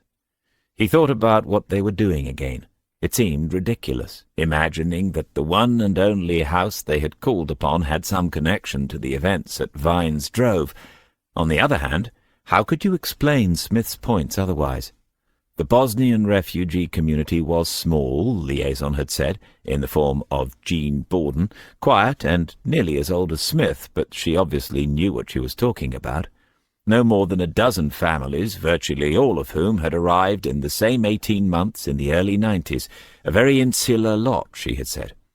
If the canoeist had some connection to them, other than the fact he had hired the canoe in the same city, then that brought the odds down to about 1 in 12. Very lucky would cover that. Waters had not noticed their reaction to the mention of the riverbank near Upham. He'd been too astonished at Smith telling them all that. But he had spotted how Mr. Subich had closed the questioning down when Smith had asked whether they were all alone there now, as if the old man did not trust his wife with the answer. And Smith had said nothing about looking for anyone. That had come entirely from Subich himself. A new thought occurred to Waters. They said that the younger daughter had gone back to Bosnia, and that gave them a living, breathing connection to the old country once again. When you put all that together, it wasn't quite as ridiculous as it first seemed. The door opened and Smith got back into the driver's seat. "I didn't realize you smoked king-sized." "Were you getting lonely? Bloody boring, isn't it? We normally do it in pairs when it's official. I don't know whether that makes it better or worse, to be honest." "Anything?" "No. A man walked by with a dog." "What sort of dog? Did you make a note?" It was only the thing with the cars that made Waters fall for it just for a moment. "Never mind. If in doubt, put mongrel." "I had a look around. There's a footpath runs at the back of the houses. They've all got gates onto it at the back of the gardens. Someone could easily nip out and away." "So this is a waste of time, then?" "Not at all. Time spent in reconnaissance is seldom wasted." "Do you know who said that?" "If you say Napoleon, it's 100 lines. Duke of Wellington. No, I think they're sitting tight in there. Mr. Subich didn't look as if he'd frighten easily to me. And don't forget, they can't know how much we noticed. You've always got to put yourself in someone else's place in this job. Of course, in Mr. Subich's place, I would wonder why the local police hadn't just got onto the internet or something. There must be sites for cigarette packets, collectors, and all that." "So why did you come out here?" Smith reached into the glove compartment and found an ancient, half-empty packet of polo mints. Waters said no thanks, so Smith took 2.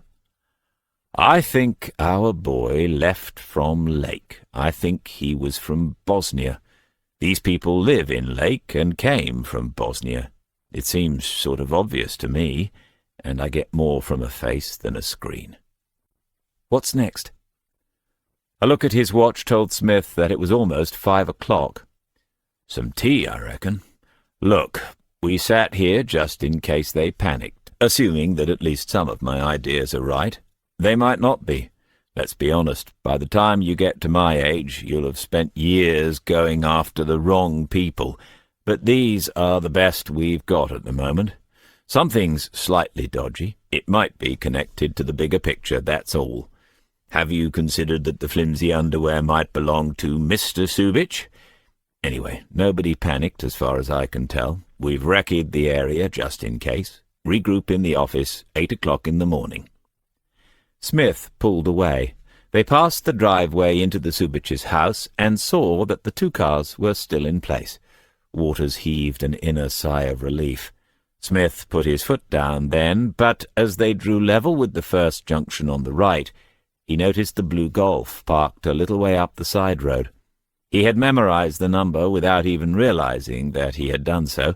It was the same car. His foot lifted off the pedal then before he took the decision to drive on and say nothing to Waters. On his own, he might have turned towards them, stopped, got out, and asked if he could be of assistance. It wouldn't be the first time. But not with Waters in tow. Still, how had they found him again? And why were they parked up where they could not have a direct line of sight to him? It was only later that evening, as he sat at his desk, that he wondered whether they were watching him at all. D.I. Reeve thought that Superintendent Allen had not noticed her as he stood talking to a suit outside his office. She began to accelerate away, but his voice caught her and called her back. "A word! In my office!" She remained standing once in there, hoping that this would convey how busy she was and keep things brief. "Thank you for expediting this thing with the Fletcher boys' funeral. The family is grateful." Reeve nodded. Like Smith, she thought the whole matter of the funeral was entirely out of proportion. Neither was it what Alan really wanted to talk to her about. "Are we sending anyone? We ought to, as a matter of form, the caring force and all that." "D.S. Smith has said that he will go, sir. It's tomorrow." "Good, yes. Smith, eh? Dedicated to the end." "The end, sir?" "Just a manner of speaking, Alison. I think he'll outlast us all." There was obviously more to come, and so Reeve waited on. "And all the I's dotted and T's crossed now? Anything I can help with?" She needed to give him something, as he obviously wasn't asking her that without a motive. "It seems possible that there was a witness to the accident. We have spent a little time seeing if we can locate them. We haven't done so yet, but D.S. Smith thinks he has made some progress." "So we are still looking, eh? Good. It's important that we make every effort.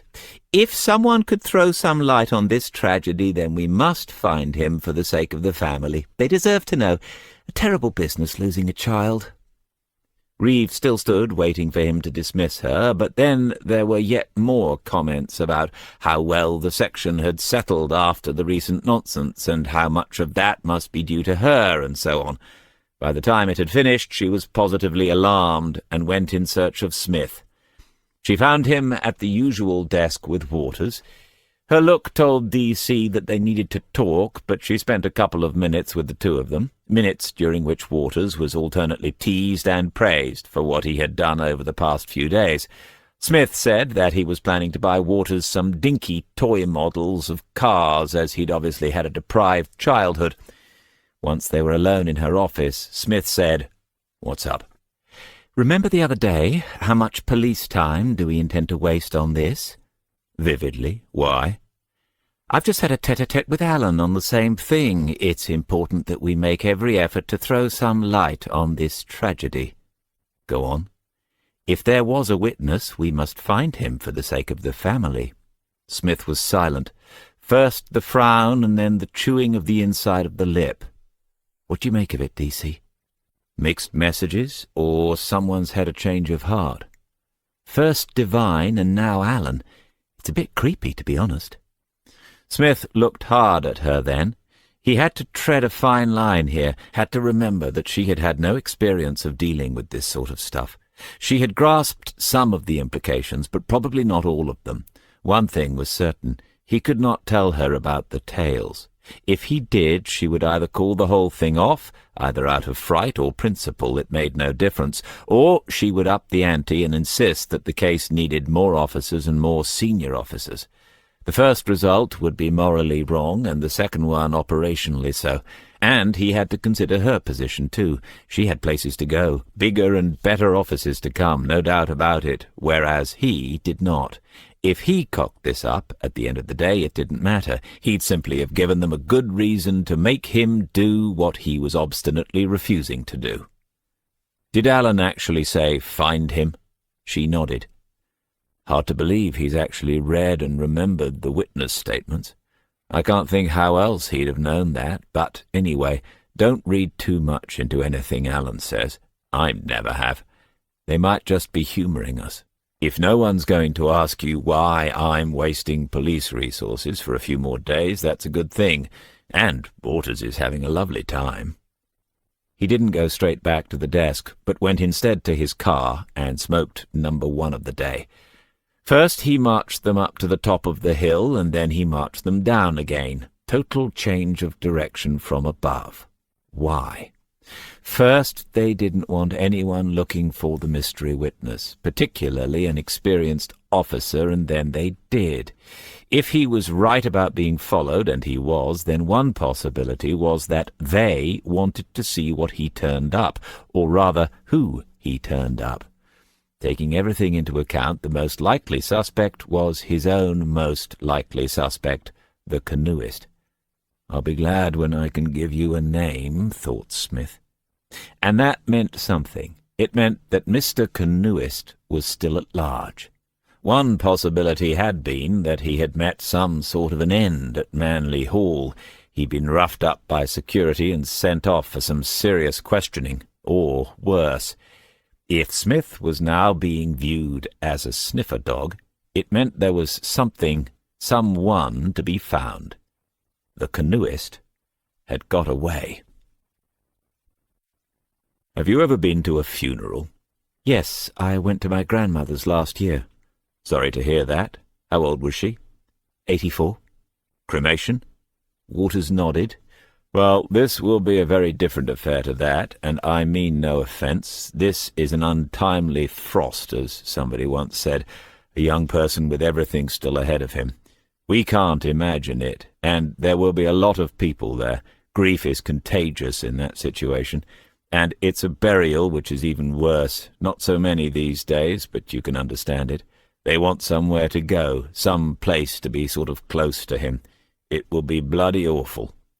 "But you're still going. Why? Is it a duty expected of us?" Smith pulled his face of distaste. "There are those who would say it is, showing the human face of the force and all that. I don't know. I just picture those 2 we took out to Vine's Drove. They'll be there in pieces. They ought to see one of us, I think. It shows we haven't forgotten."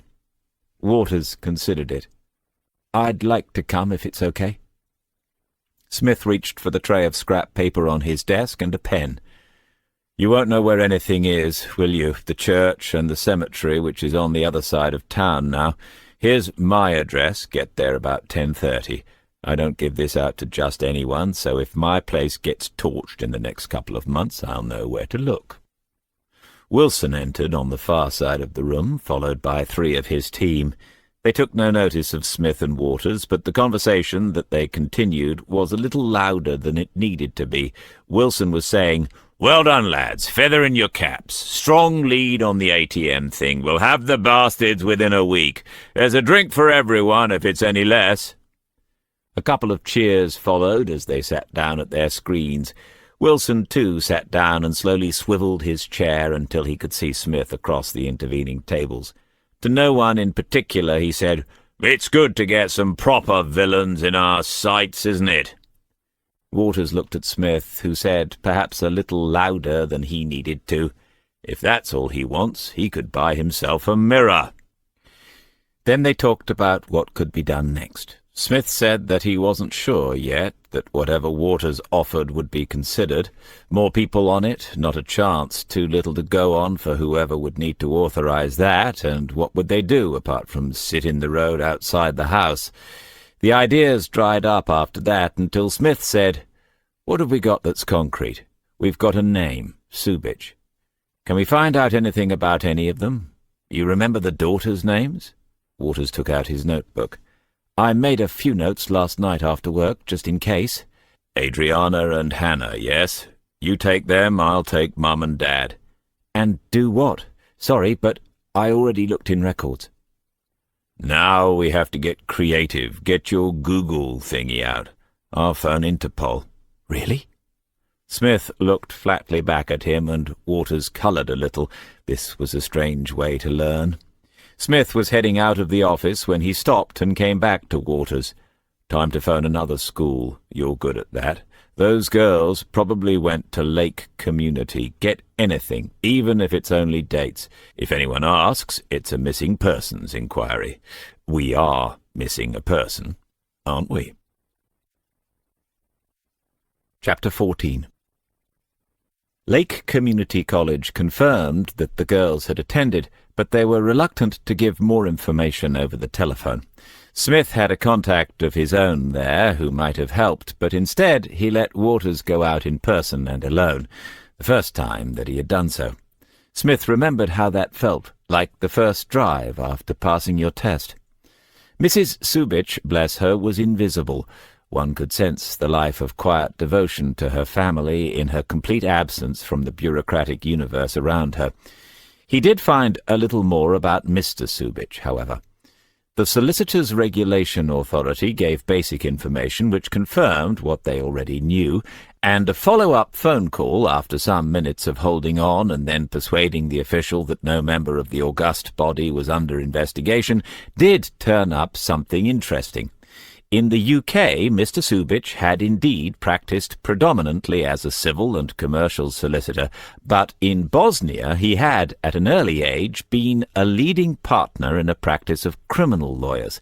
It had no direct bearing on the case, or matter under investigation, Smith reminded himself, but it did explain his impression that Mr. Subich was not to be easily intimidated. Encouraged, Smith turned his attention to the daughters, as Waters had not yet arrived back. If the elder one, Adriana, had married, she had not changed her name. He was actually able to find her on Facebook. He didn't know what half the page meant, but reading some of the posts suggested that she did indeed live in London and work in the financial sector. There were pictures, too, of parties and friends and holidays.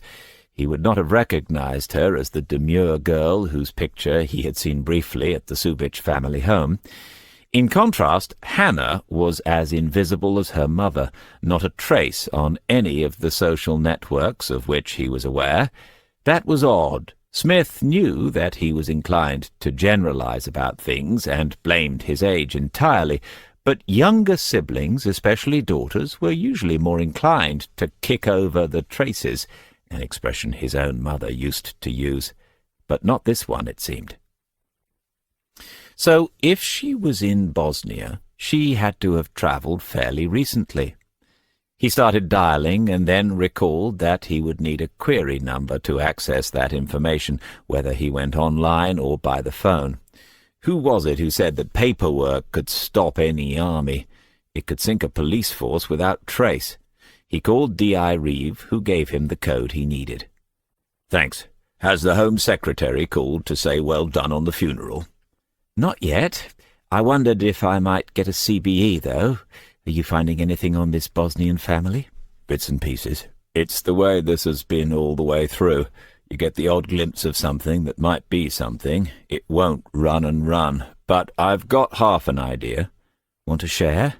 "It's a bit unorthodox. Up to you." "In that case, not yet. Maybe it will just go away. Maybe I'll win the lottery this weekend. You haven't forgotten you've got more schools to do, have you? And you've got to go and arrest Jason Budge before the end of the month for the crime figures."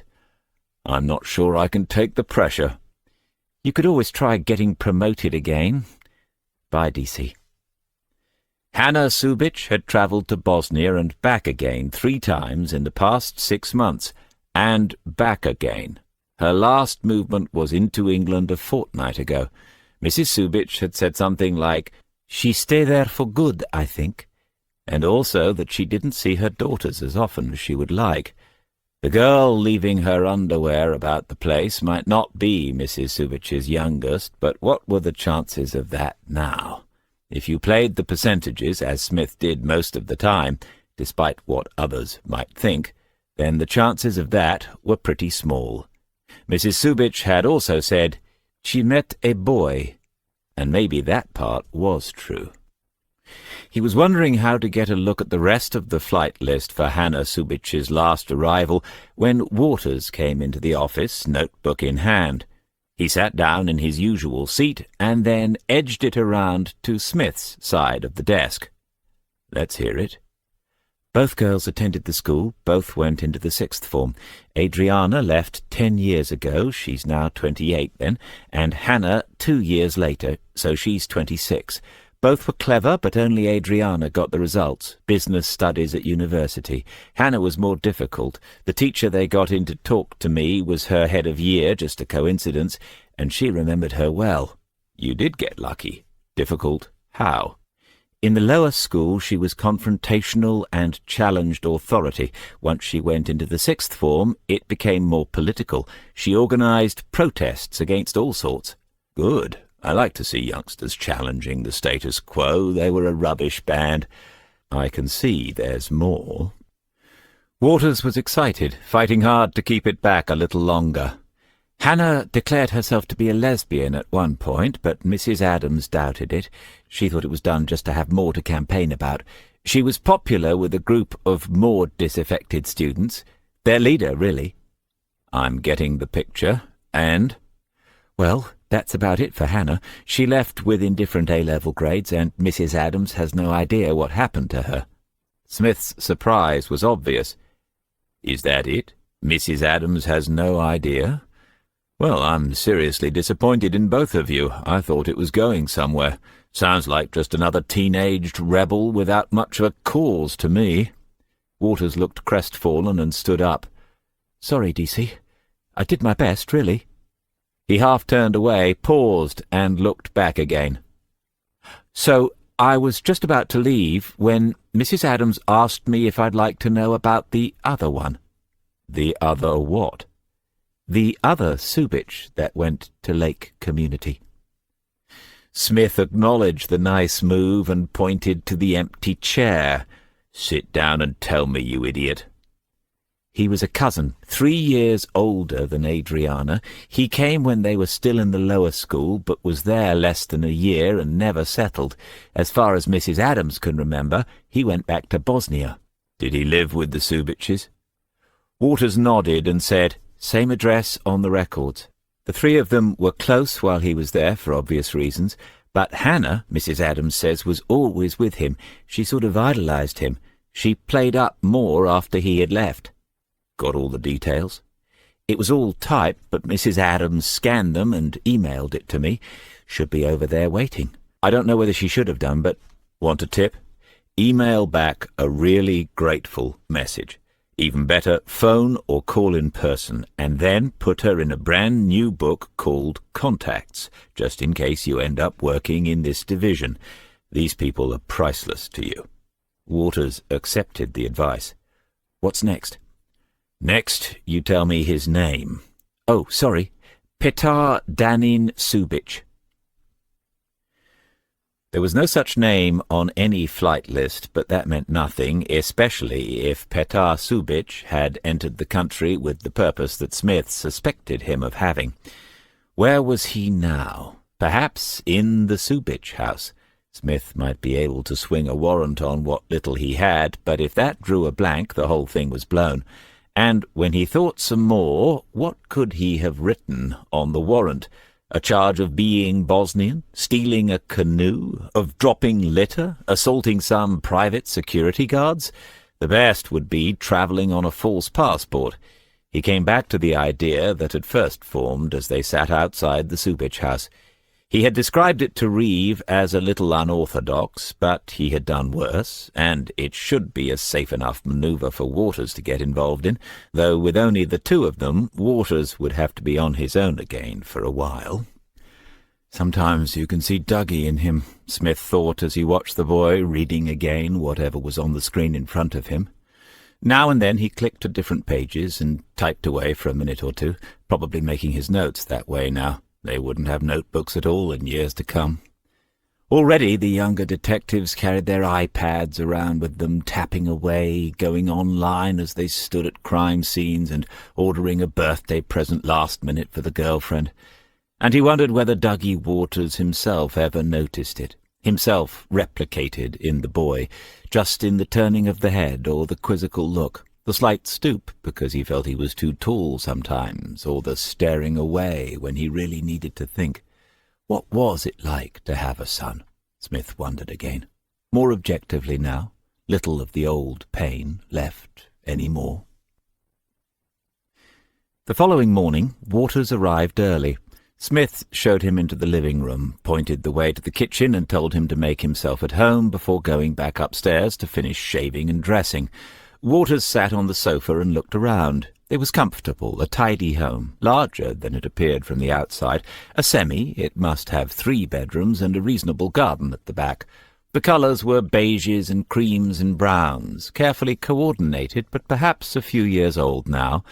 Charlie Hills had told him about Smith's wife, and Waters wondered whether it was difficult to redecorate a home that still reflected the tastes of someone who has died. He took a second look then, a slower and more thorough look at the contents. A good sound system, a small television, and more books than he had expected. 2 sets of built-in shelves, floor to ceiling.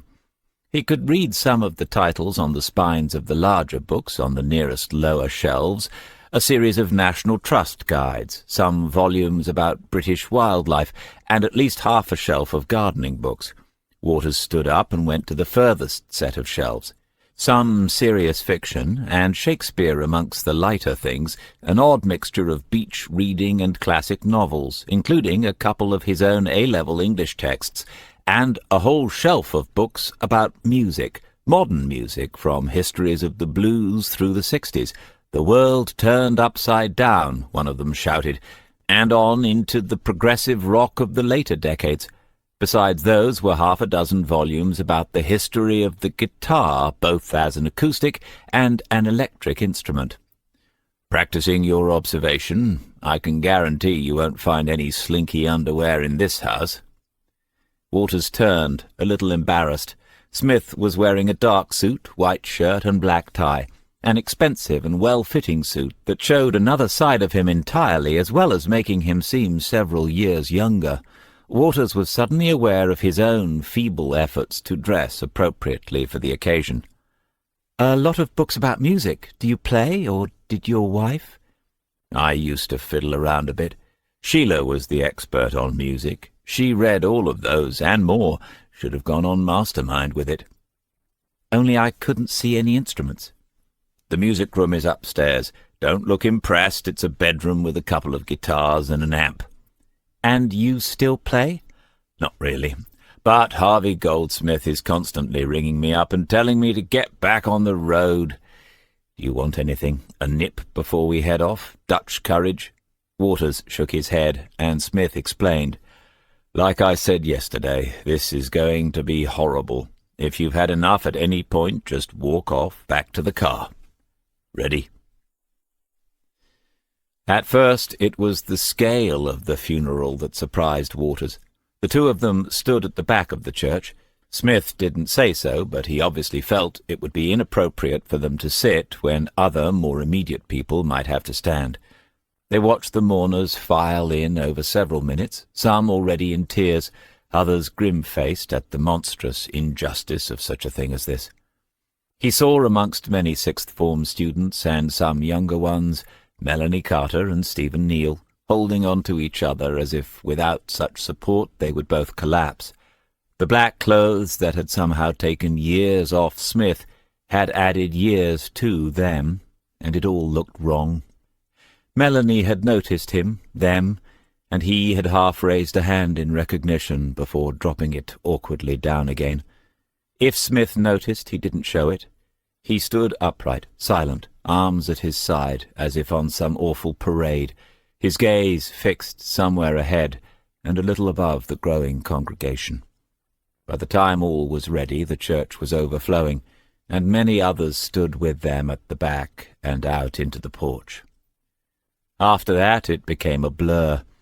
Every time there was music, the weeping and sobbing increased, as if they were in some way a part of the performance, the awful improvisation of sorrow and grief. There were addresses, and the best, and therefore the worst of them, came from the school principal. He was honest and sincere about Wayne Fletcher, and it was clear that, love him or hate him, Wayne had been a larger-than-life character that no one would ever forget. The silence at the end of that, and the moment of uncertainty then as members of the family seemed to be wondering what to do next. was almost unendurable. The service ended with the playing of Wayne's favourite song, a love song, and somewhere in that mass of heartbroken people, thought Waters, is a girl called Nadia. Outside, Smith said that he would go on to the burial. It was phrased to give Waters the opportunity not to do so, but he walked with Smith to the car and got in. It was a short drive, and all that passed between them was Waters muttering, "I don't know what to say," and Smith's reply, "Nobody can prepare you for it." Waters realized that he had no idea about how to behave in such a situation, and so he followed Smith. They stood well back from the mourners around the grave as the formalities were completed by the priest. The half-familiar phrases from films, the queue of people in some sort of order waiting to pick up a handful of earth, the sad faces of people looking into what has been and what is to come. Gradually the numbers thinned, but still there were Melanie and Stephen, as if they could not quite believe it yet, as if Wayne might yet swim back around the bend in the river. Waters wondered when Smith would decide to go. He looked again and saw the same fixed expression as had been there at the back of the church, an expression impossible to read. Then Smith looked back at him and asked again if he was all right. The weak sunshine coloured the scene in front of them, and Waters noticed for the first time that a few leaves on the lime trees surrounding the graveyard were already yellowing, although it was only the beginning of September. When you're in front of a promotion board, one of the favourite questions is, "So what motivates you in your daily work, Chris?" "Promotion? I'll be relieved if I get through my 6 months. So what's the correct answer?" "Oh, there are lots. You can buy them in books. But you could think about this," and Smith nodded towards the little groups still standing at the graveside. "I'm just not sure how you put it into words." "Revenge? Justice?" "For the victim, for Wayne Fletcher? Not how I see it. He's beyond all that. Death's the end of all. But look at the misery we've seen today, and it's endless. It goes on rippling back and forwards through all these lives forever. I don't know about justice. I've never seen myself on a white charger righting wrongs. But we have to catch people so that they can't create all this again. And so that other people get the message. You will be caught. You will pay. We never know how many selfish acts we prevent when we show people the consequences. But we have to keep showing them the consequences. These are the consequences." Smith had raised a hand, palm open towards the new grave.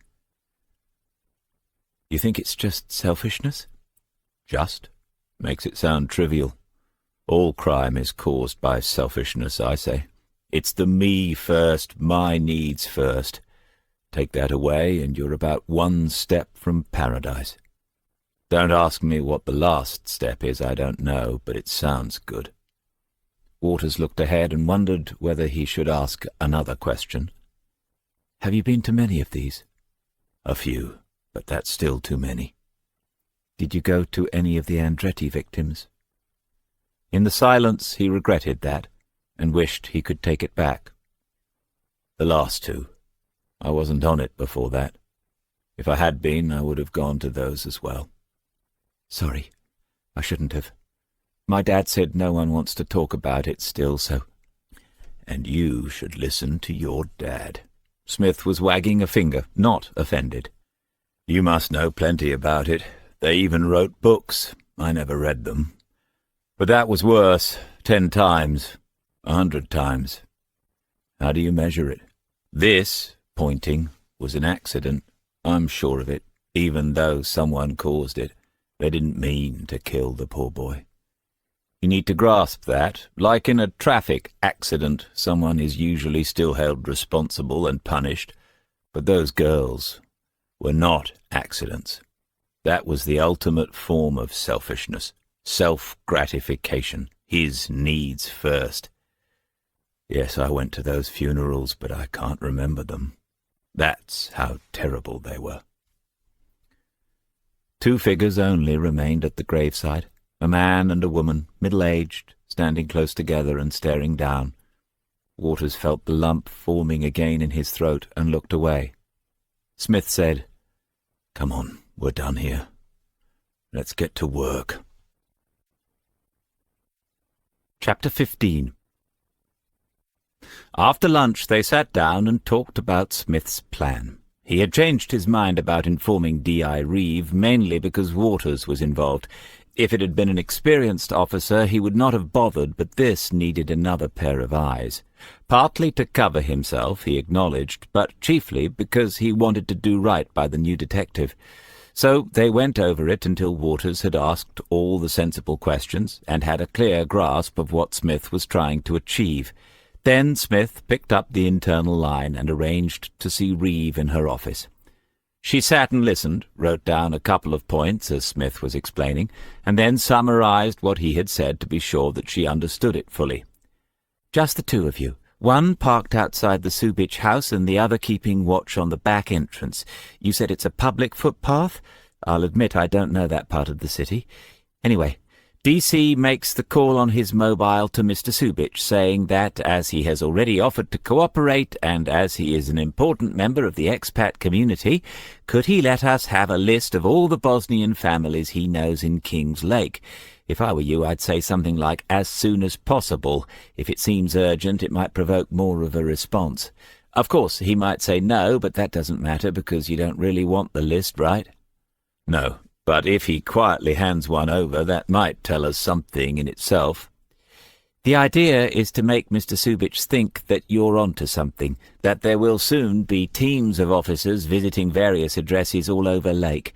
If he knows the whereabouts of someone connected to your investigation, and that's still a big if, he might decide to warn them. Next problem, he phones them up. This game is then over. But he might go in person, either in a car, in which case DC follows, or out the back of the property on foot. That really doesn't seem very likely to me, but if so, then Chris is watching. You would then follow on foot at a very safe and discreet distance, having called DC on your mobile. DC would come and find you. You'd then have to improvise between you a way of keeping sight of Mr. Subich. So far so good?" "Yes, ma'am." She winced again, but Smith was constantly aware of Waters's presence beside him, and so ignored it. "If the person you are looking for, and it might be this Petar Subich, is inside the Subich house, then no one there will need to go anywhere, of course. At least not in a hurry. Subich could keep you waiting for the list while he made other arrangements. We can't keep the place under surveillance based on what you've got so far. This is pretty well full of holes, isn't it?" "So are fishing nets, but they still catch things now and then, ma'am."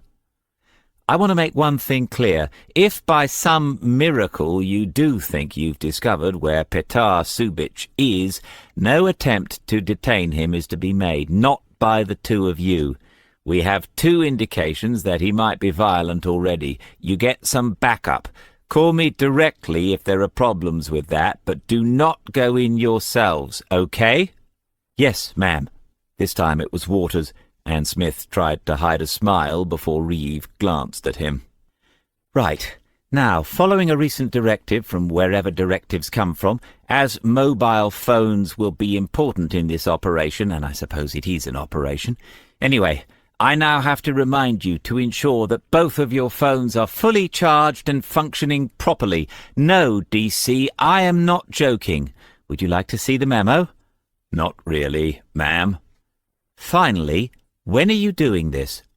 "I thought tomorrow morning at 10 o'clock. Then if anything turns up, we should be able to get something organized for the afternoon."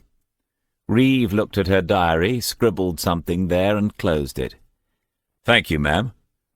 This afternoon we'll drive over there and get familiar with the roads and footpaths so that Chris has a rough idea of the area and what goes where, and then we might call in on Mrs. Budge." Smith drove out towards Gorsefields at a steady pace and checked the rear view regularly, but there was no indication that anyone was behind them. It was the only thing that he had not shared with Waters or Reeve, or with anyone, come to that. He wondered whether he should have done so. If not with them, then at least with some responsible grown-up. That was the procedure in the old days. Of course, whoever it was might be staking out the Subich house already. Have to keep an eye open for that as they drove around. Or they might have found their man. So many mights in this. Waters was excited. Smith could see that and feel it. He could almost remember what it felt like. Let him enjoy that, but it meant one more thing for Smith himself to worry about. The first rush of adrenaline had been the undoing of plenty of investigations, and this one was so wobbly that Smith knew they would only get one chance if they got one at all. He stopped briefly outside the house, no sense of giving bad luck a chance, just to show Waters where the car would be, and then they drove on for another couple of minutes, parked and walked across to where the footpath ran up behind the houses. They considered the best places to stand and wait, and Waters even had the sense to check that his phone reception was good enough when they agreed on the bus stop. It was some 50 yards from where the path met the road, but had clear sight of it. If someone appeared, he would be able to follow them easily in either direction without crossing over. The only hazard Smith could foresee was an irate bus driver when Waters refused to get on board. When they set off across the city for the Docklands estate, there was still no sign that anyone else was interested in what they were doing. Smith considered briefly changing the plan that he had put into place to deal with that eventuality tomorrow, and then ticked himself off for being tempted. Why make it easy for them? A long time ago, getting into the wrong car had saved his life. You shouldn't forget things like that, Smith. He knocked several times on the glass pane in the door, and it rattled as if it was about to fall into the hallway beyond. You were about to meet one of the criminal masterminds of King's Lake. I thought you said this boy was a bit of a joke. I'm not talking about Budgie, I'm talking about his mum. Waters looked around as they waited. The flat was on the 3rd level of a 6-story block, one of 3 or 4 identical towers built sometime in the late 60s. The grey concrete of all of them was weathered and stained where rust had seeped onto the surface, and the serried ranks of windows looked out over the city like tired eyes. The concrete walkway that they had come along to get here had graffiti so predictable that you didn't notice it anymore, very much like the people who had to live here, Waters guessed. Beyond the towers, rows of 2-up, 2-down terraces, accommodation for workers built a century ago when the docks were thriving, the largest and busiest on the east coast, before the cranes and containers came. Smith knocked again, and they heard a muffled shout from within. "Here we go! Stand by your beds!" The door inched open. It was on 2 chains, one at eye level and another somewhere above the knee. An eye peered out of half a face, but it was a huge face, oval and pale, the colour of uncooked pastry. "Huh? What do you want?" "And a good afternoon to you, Brenda. I just happened to be in the area and thought I'd drop in, purely a social visit." "That'll be the effing day." "Are you letting us in? I'm only concerned about your reputation, having a couple of the filth on your doorstep for 20 minutes. Word soon gets round, doesn't it?" "Let me put the dog away." She disappeared. They could hear the low, threatening growls of a dog that had gone way beyond barking, a dog that really did want them to come in, preferably uninvited. Smith turned to Waters and said in a matter-of-fact voice, "That's Satan. Satan the Staffy. He's much worse than he sounds." Brenda Budge returned, took off the chains and opened the door. They followed her down the hallway and then right into a living room. Waters had expected some sort of squalor, but the flat was clean and tidy, carpeted throughout, with even a couple of prints of country scenes on the walls. Through into the kitchen he could see that it was well equipped, washing, tumble-dryer, microwave, and the units were modern and stylish. He searched around for other things to examine while he gathered himself to look directly at Mrs. Budge, for she was truly a mountain of a woman with a body as round as her face, but many, many times larger. She sat slowly into the sofa, converting it into a single-seater armchair, and waited for them to find a place of their own. "Who's this?" She pointed at Waters while she continued to look at Smith. "My new assistant. Don't get any ideas, Brenda. I think he's spoken for. When they finally put me out to grass, young Christopher might be taking over my patch. I'm walking him round and introducing him to everyone." Brenda Budge turned her small green eyes towards Waters and stared for some seconds until it actually became a little uncomfortable. Then she looked back at Smith and said, "He's got a lot to learn." Smith nodded and said, "Yes, youngsters the world over, eh? Is Jason in?" "I thought as much. He's behaving himself, Mr. Smith. I told you I'd sort it." "Gave you his word, did he?" She flared for a moment, but held back the awful torrent which Waters had guessed she was capable of unleashing. Was she afraid of Smith? Was it some sort of odd respect? "You know I don't get out much, what with my health and all, but I don't need to. Plenty of eyes and ears around here to tell me what goes on, you know that. He's not back on the cars." Smith leaned back in his chair and met her gaze. "Well, somebody is, Brenda. You know how we work. We have to—" They all heard the click as someone closed the front door quietly, took 2 or 3 steps in the hall, and then stopped. Smith raised his eyebrows towards Mrs. Budge, and then she bellowed, "Jason!" A few more seconds passed before a painfully thin youth appeared in the doorway. In quick succession he tried surprise, toughness, and nonchalance, but nothing lasted, and the end result was only uncertainty as he looked from his mother to the policeman and back again, hoping for a clue. A tattoo on his neck was half hidden by the collar of his denim jacket, and the gold stud in his eyebrow failed to make any statement other than that it was a mistake too. "Hello, Jason." "Mr. Smith." "I must warn you that anything you—" "No, sorry, only joking. Very bad taste. Write to your MP. Have you been stealing cars again?" "No, I have not. If—" "Because somebody has, and he does it exactly like you do." "Not me, Mr. Smith, I swear it." "On your mother's grave, no doubt. Only she's not dead yet. Perhaps you have a fan, a copycat car thief." "Not me, no way. I've applied for a job and everything. Ask Mum." Mrs. Budge nodded, perhaps with a hint of pride that such an application had indeed been made. Encouraged, Jason stepped further into the room and kept talking. "Someone has nicked my M.O., Mr. Smith." "Your what?" "My M.O. I did hear something a couple of days ago." "Your M.O. What's that stand for, then?" Jason smiled, revealing the gaps in his front teeth that had appeared one by one when he was first finding his place in the King's Lake criminal hierarchy. "Modum operandi." "Modum operandi. When did your son start speaking Latin, Brenda? I'm almost lost for words." "He has applied for a job, Mr. Smith." "I'm not going to ask what doing. I've had enough shocks for one day." Smith turned back to Jason. "You said you'd heard something, son. What was it?" Not for the first time, Waters saw someone thrown off balance by the unexpected reference back to something they'd said earlier.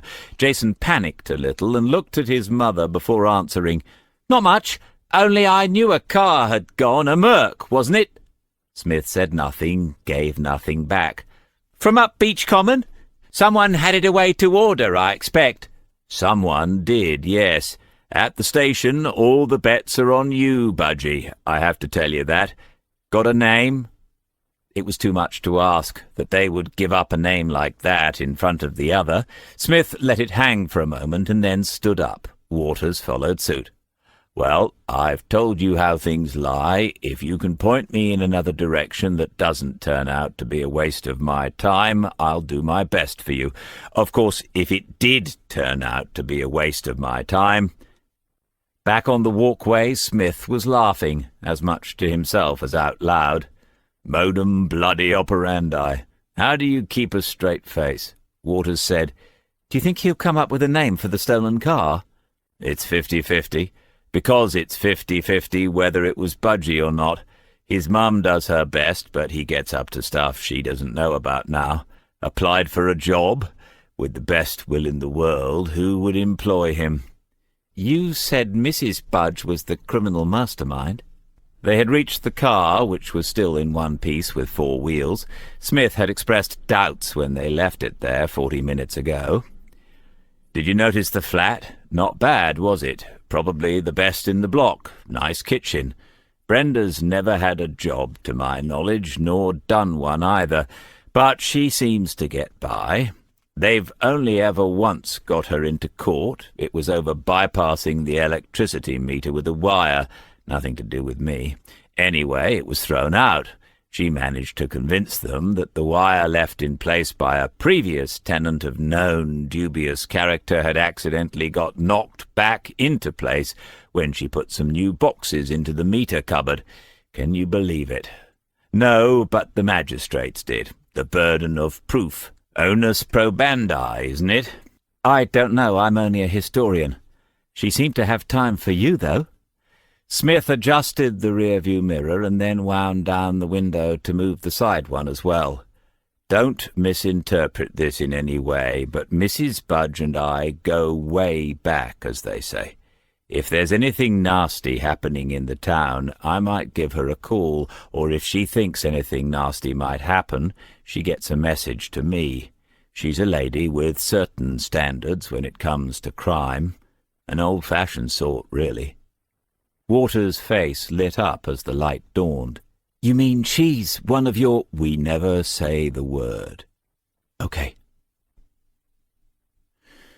Smith woke up suddenly, in the middle of the night. He reached for his watch, but he knew before he pressed the button that it would tell him it was about 2 o'clock. 5 minutes to it, in fact. This hadn't happened for years. He'd had plenty of sleepless nights, of course, especially in the last few months with Sheila, but this was different. This was something that went back further. It had happened several times during the Andretti murders, especially towards the end of that terrible 12 months, and before that a few times on other cases.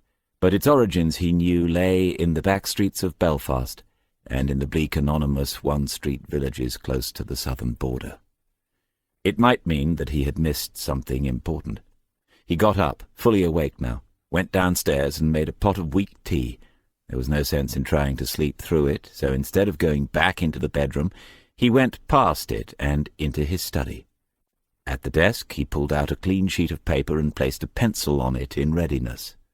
Something to do with the cars that had tailed him, he was sure of that. He didn't need to know their names. His mental image of Dominic Fox would have been the same, whether he knew that name or not, and he didn't need to know which particular branch of which particular service they came from. Hamilton would be well connected in all sorts of ways, and he had contacted someone to report whatever incident had occurred at Manley Hall that weekend. Then a local detective, turning up and showing too much interest, had not been welcome, so another report, presumably. First they wanted him put off, and then they wanted him put onto it. Made no sense unless there was someone to find. He'd been through all this a dozen times, so why the wake-up call? The tails, Smith, it's the tails. Why twice in quick succession and then nothing? Why the sitting in the side road out of sight? Yesterday he'd even taken to driving around more slowly, as if they needed the chance to catch up with the old Peugeot, but still no show. The only answer that he could come up with was depressing. They had found what they were looking for, and were already back in London. There would be no need to call him off again, just let him wander around for another day or two, making a nuisance of himself, making a fool of himself in front of Waters and Reeve, before finally being told to set up community liaison with a mothers and toddlers group. Was it really worth getting up early and taking the car into Tommy Martin for a service, and then driving around in something like a Fiat Panda all day? My God, he hadn't considered that. If Mr. Subich left the house in a hurry, he'd have to have something that could at least keep him in sight. But, as Alison Reeve had said, it's so full of holes it hardly matters. The paper was still blank. He put it back onto the stack and returned the pencil to its drawer, finished the tea, which was almost cold, and went back to bed. Chapter 16. What happened to your car? Waters was staring at the white Passat estate that Smith had just unlocked in the station car park. "Gone in for its annual service. It only gets one about every 3 years, so I don't like to risk any delays once it's due. I hope you don't object to a German car rather than a French one." Waters walked around to the back and studied it briefly. When Smith looked puzzled, Waters said, "Just making sure that I know what all the letters and numbers mean. TDI 2.0. "Well done, that's the way. But I bet you were called a swat in the 3rd year. Still, look where all that study has got you now." Waters climbed into the passenger seat, and they went through the plan for that morning one more time, even checking that both phones were charged, as D.I. Reeves' memo had required. Then Smith pulled out into the traffic, and they travelled in silence for some minutes. Eventually, Waters spoke again. "So, do you think this will work? What are the chances?" "Honestly, not that good. I've a hunch that the Subich family knows something about what's gone on, but we can't know exactly what. Several days have passed, and that makes it likely that if our man was back here at some point, he'd moved on by now. Why would he wait around? If this morning's little game doesn't produce anything, we've probably had it. I mean, we could follow through on visiting the other families, but we'd just be making a nuisance of ourselves, I reckon. We could try forensics on the cigarette packet and the ashes, but even if they came up, we wouldn't have a court case. There was the odd bruising on the body, but it's all tenuous, isn't it? And I wouldn't fancy being cross-examined on it. I suppose I could always put you in the box instead." Waters flicked away at the screen on his phone. "Seeing if you've got any tweets?" "Nice try, DC. No, just dropping a couple of pins on the map so that I know where we are this morning." "Oh, good idea. I'll do it too." Waters glanced across at him, but the expression gave nothing away. "Not on your phone, you won't." "I don't know what you're implying about my phone. How dare you?" Waters smiled to himself and settled back into the seat. Another 10 minutes and they would be there. He wanted to look calm, to seem to be taking all this in his stride, even though his insides were alternately being shaken and stirred at the thought of what they were about to do. Smith dropped Waters at the bus stop and told him to have his warrant card ready for when a bus actually stopped. It was 10 o'clock when he drove away, noting that the going-to-work traffic was over and that the roads were relatively empty. He drove past the side road where the golf had been, no sign of it, and then found that his previous spot near to the Subich house was empty, and pulled into it. Switching the cars would not have fooled most experienced people for long, especially as he had let them know that he was aware of them. On reflection, doing so might have been a mistake, but it was too late to worry about that now. He reached into the side pocket for his half-packet of polo mints, and found that they were not there. He closed his eyes for a moment and followed the breath in and out, watching himself as he did so. Then he called Waters and said that he was about to phone Mr. Subich. When he signed off with, "Thunderbirds are go," Waters had responded with, "DC?" "Yes, what is it?" "I haven't got time to research the history of children's TV as well as cars." "You'll have to learn to prioritize." Mr. Subich was calm and said that he was more than willing to help. He made no mention of what the information concerned, and Smith thought to himself, "And that makes me even more suspicious, Mr. Subich, that you are willing to hand over names and addresses without once asking for what purpose they are needed. It's because you already have some idea, and I wonder whether the fact that you are not bothering to pretend is your way of letting me know that you know I know." "Of course, Sergeant Smith. I do not carry this information in my head, and I do not have a ready-made list. Such a request is unusual. It will take me a little time." "I understand, sir, but it is now a matter of some urgency.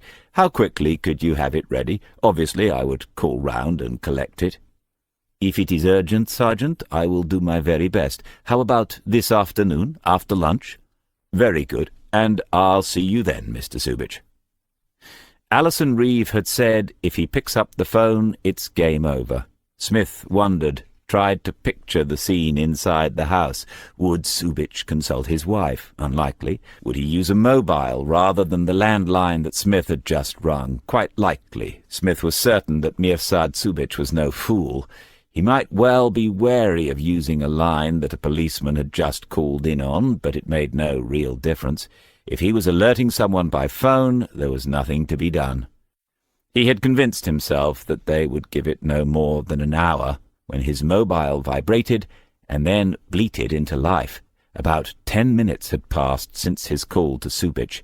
It was Waters. "DC, a woman came out of the back gate just a moment ago. A girl, really. She stood talking on a mobile for a minute or so. Now she's walking down the footpath towards the main road." "Good lad. Right. What's she wearing, just in case?" "Jeans, a dark red zipper sort of leather jacket, darkish boots. What else? She's got a blue baseball cap pulled pretty low. Can't see her face clearly yet. Carrying a large green canvas holdall." "Okay, now we just keep calm and stick to the plan. Do you recognize her? Remember anything from the photo they showed us in the house? I know it wasn't much." "Bloody hell, there's a bus coming. I don't know, DC, I'm not sure." "Sometimes we don't have the luxury of being sure. Gut instinct, anything." "I don't know why, but I think it's Hannah Subich." "Right, 2 minutes I'll be there. Stay back, just keep her in sight. Is she going left or right?" "Going to her left now." "Keep on it. I'll pull behind when I see you. 2 minutes." Smith dropped the phone into the space below the handbrake and reached for the keys hanging in the ignition. But before he could turn them, he heard a car coming quickly from behind him. He saw it first in the mirror and then through the side window, the blue Golf racing past him, heading towards where Waters was by now, following the girl. He started the car, not wasting any breath and cursing aloud, and had it half pulled out of the space when another car drew level with him and stopped, preventing him from getting out into the road. He waved violently at the driver, shouted something, and then fell silent. It was a red VRS, and the driver was a young coloured woman wearing sunglasses. At first she sat looking down the road ahead. Then she slowly turned her head to look at him, and she was smiling. Smith took no time to think. He picked up the phone, opened it, and pressed recall. Waters answered immediately. He must have been carrying the phone in his hand as he walked. "Chris, abort the whole thing, now!" "What? DC, she has no idea that—" "No time to explain. Walk away. Do it now." "But—" "No frigging buts. Just do it." "Okay." Smith pressed the end button.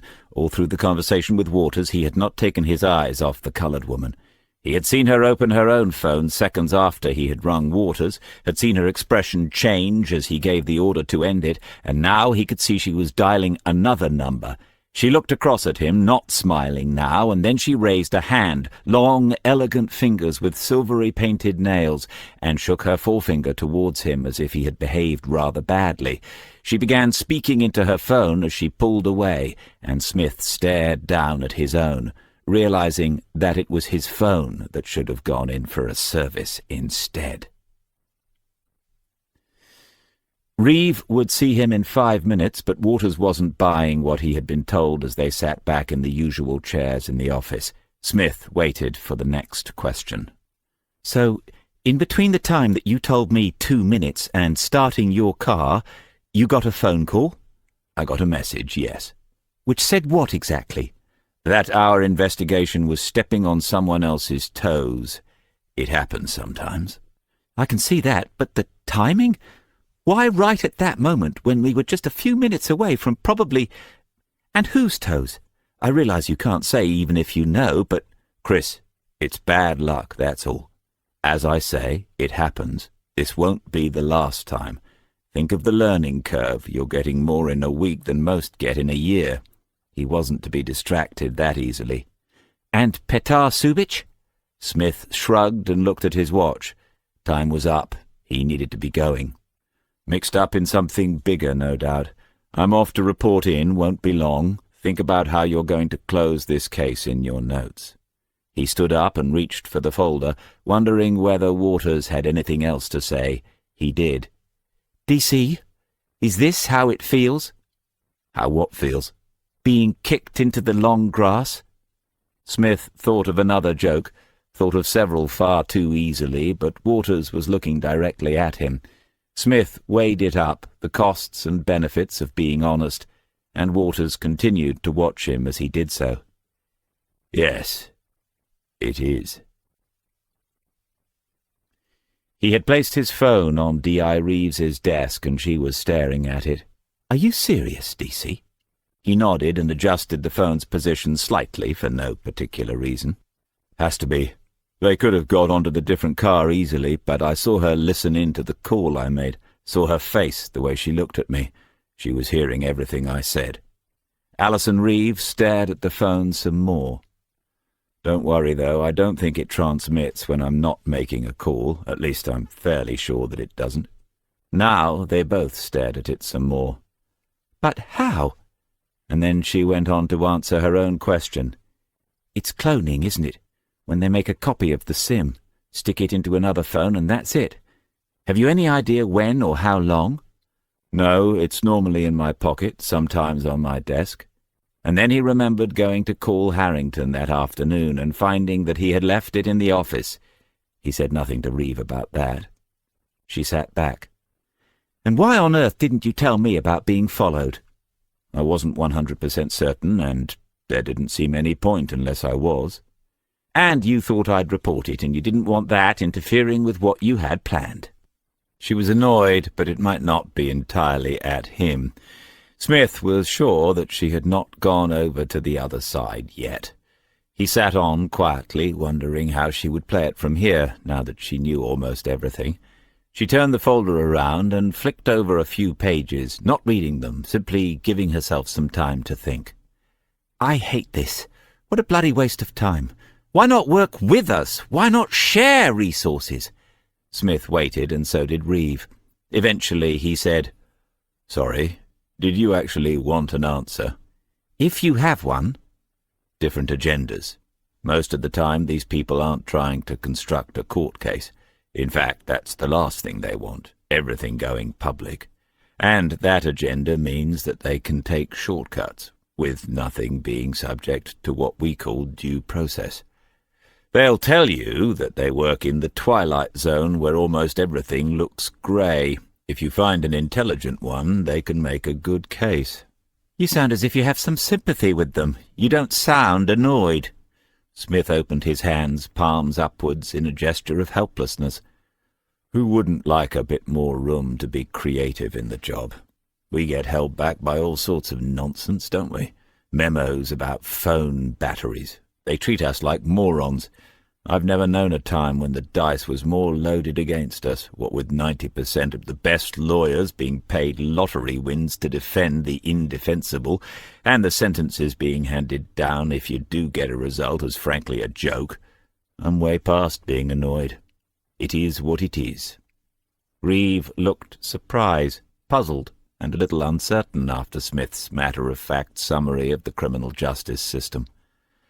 "So, what do you want to do? Just leave it as it is? Walk away?" Finally, she handed him the initiative. "Not at all. The fact that I'm not mad doesn't mean I don't want to get even. They got at my phone. I'll have to fork out for a new one." "I know I shouldn't ask, but do you have a plan?" "Yes. This is how I see it. This morning's game of Keystone Cops tells me that they haven't, or hadn't, as of this morning, got hold of Petar Subic, always assuming that he's our man. I mean, he's become a sort of mythical figure. It seems no one's even laid eyes on him since Wayne Fletcher.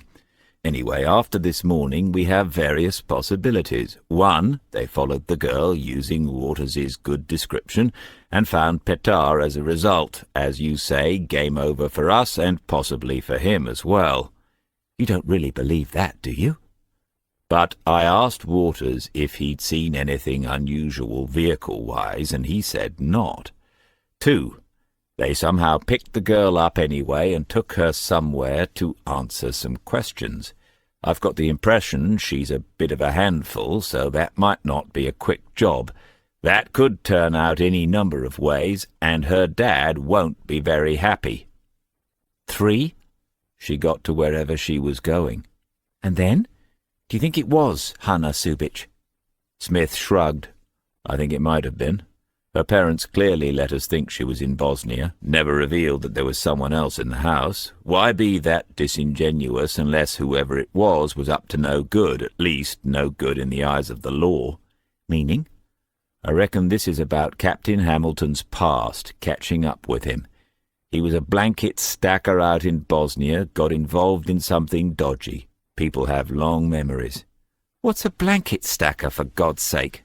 Old Army. You ask someone in intelligence what he did and he'd answer, stack blankets, meaning he worked in the stores or something. It was a way of telling and not telling. You got this from his record? Then she looked at the phone and said more loudly, which I never sanctioned or knew anything about. Yes, sort of. It's that kind of record. And I met the man. You get to know the type. Well, obviously you do. If it was option 3, what can you do? Smith looked at his watch as he answered. Keep my appointment with Mirsad Subic. Make him a sort of offer. And if he refuses? Think again, but that would probably be it. And Waters? Right out of it. He's not happy, but I did warn him, so I'll find him some filing. I might need one other pair of hands. John Murray would be best. He likes a bit of heavy lifting now and then. David, if there's risk of violence, you know I can't. Minimal risk, purely a precaution. He'd really just be my driver. I've always fancied one of those. And the phone? They both stared at it some more. Well, now that I know, it might come in useful. Mirsad Subic himself opened the door and welcomed Smith back into the house. There was no sign of Mrs. Subic as they made their way through into the same lounge. Smith looked around and noticed that the photograph of the 2 girls had disappeared. When they were sitting down, Subic pointed to a sheet of paper on the coffee table between them, neatly typed out, a list of names and addresses. Smith picked it up and read through it, wondering how many of them had received a phone call from Mr. Subic in the past couple of hours. Then he put it back onto the table and looked directly at the other man. He said nothing, and it was Subic who broke the silence. I hope that this is what you were looking for, Sergeant. As far as I know, these are good people. They will not resent being asked to assist in your inquiries. Smith smiled his best world-weary smile, supporting it with a little shake of the head. Thank you, Mr. Subic, but I don't think that I need to trouble them, do I, sir? The list is a little superfluous, really, but I imagine that you know that yourself. Subic was very still, returning Smith's steady gaze, and he said nothing. I could set off now and ask you a lot of questions, but that won't get us anywhere, because in your past life, in Bosnia, that was your own area of expertise, wasn't it? And I doubt if anything I asked you straight out would cause you the slightest difficulty. So instead, can I just take a few minutes of your time to tell you what I think I know? I say think I know because there isn't much about this business that I can be completely certain of yet. Subic was still silent, but he gave a shrug that meant, okay, tell me if you wish.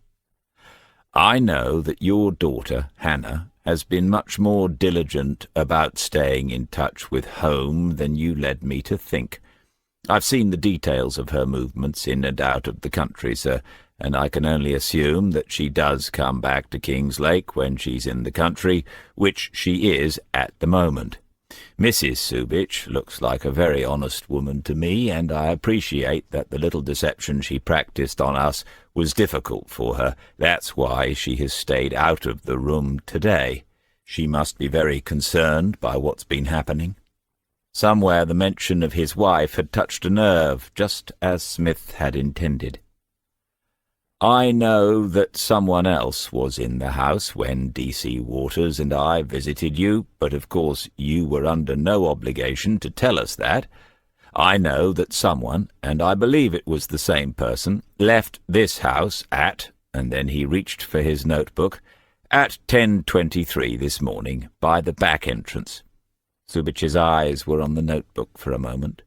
And I believe that she was on her way to see the person at the centre of all this, as a result of the phone call that I made to you this morning.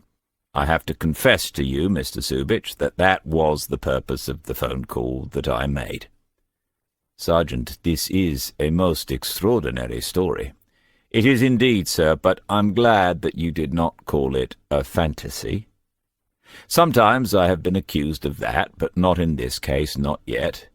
I know that your nephew, Petar Subich, stayed with you for a while during the time when other Bosnian refugees were arriving here, that he did not settle, and that he returned to Bosnia. I know that he and Hannah were very close. Most of what you say is simply a matter of public record. The latter point is a matter of opinion, obviously. Is there anything more than this?" Smith opened the notebook again, as if searching for something, anything that would impress Mirsad Subich more than he had been able to do so far. "I know that a young man of Eastern European origin left King's Lake in a canoe on the morning of Saturday the 24th of August. I know what time he passed through the lock at Old Mills. I think I know what happened to that canoeist at a place called Vines Drove.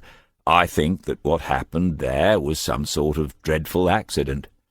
I know where the canoe ended up, and that cigarette packet that I showed to you was found just a few feet from where that canoe ended its days. I think that I know where the occupant of that canoe was going, sir, because I have met and interviewed Captain Jonathan Hamilton." This time the effect was visible. A shadow passed over Mirsad Subich's face and left it looking a little different now. "I have no idea what happened in Bosnia to start this all off. Obviously you do. I'm now going to explain to you what took place this morning." "Sergeant Smith, this is a most odd way of— What are you doing? Investigating? Telling me all this is most unorthodox." Smith had to smile at that. It was as if, despite his own involvement, Subich had to point out from a purely professional standpoint all the mistakes that this police officer was making. "Thank you, Mr. Subich, for putting it so politely. This morning we were following this young lady after she left your house, when it became apparent that someone else was following us, if you understand me. It was my judgment that there was now a risk to some of the parties involved, and so I called off the surveillance." There was a long silence, fully 30 seconds, while Subich considered all that he had heard. Smith listened, but there was no sound elsewhere in the house, as if it too was holding its breath and wondering what came next. When Subich finally spoke, Smith thought that the voice was changed, somehow resigned, even a little sad. "Whoever could have been following the police in your country as they go about their work? Oh, I think you can imagine the sort of people who might be interested in a matter like this, sir." Subich gave a faint, brief nod of the head. "Mr. Subich, I am not interested in what Petar intended to do when he found Captain Hamilton, nor why he intended to do it. My only interest in this case is that the circumstances of that young man's death be fully known, and that if someone needs to be punished for it, then that is also seen to be done. I am also concerned that no one else should be hurt in any way as a result of all this. There has been enough misery already. I include your daughter in that, Mr. Subich. From your calm manner, I'm assuming that she got to where she was going this morning, but I cannot guarantee her safety whilst Petar remains at large. I hope you can understand that, sir." Subich stood up slowly, and Smith thought then that he was going to be shown the door. Instead, the man walked across the room to the window that looked out over the extensive and beautifully tended back garden. He stood there for a while, with his hands in the pockets of his trousers, an oddly informal stance, as if he was wondering whether he needed to cut the lawns. "Your country has been very kind to us. We have made a good life here. I've no doubt that you've given a lot back in return, sir. Subic nodded. I think so, but you know, it is the young people, the next generation, who feel the anger. One might expect us, the ones who suffered, to be the most deeply wounded, to be unable to forget, but it is not so. The young grow up, they hear the stories, they discover the truth. And then some of them want revenge, justice, whatever you wish to call it. Smith said nothing more. Subic was bringing himself around to a decision. I find it very sad, but it is not new. What do you say, the sins of the fathers? Subic came back from the window and sat down again. Sergeant, you will understand that at this moment I cannot comment on anything that you have put to me. My position is difficult here. But I have to think of my daughter now, of her safety and her future. If she had been involved in the kinds of matters that you have suggested, then she might have committed certain offences. That is a possibility, Mr. Subic. As I have said, my interest is only what led to the death of Wayne Fletcher, and I don't see how your daughter can be implicated in that. And the other matters? Not my concern at all. I see. I really hope you do, sir. I'm sure that you do. It would be better for all concerned, in my view, if Petard were to come forward and explain what occurred at Vine's Drove. Whatever else took place or was intended is not the subject of my investigation, but there will be other people who might want to deal with it very differently. I'm sure that you know more about the law than I do, Mr. Subic, but there are new things in place now concerning terrorism and all that. It's possible that someone might want to go down that route with it, and then it's a different ballgame, if you'll forgive the expression. You know the dangers inherent in conspiracy charges, sir. All sorts of people could end up facing them, and perhaps not even in an open court. Subic was taking it all in, had probably got there ahead of Smith himself. He looked quizzical for a moment before he said, I do not quite understand where your own loyalties lie, Sergeant. These are your country's laws, your security services, aren't they? My loyalties? If I have any left after spending most of my working life trying to enforce more and more laws upon more and more people, well, my loyalties are probably just to the family and friends of Wayne Fletcher. Subic was coming close to it now. You do not think that my daughter will face charges? I cannot guarantee that, but the best chance for her, and for Petard, is for him to come forward and tell us what happened. I believe that they would be better dealing with Kingslake Police than with anyone else who is taking an interest in the matter. Subic stood up again, and Smith did the same. Thank you, Sergeant. I will consider this story that you have told to me. It might be that I will telephone you later with a response. I have your number from your last call and— Oh, no, Mr. Subic, that phone has let me down. I took the liberty of putting another number on this piece of paper, sir, just in case you did decide to get back to me. He passed over the piece of card with a new number. Subic took it and smiled. Were you that sure of me, Sergeant? I don't know whether to feel flattered or foolish. Neither is necessary, Mr. Subic. I'll be at my desk until 6 o'clock tonight. Waters had a pile of new folders on the table in front of him. It looked as if he was about a third of the way through them. He looked up and nodded when Smith passed by and sat at his desk, but said nothing. It was just after 4 o'clock, 2 hours since he had left Mirsad Subic, and there was nothing to do now but to go on waiting.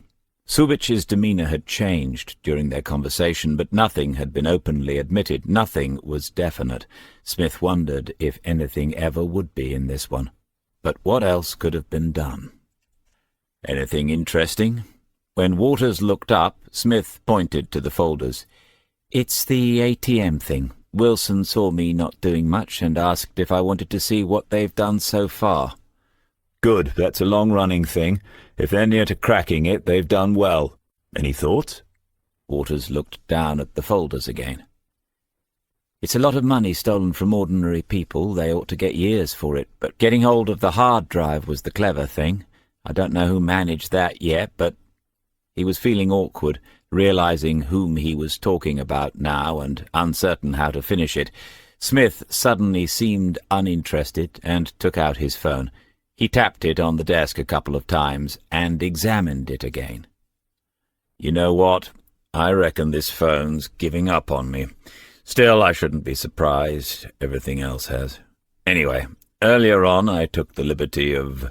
And then Waters's own phone was ringing in his trouser pocket. He took it out and answered while Smith watched and listened. From Waters's end, the conversation was somewhat stilted. Pardon? And who? And how did you... But eventually he looked back at Smith and said, It's for you. Really? How extraordinary. Who is it? Mirsad Subic. Oh, right, I was just saying, wasn't I? Hello. Hello, sir. Yes, you've got through to me. Yes, that was D.C. Waters. And Waters watched and listened, not bothering to pretend to be reading the folders. Subic was doing most of the talking. In fact, Smith said very little. He said, "That's right," a couple of times, and "I think that would be wise, sir, very wise." Smith wrote something down on the pad in front of him. Finally, it was coming to an end. Smith said, "I'm going to say 9 o'clock then." "Good. The best thing to do. Oh, Mr. Subic, there's one more thing you could do that might help, if you could." And then Smith stood up and walked away, speaking inaudibly into the phone for another minute or so. When he returned, Waters held out his hand. Smith went to his desk, picked up his own phone, and placed it into Waters's outstretched palm. "I know it's asking a bit much, but mine's playing up and I can't get it sorted tonight, can I? I just need to borrow yours for an hour or two this evening. I promise I won't wipe anything or look into your address book or whatever it's called now. I won't call my uncle in New Zealand either. Is that all right? There's no problem with mine until you try to use it." Waters looked more surprised than annoyed. "I know one thing, D.C. The next time I hear you say I've taken the liberty, I'll know you mean it." "Good lad. Have it back to you first thing in the morning. Now I need to find Big Bad John. Any ideas?" Chapter 17. At the back of the empty staff canteen was a single door out into an alleyway that led onto Hills Road. It was rarely opened and acted as nothing more than a fire escape. Smith pushed, but it jammed halfway, and he had to lean against it to make enough room to squeeze through. Then he walked along the alley until he could see up and down Hills Road. He looked at the parked cars, memorizing them out of habit, but was as certain as he could be that this time he would not be followed. At exactly 8:30 the taxi drew up, and Smith crossed the pavement, getting into the back seat. He said hello to the driver, one that he vaguely recognized, which was reassuring, said it looked like rain again, and gave the man an address. As they travelled west across the city, he took out Waters's phone and the scrap of paper on which he had penciled John Murray's phone number. He added the number to the contacts page, and then checked and double-checked that he had it correct. There was now a spattering of rain on the windscreen, just enough for the driver to give it a couple of swipes with the wipers. "At least I got that right," thought Smith. He looked out of the side window. The cloud had brought an early dusk, and already there were lights in the windows of the flats and houses, little rectangles of yellow and orange on the darkness, warm rooms, televisions on, the lingering smells of dinner, children getting ready for bed, family life. Priceless. So why isn't it enough for some people? Why are there so many stupid, selfish, angry individuals out there keeping others like him in work? He couldn't fathom it out. The taxi was slowing down. The driver half-turned and said, "This is our first stop?" They were outside the Subich house. Smith said yes, to hang on here he wouldn't be a moment. As he walked up the drive, a figure appeared behind the front door, just a silhouette on the light from the hallway. The door opened before Smith needed to knock on it, and Mirsad Subich was there with a document wallet in his hand. "Good evening, Sergeant Smith. Is all going well?" "So far so good, sir." "Some of the information is here. There is much more than I had time to collate.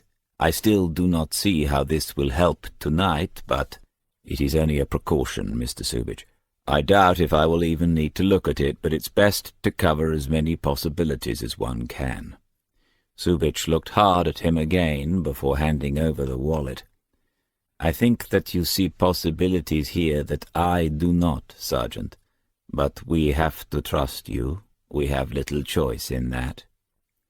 "We call that being damned with faint praise, sir, but don't worry, I'm used to it.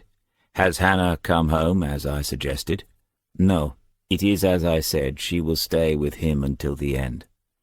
Smith frowned and thought it through again. "I'd rather she had done so. Best for her to be out of the way. We are going to have to arrest him there and then, Mr. Subich. We don't need any, how can I put it, emotional scenes." Subich smiled at that and said, "When you meet my youngest daughter you will see." Despite all that had happened, there was an unmistakable note of pride in his voice. "Okay, sir. No doubt she will be back with you tonight, but I will call you from the station as soon as we get there. Is there anything else?" "No," said Subich. Smith walked away, the wallet tucked under his arm, and when he reached the taxi he gave the driver the second address. When the tail lights of the taxi were out of sight, Smith stepped back a little into the shadow of a tall privet hedge. The road was quiet and shiny after the rain, but the sky was still full of cloud. There would be more later on. On the other side, a little way to the left, was the house, a quiet, modest, suburban semi, with one light on downstairs and one upstairs, directly above it. He waited 5 minutes and then walked slowly to his right for some 50 yards, looking into the few parked cars, but they were all empty, with their alarm lights winking in the darkness. He went back to his starting point and repeated the procedure to his left, all the while taking note of any car that came along the road. A look at his watch told him that he was now a few minutes late. Inside they would be getting nervous, but better safe than sorry. A mistake now, and they might all be very sorry indeed. Finally he crossed the road, opened the little wicket gate, reached the front door and pushed it open as agreed. No one was waiting for him. He stepped inside and closed it quietly. The hall was dimly lit from the downstairs light in a room off to the right. The door was ajar, and he went silently towards it and looked into the room. No one there either. For a moment he thought that they had changed their minds and disappeared, and then he heard steps coming down the stairs, further along the hallway. It was the girl. She saw him, stepped off the last of the stairs, and planted herself firmly in the way of anyone intending to go up them. "Who the hell are you?" "Detective Sergeant Smith. Your father sent me, assuming that you are Hannah Subich." She looked him up and down. If she had made any effort to conceal her contempt, it was a signal failure. "Really?" "Well, I'm pretty sure that I am who I say I am, and your father, Mirsad, seemed fairly convinced as well." "ID? No, just throw it over. Don't get too close." She didn't appear to be armed, but he thought she probably doesn't need to be. She caught the wallet and opened it. Beyond her, hanging on the post of the banister, he could see the red jacket and the baseball cap. He had no need to ask for her own ID. She read the card and then turned it over while he watched her and waited. She had close-cropped dark hair, it must be almost jet black, and large almond eyes set far apart. Her wide, full mouth pursed a little as she read the card once again and glanced up at its owner. At 5 feet 6 or 7, and with a strong rather than a slender build, she was not a model, but that face was less than a millimetre from true beauty. "Yes, my father. You are not what we were expecting." I seem to have that effect. I don't know why. Where is Petard? She bridled a little at the mention of the name, and her look up the stairs was involuntary, but still she made no move. Look, Hannah, if we're doing this, let's do it. It's up to you. I've come here alone, and I'm not going to be fighting anyone. I'll walk away if that's what you want, but you've got to understand what his alternatives might be if I do. There are other people looking for him. It was very hard for her, he could see that, and it was several more seconds before she stood aside and invited him to climb the stairs ahead of her. Hannah, the front door. We're going to be here for a few minutes. It might be an idea to lock it. The key was in her jeans pocket. She walked to the door, locked it, and returned the key to the same pocket, taking no chances once again. He remembered what the father had said, now that he had met the daughter. He was beginning to understand. Petard Subich got to his feet with some difficulty when they entered the bedroom. He had taken quite a beating. Although it was almost 2 weeks ago now, his face was still heavily bruised, and there was a cut in the eyebrow that had been stitched. From his movements, Smith guessed that there were other less visible injuries, but one was quite obvious. The left wrist had been broken. There was clean bandaging and a splint in place, but it should surely have been put into a cast by now.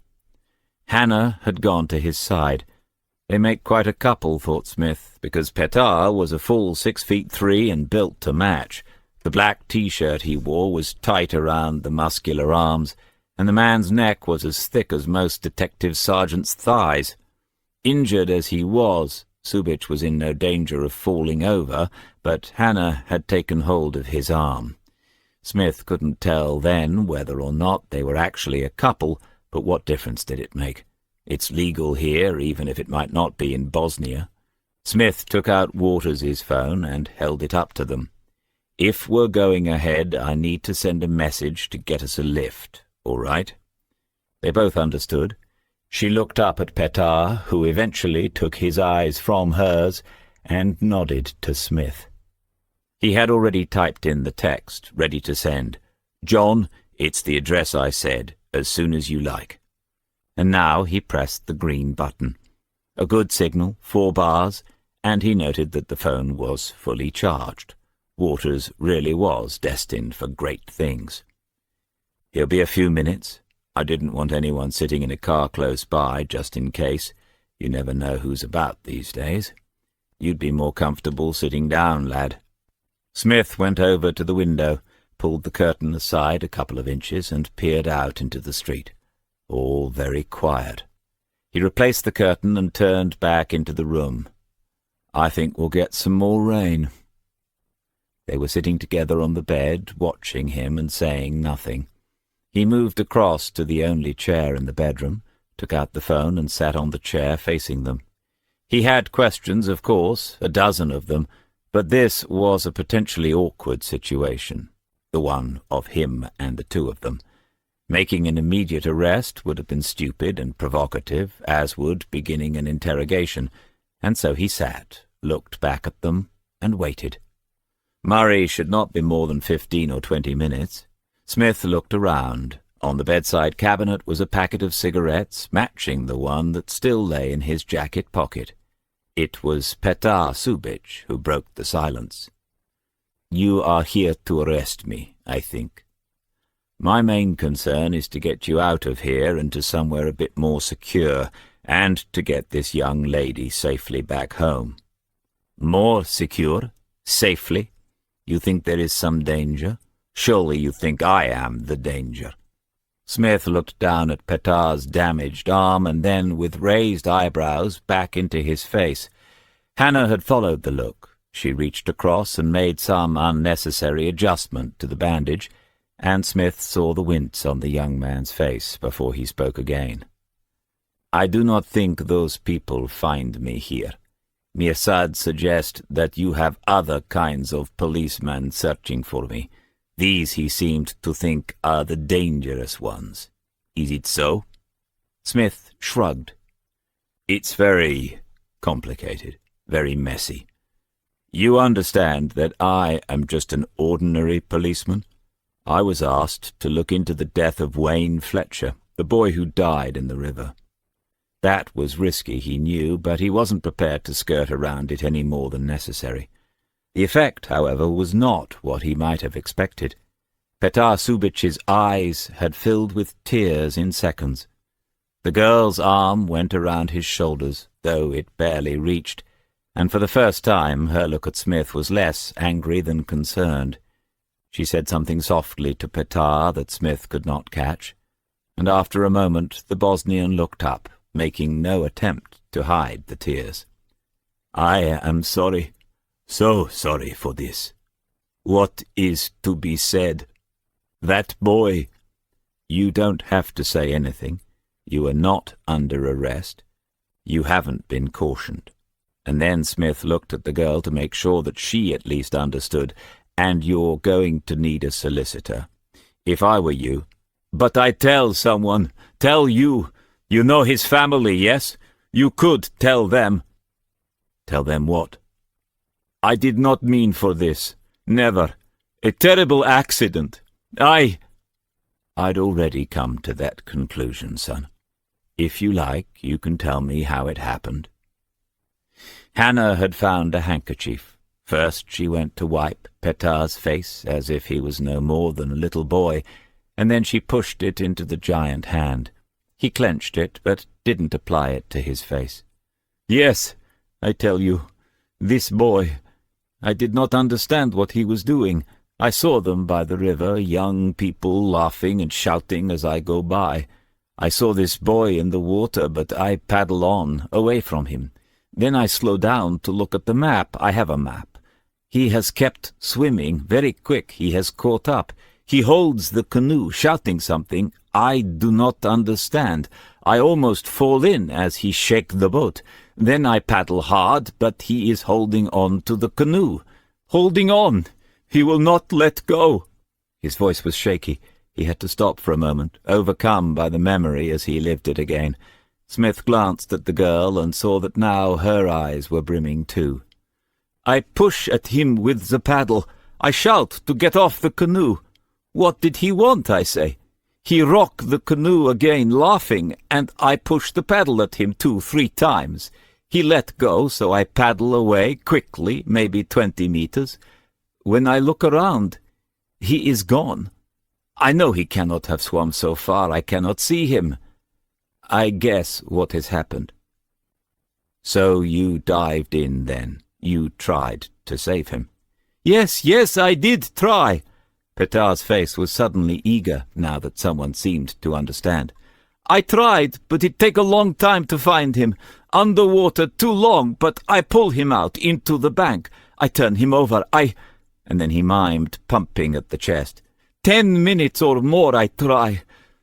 But no breathing, no heartbeat. You believe that I try this?" "Yes, I saw the body. Where you tried to revive him, there was bruising here on the chest." Now the girl looked grateful too. "And there was a bruise on the boy's head. Can I ask you a question, Petar? I think you'll soon ask many questions." "Yes." "Why did you turn the paddle around? Why use the handle?" Petar looked surprised that he had known that, and the girl looked from Smith back up at him. "Yes, I did this. The blade is sharp. I did not want to hurt him." They were all silent then. Smith pressed the phone and looked at the time. Murray should be here soon. He resisted the impulse to get up and go to the window again. There was no point in making the two of them any more nervous than they were. Petar said, "You said his name just now. What was it?" "Wayne Fletcher." Another pause before he asked, "How old was he?" 17. What came next was almost an outburst. "Still it goes on. Deaths of young men. This time I am responsible." But this was to Hannah, and he almost pushed her away in his disgust at what he had done, at the waste of such a strong young life. The girl turned to Smith, looking differently at him now. "What else do you know?" "I don't know a great deal, but I seem to have guessed right on a couple of things. I don't know exactly what you two intended when he got inside Manley Hall, but I can guess roughly why you intended to do it. I do know that revenge is a kind of wild justice. It always gets out of control. I know that if you set out to take revenge, you need to dig at least 2 graves." Petar looked at her and whispered, "2 graves?" She looked at Smith for another moment, and then looked away. 5 more minutes, and then he'd have to ring. He flicked the phone open and checked that no message had come in silently. Then he made sure that he could find the number he needed. "Petar wasn't armed. He didn't even have a knife." "Good. That always helps with the intent bit." "You going to arrest me as well?" "Not if I can help it. Have you any idea of the amount of paperwork involved in all this?" For the first time he saw a momentary smile, and that made him feel the deep sadness of it all more than anything that had been said so far. They were just children. Outside in the street he heard a car. It slowed and then drove on. "I do have another question." "What is it?" "Why a canoe?" Petar was back with them, and he answered, "I have no license here. Hannah would drive, but I do not want her near that place. No one else involved. I see the map, the river very close to him, and back home I canoe often, all my life on the River Drina." The Drina. Home to him, unknown to Smith. What was it to Hannah Supich? She looked lost, small and vulnerable suddenly as this hopeless scheme neared its conclusion. She had played her part, Smith knew. He could see it vaguely in the visits between the 2 countries, and the fact that Hamilton had been found so close to her home, her parents' home, could not be a coincidence. She had offered to drive Petar. How differently things might have turned out if she had done so. Smith pressed the call button, standing as he did so and going over to the window. It rang once, twice, 3 times, and then John Murray's voice answered. "DC, what the hell's going on?" "I was about to ask you the same thing. Are you nearly here?" "Eh? No, hasn't Waters called you?" "Why would he do that? What's happened?" Smith turned back from the window, his eyes on the couple, speaking calmly, not wanting to give anything away just yet. "I told him everything. What's he up to? DC, another lorry jammed itself under the Tideway Bridge. The traffic is tailback for miles. There's no way I could have got through in time." "Okay, what did you do?" "I kept ringing you and getting through to someone else. Eventually I realized that it was Waters, so I told him what had happened." "What else did you tell him, John?" Smith looked out of the window again, but the street looked just the same. He knew what Murray was about to tell him, and knew that they would be out on that street in a couple of minutes, but he still had to hear it to be absolutely certain. "Well, he said he'd sort it from there. He was still at the station, I think." "You gave him this address when he was on my phone?" "Yes, otherwise how could he—" "Sorry, DC, this is a cock-up. Is there a problem? Do you need support? I can radio in." Smith motioned to Hannah and Petar to stand as he spoke to Murray. "No, John, no time. We'll just get out of here now." He snapped the phone shut and smiled. "Change of plan. We'll need to take a short walk before we can get a lift. No time to pack. Just as you are, off we go." He was at the top of the stairs with the 2 of them behind him when they heard the first heavy blow on the front door. Chapter 18. By the time Smith had them back into the bedroom, the door had given way. There were voices, and then the sound of steps on the stairs, more than one set. He had taken out the phone, but there had been no time to make a call, and it was too late now. He made a keep calm gesture to Hannah and Petar, and then placed himself in front of them, facing the door. When it opened, no one appeared there at first, but they could hear the sound of gasping or heavy breathing. Then a figure was pushed into the room, half staggering, tripping over itself. It was Waters. He turned to look at DC, his lower face covered in fresh blood from an obviously broken nose. He tried to speak, saying something that resembled sorry, as if he brought all this upon himself. Then he straightened up and leant against the wall with one hand. Smith's expression never altered. His gaze was fixed firmly on the doorway. 3 men followed Waters into the room, and the first of them was Hamilton's head of security. He was smiling and seemed half apologetic as he spoke to Smith and pointed to Waters. I don't know what he thought he was doing. I explained to him that we were here to detain a suspected terrorist, and he tried to prevent our entry to the premises. I didn't see a warrant card. A friend of yours, Sergeant Smith? Oh, no, McVee, you are mistaken. Surely you were referring to Captain Smith. Hamilton stepped into the bedroom from the landing. It is Captain Smith, isn't it? Late of the Intelligence Corps? Smith didn't answer. Waters seemed to have been hit only the once. He probably couldn't feel the pain yet, and his eyes were alert enough.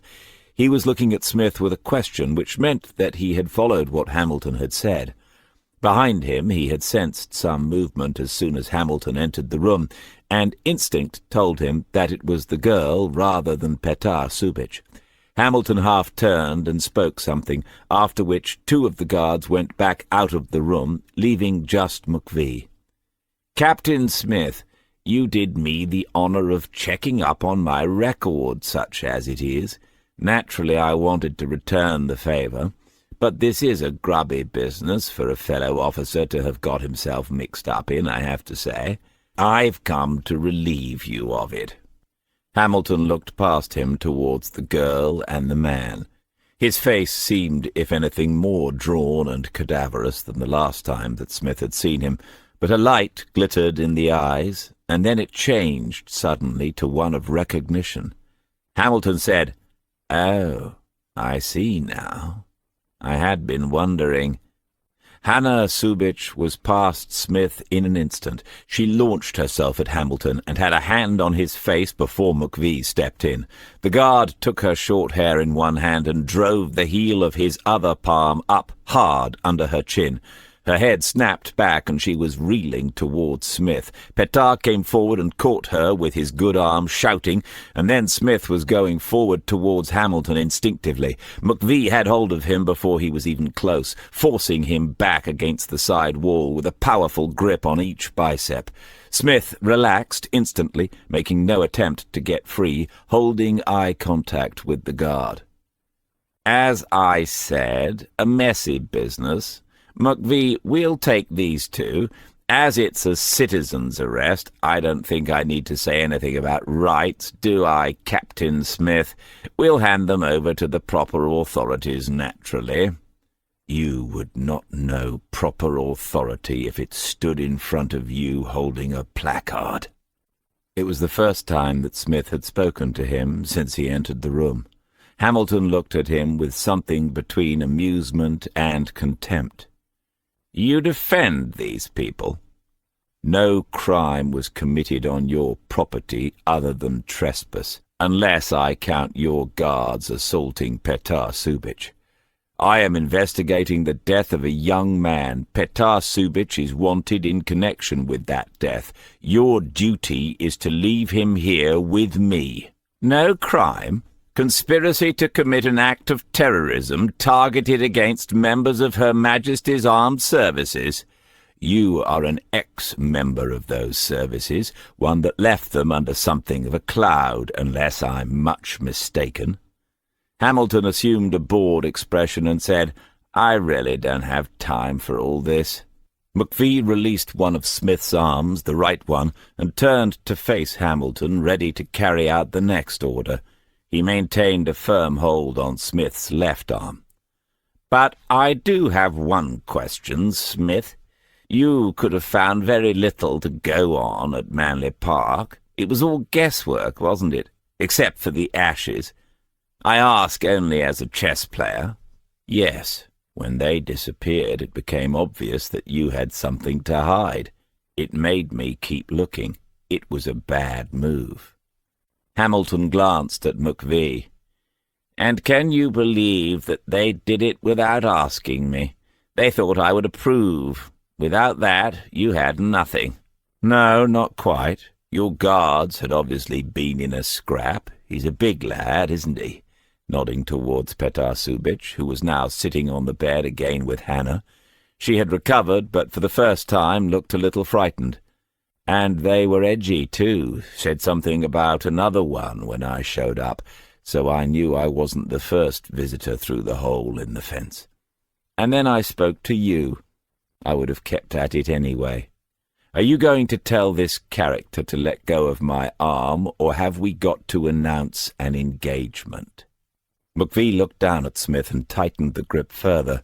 He looked down at him and looked too for a sign that it was hurting, but found nothing but his own stare returned. Eventually Smith said quietly to McVee, "Have it your own way, then." Hamilton said to the couple on the bed, "Get up," and in the pause that followed, there was a creak on the stairs, and then another.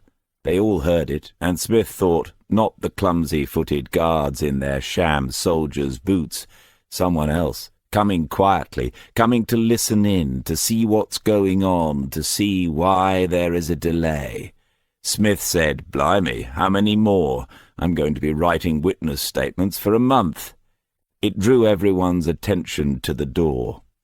Afterwards, not one of the 4 people in the room could quite explain what happened next, but McVee crumpled slowly to the floor, both hands clutching at his throat, gasping for breath. He writhed there, eyes bulging, inarticulate grunts coming with each attempt to take in air. All eyes were upon him until Smith said, in a matter-of-fact way, "I don't think it was anything he ate." Then he turned to Hamilton. "You can't see it yet, but you lost this long before Laughing Boy here hit the floor. You could call for reinforcements if you like, but I don't need to do that. The people out there on the landing, if I'm right about them, aren't coming in to sort this out. At least, they won't be after they've heard what I'm about to tell you. Besides, unless I'm very much mistaken, they have no powers of arrest anyway. Isn't that right, Mr. Fox?" Hamilton looked out of the room towards the landing, but there was no reply. "Get out of the way, Smith. They'll be punished for the boy's death, if only indirectly. You cannot defend what they are trying to do." "First of all, I don't know exactly what they are trying to do, but I am beginning to see why they wanted to do it, whatever it was." He looked down again at McVee, who seemed to be no longer in imminent danger of asphyxiation. His breathing was now only laboured rather than desperate, and Smith caught the look in his eye. "Can you hear me, son? I could have had that pistol out of your shoulder holster 12 times, but I don't need it. Neither do you, because this mission is over. But if I see you going for it, I'll break every bone in your hand." The room was silent again after that. Smith looked around at everyone. He said to Waters, "You all right?" The boy looked a little dazed, as if he had gone to sleep as usual and woken up on a film set, but his nod was confident enough. Then Smith turned his attention back to Hamilton. "It's not my area of expertise, but I'd say you are not a well man." Hamilton's eyes left Smith for a moment and went to the girl. "It's all right. She hasn't told me a thing about that, but it sort of became clear to me a while ago.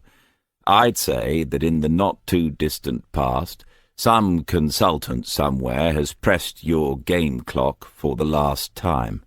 You haven't got many moves left, have you?" Hamilton said, "So, do I look afraid?" "Good for you, sir. You must have at least one of the qualities left that led you to becoming an officer in the first place. But you need to understand how this is going to play out if, by some miracle, you manage to get this pair out of the room past me and D.C. Waters, who is making a splendid recovery as we speak. First, you will have to find a way of keeping us quiet. Now, your friend out there will know some pretty dodgy people, but silencing coppers, especially an old one like me with nothing to lose. I can tell you now that Mr. Fox is already losing interest, but there is worse to come." McVee made some slight movement on the floor in front of him. Smith stepped forward and stood with his right foot on the security guard's right hand. "Over there on that chair is a document wallet. It was prepared by Mr. Mirsad Subic. I don't know if you ever met him when you were in Bosnia, but I think you knew his brother. Anyway, Mr. Subic is still a lawyer, and he certainly knows how to fill a document wallet. On the way here, I only had time to glance through it, but I got the gist of it. Your name is in it a lot, along with plenty of others."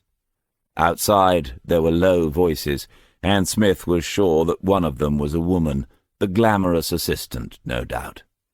Hamilton looked that way again, more uncertain now, and perhaps hoping for some direction.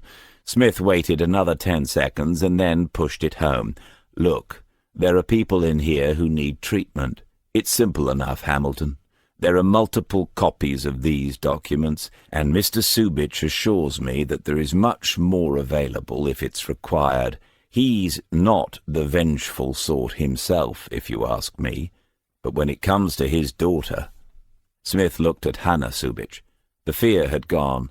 Now she simply nodded and stared unflinchingly at Hamilton. Hamilton looked from her to Smith. "Smith, they came after you, didn't they? I know they did. Here, back in England, after your tours in Belfast, they came after you. You know what this is about, what it's like." Smith shook his head. "With as much respect as I can muster, which isn't a lot. They came after me because I did my job. These people, misguided as they might be, came after you because you didn't. At least that's how it seems to me now. I haven't read it all yet, but I will. If I'm wrong, I apologize." The voices were further away now. They had gone down the stairs, would almost certainly leave the house and be seen no more. A part of Smith wanted to go to the window and look out, just to see if he had called it right, but instead he continued with Hamilton. "If these people do not come into my custody right now, if there is any other outcome," and he stood on McVee's hand a little harder, "a copy of those documents will appear on an appropriate news desk first thing tomorrow morning, and then another and another until somebody prints it. Somebody will print it, Hamilton. I don't know how long you've got left, but that's going to be the final chapter of your story, the last moves in your game. If they come with me, it'll be lost for months in our court system. I use the word system loosely. And I can see a scenario in which Petar Subic's lawyers even advise him not to reveal his motives for wanting to pay you a visit. I don't know, I'm only speculating, but you'll have time to make a different move if you want. Slip away quietly, which is probably more than you deserve." Hamilton looked hard at him, and then slowly around the room.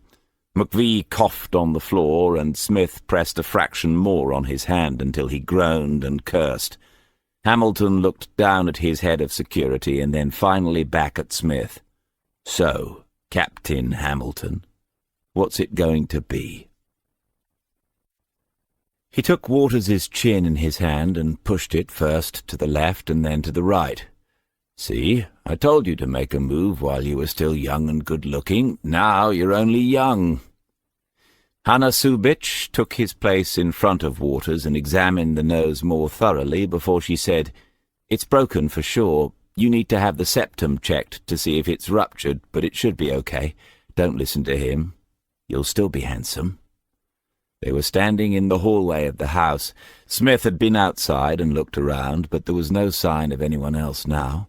The street was quiet and empty, and the rain was nothing more than a damp mist that smelled of autumn.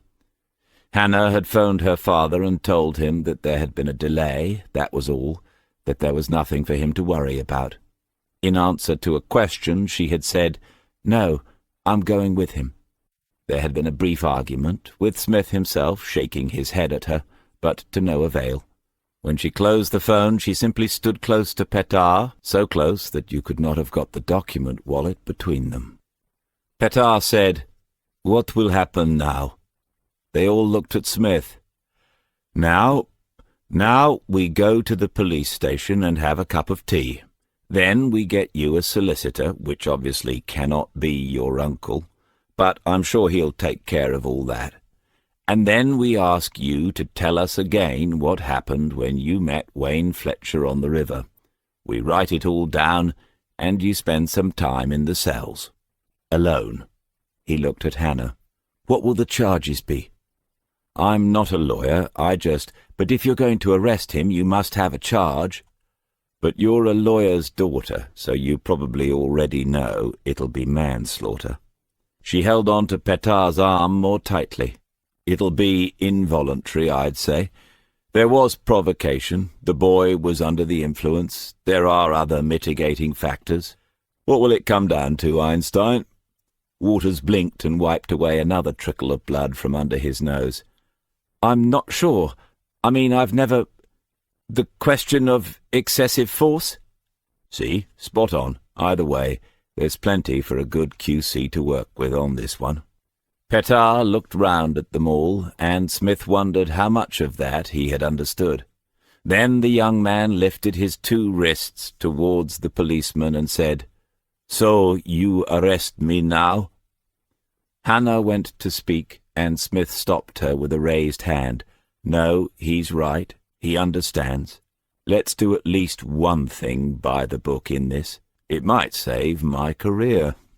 He took out the handcuffs from his jacket pocket and placed them carefully around Petard's wrists. They were hardly big enough, and Smith thought a bloody shame he should be rowing something or throwing something. Then he began with "Petard Subich, I am," and stopped.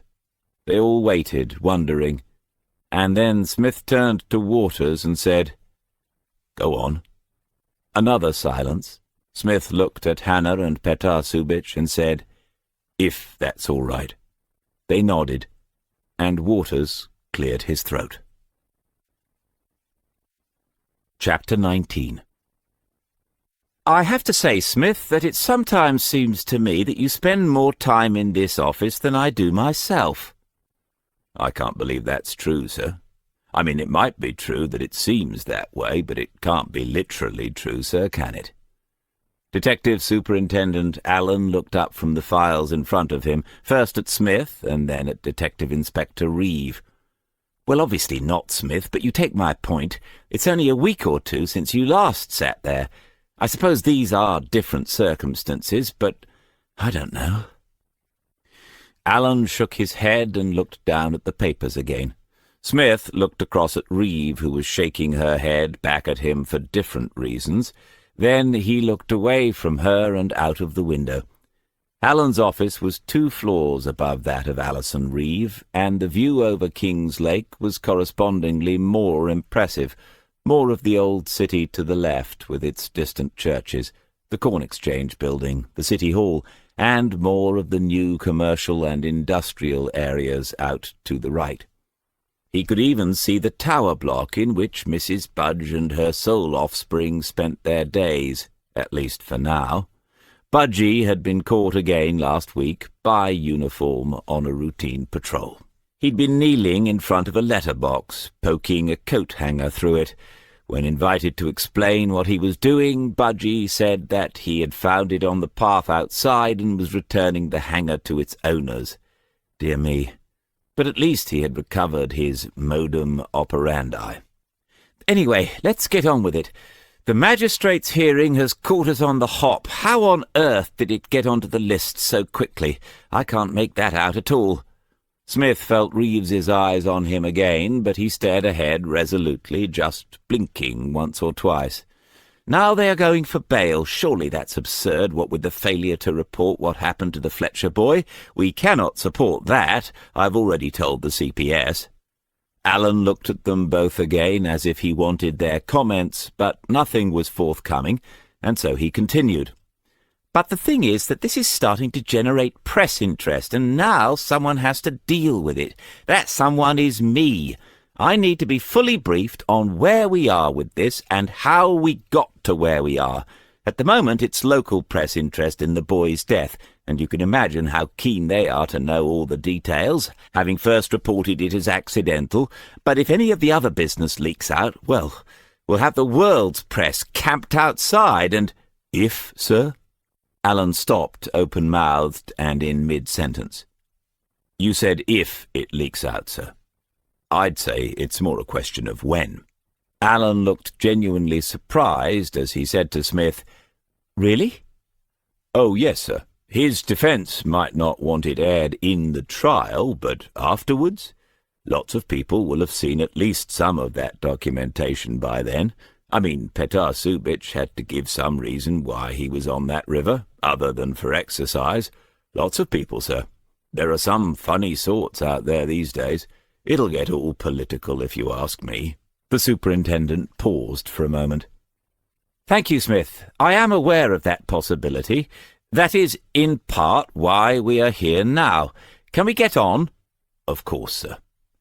I want to deal with this in two sections. First, the drowning of Wayne Fletcher and the way in which it was investigated, and second, the way in which Petar Subic was apprehended.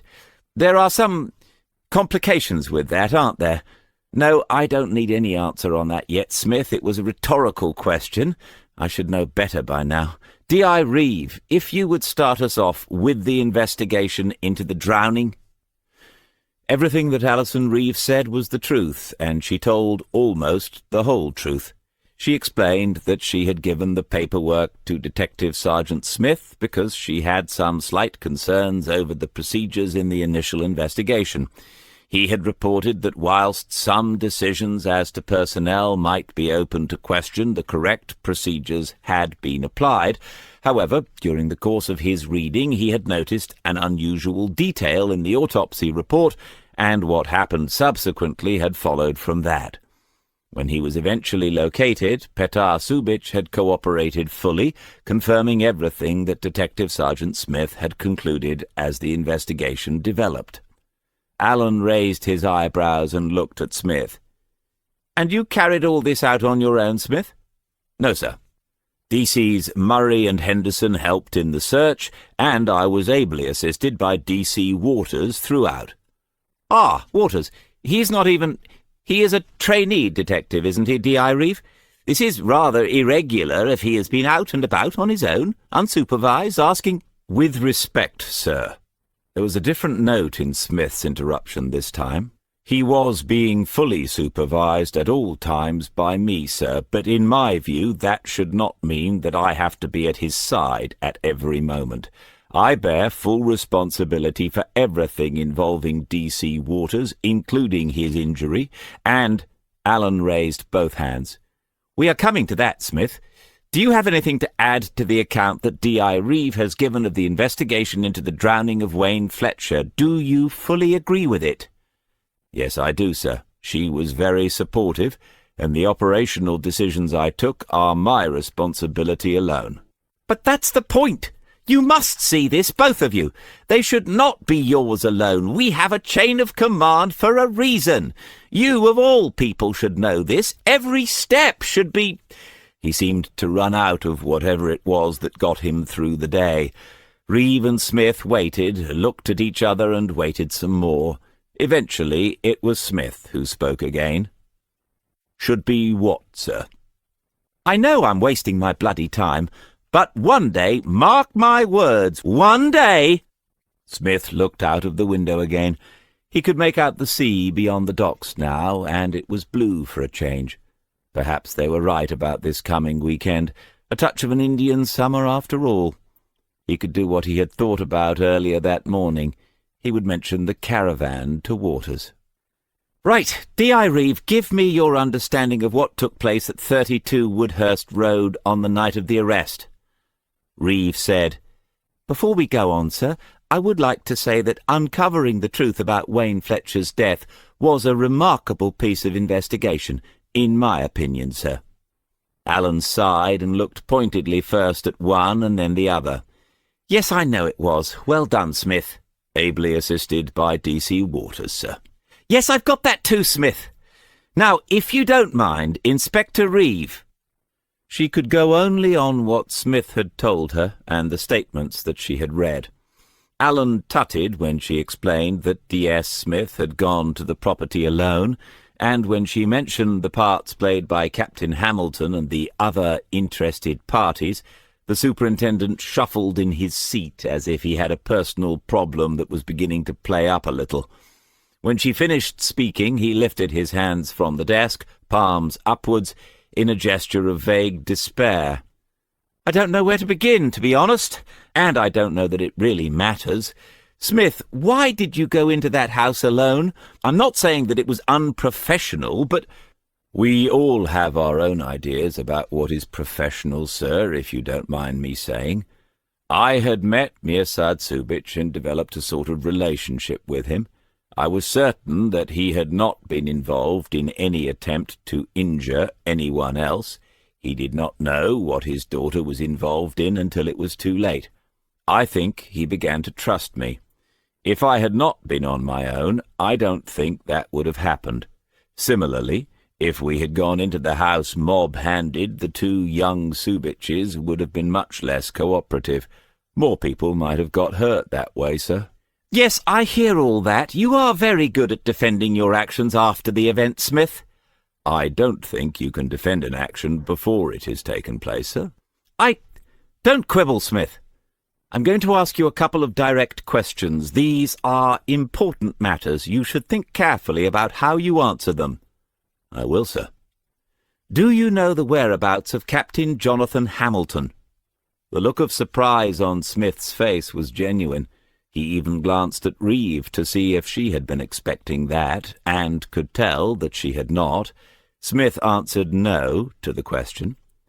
Because he has now disappeared. A few days ago he was telephoned and agreed to come in and be interviewed. He seemed most willing to cooperate, and had no doubt that the explanation for his actions would be acceptable to us. He did not, however, arrive at the stipulated time. Subsequent inquiries have failed to establish his whereabouts.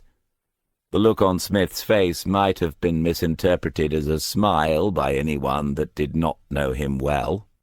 If I understand you correctly, sir, someone phoned him up and alerted him to the fact that we now wish to speak to him about his threatening behaviour and the way in which his security guards assaulted a police officer as he carried out his duty. Why on earth hadn't we already arrested this McVee character and all the guards? I don't know why I wasn't allowed to Because you were already a potential material witness, Smith, and we felt it best. Besides, the guards had already gone. Gone, sir? Gone where? When? Hamilton fired them all immediately because of their behaviour. He has no idea where they went after that. I bet he doesn't. And then we went and warned him off. What idiot made that phone call? That is not relevant to what we are doing here this morning, Sergeant. It was an awkward pause before Alan asked his next question. Detective Sergeant Smith, were you aware that the other interested parties mentioned earlier might include members of the intelligence services? I don't see how I could be aware of it, sir. Why not? Well, they never made us aware of it, sir. We were never informed that they might have been called in to investigate something which, as far as I can tell, never took place. What never took place? Try and be clearer, Smith. The terrorist attack on Captain Hamilton, sir. In fact, the only person attacked at Manley Hall was Petar Subic. Perhaps that's what they were investigating. Anyway, no one ever told me. Did you yourself know, sir? Of course not. Are you telling me that you had no suspicions at all? They don't call them the Secret Service for nothing, sir. Alison Reeve turned away and reached into her bag for a bottle of water. She seemed to have developed something of a cough. Superintendent Allen stared down at the papers on his desk as if there might be some clue there as to how he might bring this to a conclusion, but he couldn't, not quite, not yet. There are still a number of things that I don't understand. I mean, How on earth did Hamilton's guards find that house in Woodhurst Road? Why go to all that trouble to find a man who had simply tried to break in? I cannot see any evidence of a terrorist attack. How did the intelligence service get involved in the first place? And why intervene when the police were already on the scene? Neither of the detectives made any attempt to put Alan out of his misery. Eventually he slumped back into the black leather executive chair and said, "And the injury to D.C. Waters. It could have been much more serious, much more. And it would make more sense if he had received it from the person that he eventually arrested, of course." "I'll point that out to him, sir. It should be recorded that D.C. Waters showed considerable courage in confronting several men outside the house, sir." "Yes, that has already been noted too, Smith. Now I have to make some sense of all this before the press briefing this afternoon. It'll be like treading on eggshells, I can tell you." "Please don't make me do that again." "Do what?" "Go in there with you and him. It hurts." "He won't be here much longer. He's thinking about retirement, golf and fishing and all that. We had quite a chat about it not long ago." D.I. Reeve closed the door to her office, and they sat again in the two chairs by the window. It was almost lunchtime, and the road below them, Hills Road, was filling with slow-moving traffic. Reeve got up again and switched on the kettle that stood on a tray on the floor. She found 2 tea bags in a desk drawer and put them into 2 mugs that stood on the windowsill. Smith watched her and wondered whether he should apologize again, but there didn't seem much point. And anyway, he knew that she had stepped over the line herself more than once in the past. The only difference was that he really was old enough to know better. "Did you keep the folder?" "Yes." "Somewhere safe, I hope?" "As houses. Just a little bit of insurance." "Did you read it all in the end?" "Yes." The kettle boiled, and she poured in the water straight away, which was a mistake. Always wait 10 or 20 seconds. You get a better cup of tea that way. Smith said, "Did you want to see it?" She shook her head firmly. "No way. The less I know, the more I like it." "But you're a bit curious. And if you haven't actually seen it with your own eyes, well, it's just hearsay." She went to her desk and from another drawer took out a packet of dried milk powder. She held it up and Smith pulled a face. She put 2 spoonfuls into her own mug, folded the top and replaced it into the desk. Quite meticulous in her own way, D.I. Reeve, a bit retentive even. Perhaps he ought to look into getting her a life of some sort, as she was too busy to do it herself. "You could just tell me the interesting bits while we drank this classy cup of tea, I suppose?" And so he did. Richard Subich was a mining engineer, living in the small town of Potokari, not far from Srebrenica. Mining was an important industry, Smith said. In fact, Srebrenica itself means silver mine. Reeve had said then with a smile, "Not a lot of people know that." Smith explained he had read the folder more than once and been online to check a few details for himself. For all he knew, Mirsad was making it up, or at least exaggerating. But he wasn't, that was clear enough, and all the facts and figures were in UN documents available to anyone on the internet. Richard was also a local community leader, a man much respected, the sort of man who would naturally be involved in any attempt to end the constant shelling and sniping from the Serbian troops that periodically surrounded the town. 296 such villages and small towns were destroyed in that way between 1992 and 1995, Mirsad's folder explained. Richard, a Bosniak himself like all of his extended family, led meetings of the different ethnic groups in the town, helping to combine them as a unified front against all such attacks. When the young British Army officer came one night, offering to help them liaise with other towns, offering not arms, obviously, but support in many other ways, it was natural that he would soon be introduced to Richard Subich. UNPROFOR's role was strictly peacekeeping, of course, but in Bosnia everyone understood the art of realpolitik. It had been a way of life there for centuries. If the British were willing to surreptitiously give support to the Bosnians against the Serbs, so be it. They would have their reasons. Meetings took place in back rooms with the officer and his assistant, who were never in uniform naturally. It went well, and many on the committees saw more hope than they had seen for a long time. But Richard Subich was a careful man, and a well-connected one. He began to make inquiries, ask questions, and visit some old political friends. That was how he discovered that months earlier, in another part of his country, a British officer had been suspected of shocking duplicity. A number of British armor-piercing shells had found their way into Serb hands as a result. The name was not the same, but that meant nothing.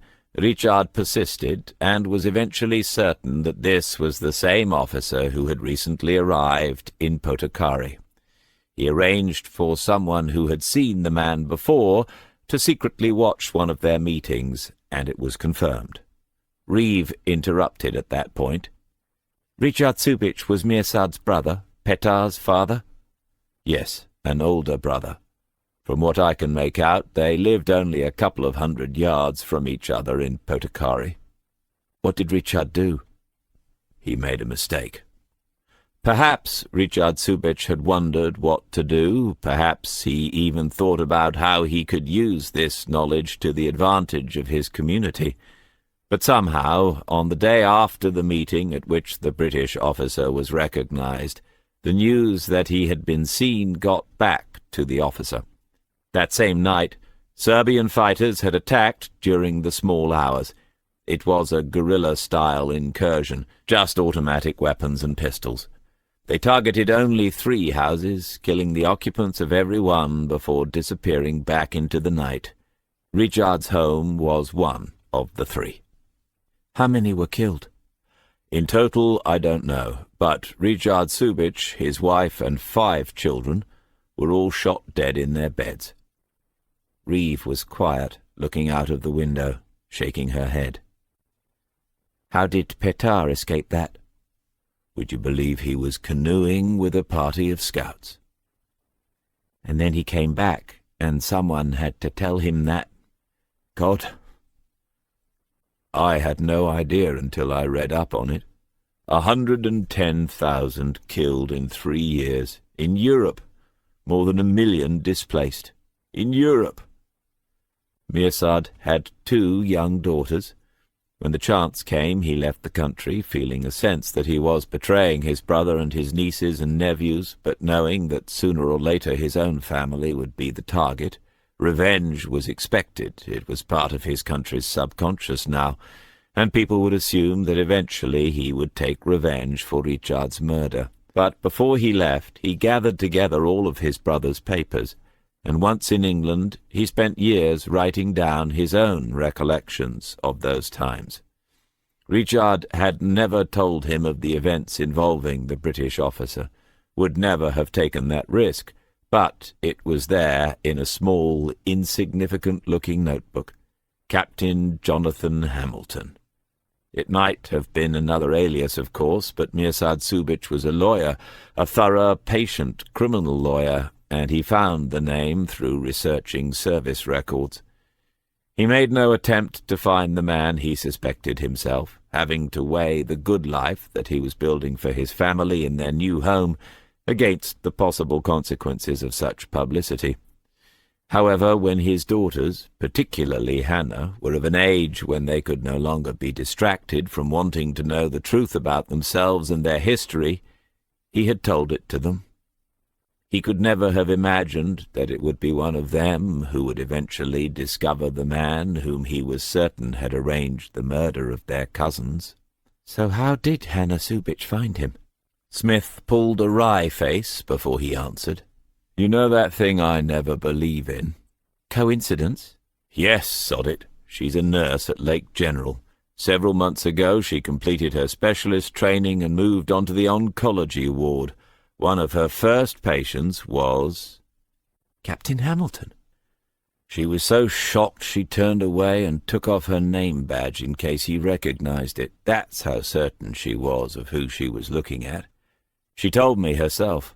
Of course, if he'd dropped the rank... A bit of the old hubris there. You've spoken to her since the arrest? I thought that you... Informally, off the record, nothing prejudicial.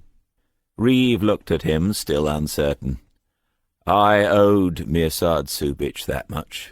Without his help, who knows? He filled in a few gaps. What's wrong with Hamilton? Smith took a long pull at the tea, finished it, and put the mug onto the windowsill. Ah, now I have to believe that this is where coincidence ends and poetic justice takes over.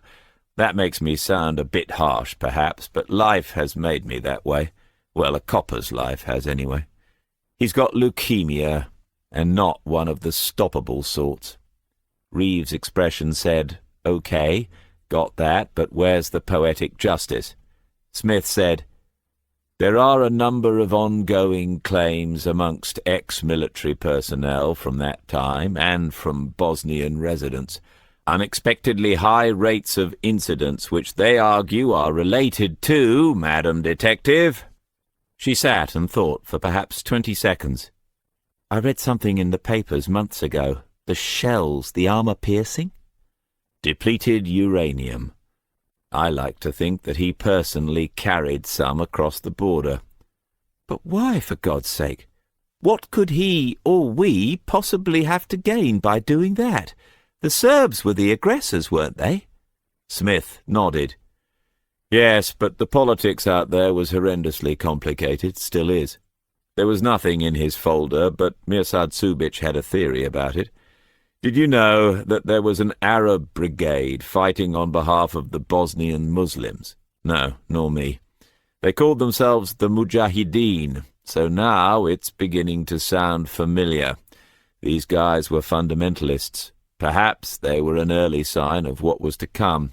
Perhaps the intelligence people didn't like the look of this, couldn't be quite sure how that was going to turn out, and so they took out a little insurance with the Serbs. Who knows? When it gets that complicated, it gets that dirty. Reeve stood up, and Smith followed suit. Hill's Road was gridlocked, but at least the sun was shining properly now. Smith thought again about finding Waters, and was heading for the door when Alison Reeve asked him a final question. "Did you ask them what they intended to do once they had Hamilton in front of them, or at least in front of Petar?" Smith nodded. In a way, it was the central question, the axis upon which the whole sad sequence of events now turned. "Yes, I asked Petar in the initial interview, and Hannah when I met her at her father's home. They didn't know. He really wasn't armed, not even a penknife. I think it was about confronting the man they believed had murdered their family, about coming face to face with him before he had the chance to die and escape them. I can understand that." "Yes." "From what I can make out, when he realized that Wayne Fletcher was dead, Petar went to pieces. He kept on going because he couldn't think of an alternative, but he must have been in a state of shock. Hamilton's people found him and roughed him up. They worked out enough to realize that he wasn't a common or garden burglar, though quite how they linked him to Bosnia I don't know yet." "DC? You said yet." "Did I? All I meant was that I'm still thinking it over. You know, force of habit." "You need to stay out of it now." "Definitely. I'm going to go and polish up my drugs talk. Waters reckons I could get onto Britain's Got Talent with it, whatever that is." "He did well." "Yes, he's a good lad. Lots of promise, if you ask me. Next week I'm going to move him on, though. Put him with someone else. Good God, yes. Before he picks up any nasty habits. Couldn't agree more." Smith was halfway out of the door, waiting to see if that really was the end of it. They looked at each other for a moment, and then Reeve said, "Thanks, DC." He found Waters in the usual place, sitting at the end of his desk. He looked quite at home there now, and Smith decided to leave, giving the news of his impending departure to Alison Reeve.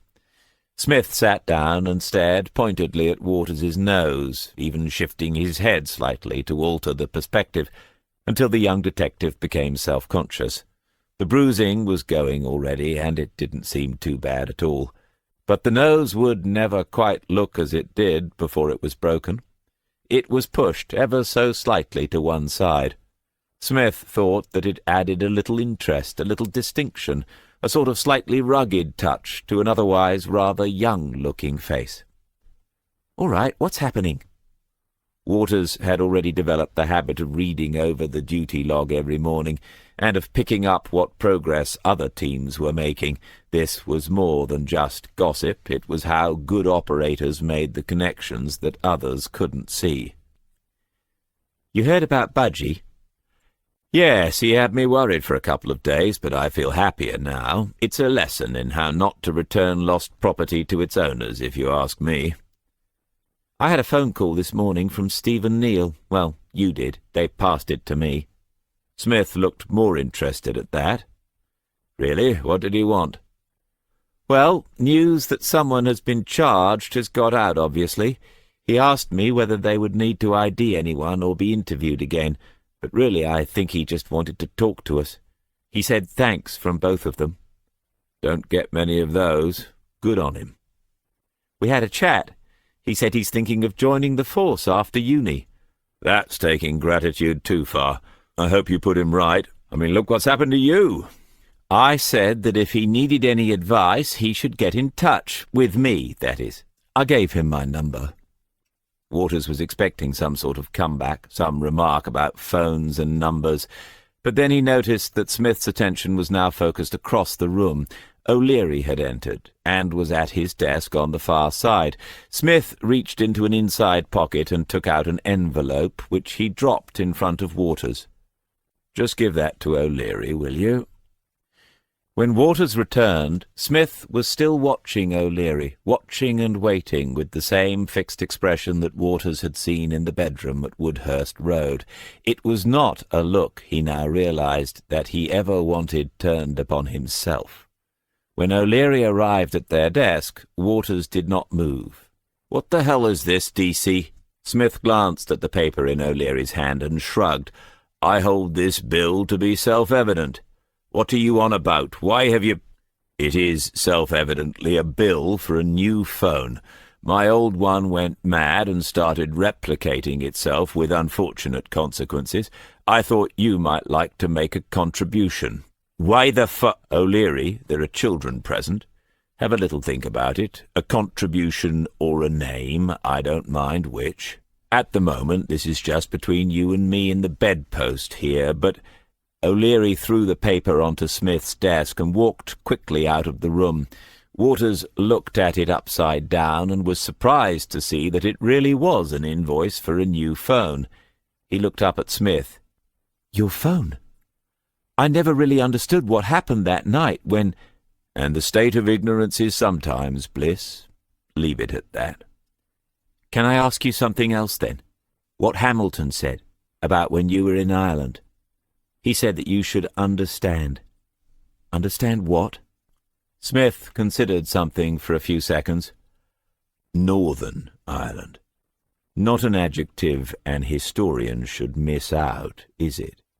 "Sorry." "A few people worked undercover there, basically the young and gullible ones.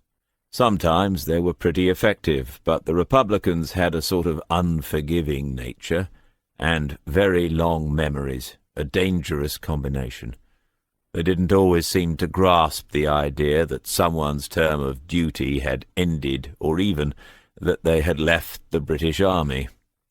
"Right." There were no further questions, and Smith clearly approved of that. He seemed to shake himself, and assumed his bright and optimistic countenance once more. "Now, I've got a question for you." "What is it?" "What are you up to this weekend?" Waters's face fell, and he drew back from the desk a little. Smith frowned. "What's the matter? Is there something I—" "You took me off guard there, DC, but you don't want a lift or picking up from somewhere, do you?" Eventually Waters smiled. "Oh, very droll, very amusing. It's definitely time you were off, you cheeky Chapter 20. When he opened the door, he was surprised to see so many people. There must have been 20 tables, each with several chairs, and each table already had its own group, sitting, talking and drinking. To the right was the bar, and at the opposite end was a small, low stage, with a microphone, drums and guitars on stands, but no sign of anyone getting ready to play.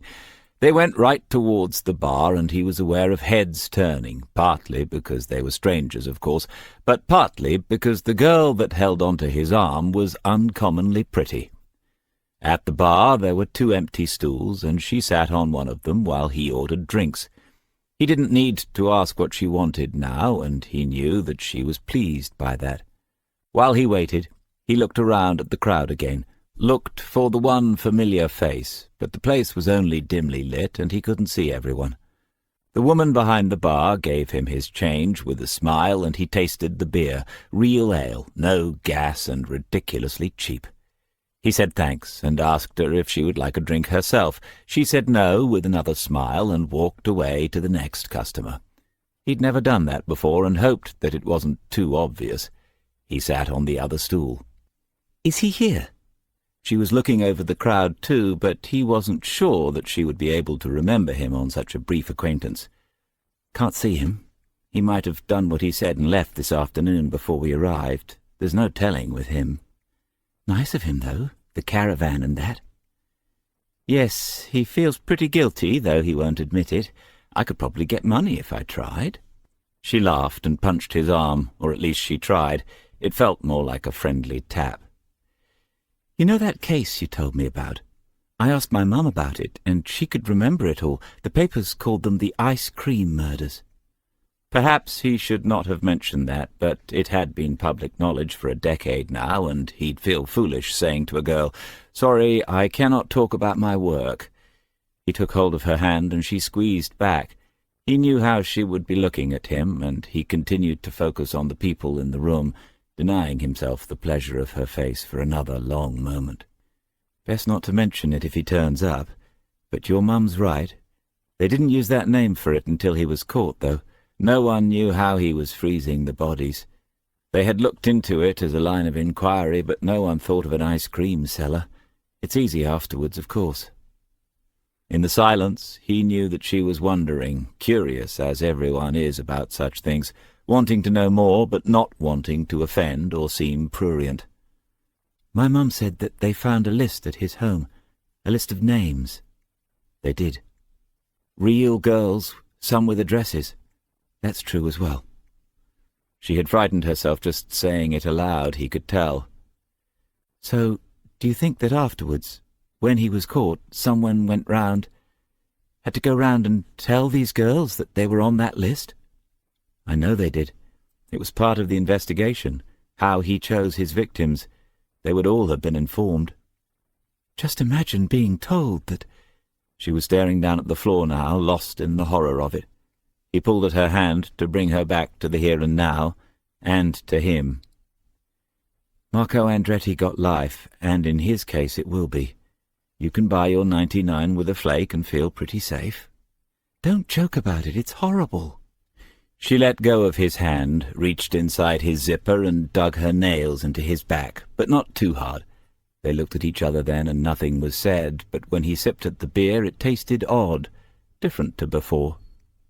Someone was on the stage, tuning a guitar, and then another man tapped on the microphone and said, 1, 2, 1, 2. Somewhere in the crowd a voice cheered, and the man said into the mic, "Thanks, we'll see you again sometime." The door at the side opened, and another 6 people came in, found friends, and sat down. He thought that some of these were from the town. There were not this many staying on the site this late in the season. The place would soon be full. And then he could see DC coming towards them from the darkest part of the hall, weaving between the tables and returning people's hellos as he passed by them. He looked different again, jeans, T-shirt and trainers. Waters noticed for the first time a small tattoo above the right elbow, and then he noticed, too, how well defined the muscles of that arm were.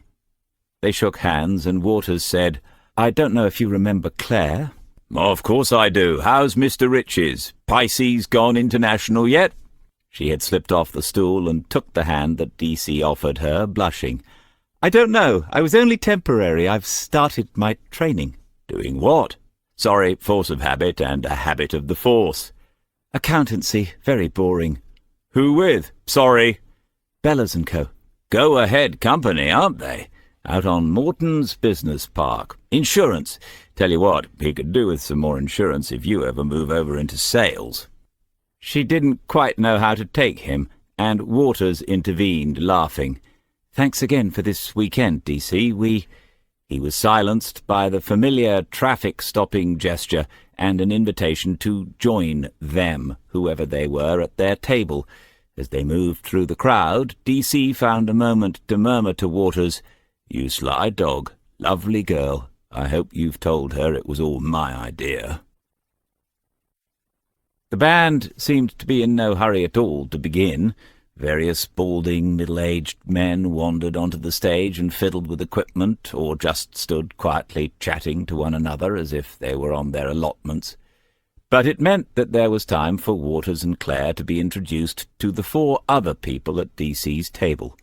Opposite them was Ken, a thin, bearded man who nodded once and said nothing more. Next to him was Malcolm, also bearded, but with a broad, ruddy face and bright eyes. The banded blue and white rugby shirt made him look like the caricature of an old-fashioned sailor. 3 minutes after that thought, Waters discovered that he was a retired ex-Navy ex-merchant seaman who now did a bit of fishing. With him was a small, shy woman called Sally, who wore a wedding ring and might or might not have been his wife. It was impossible to say. Next to Waters was a plump, welcoming woman whom Smith introduced as the owner of all she surveys, Shirley. She took their hands in turn and said that David had already told her all about them, which seemed unlikely. DC himself sat on the other side of Claire from Waters.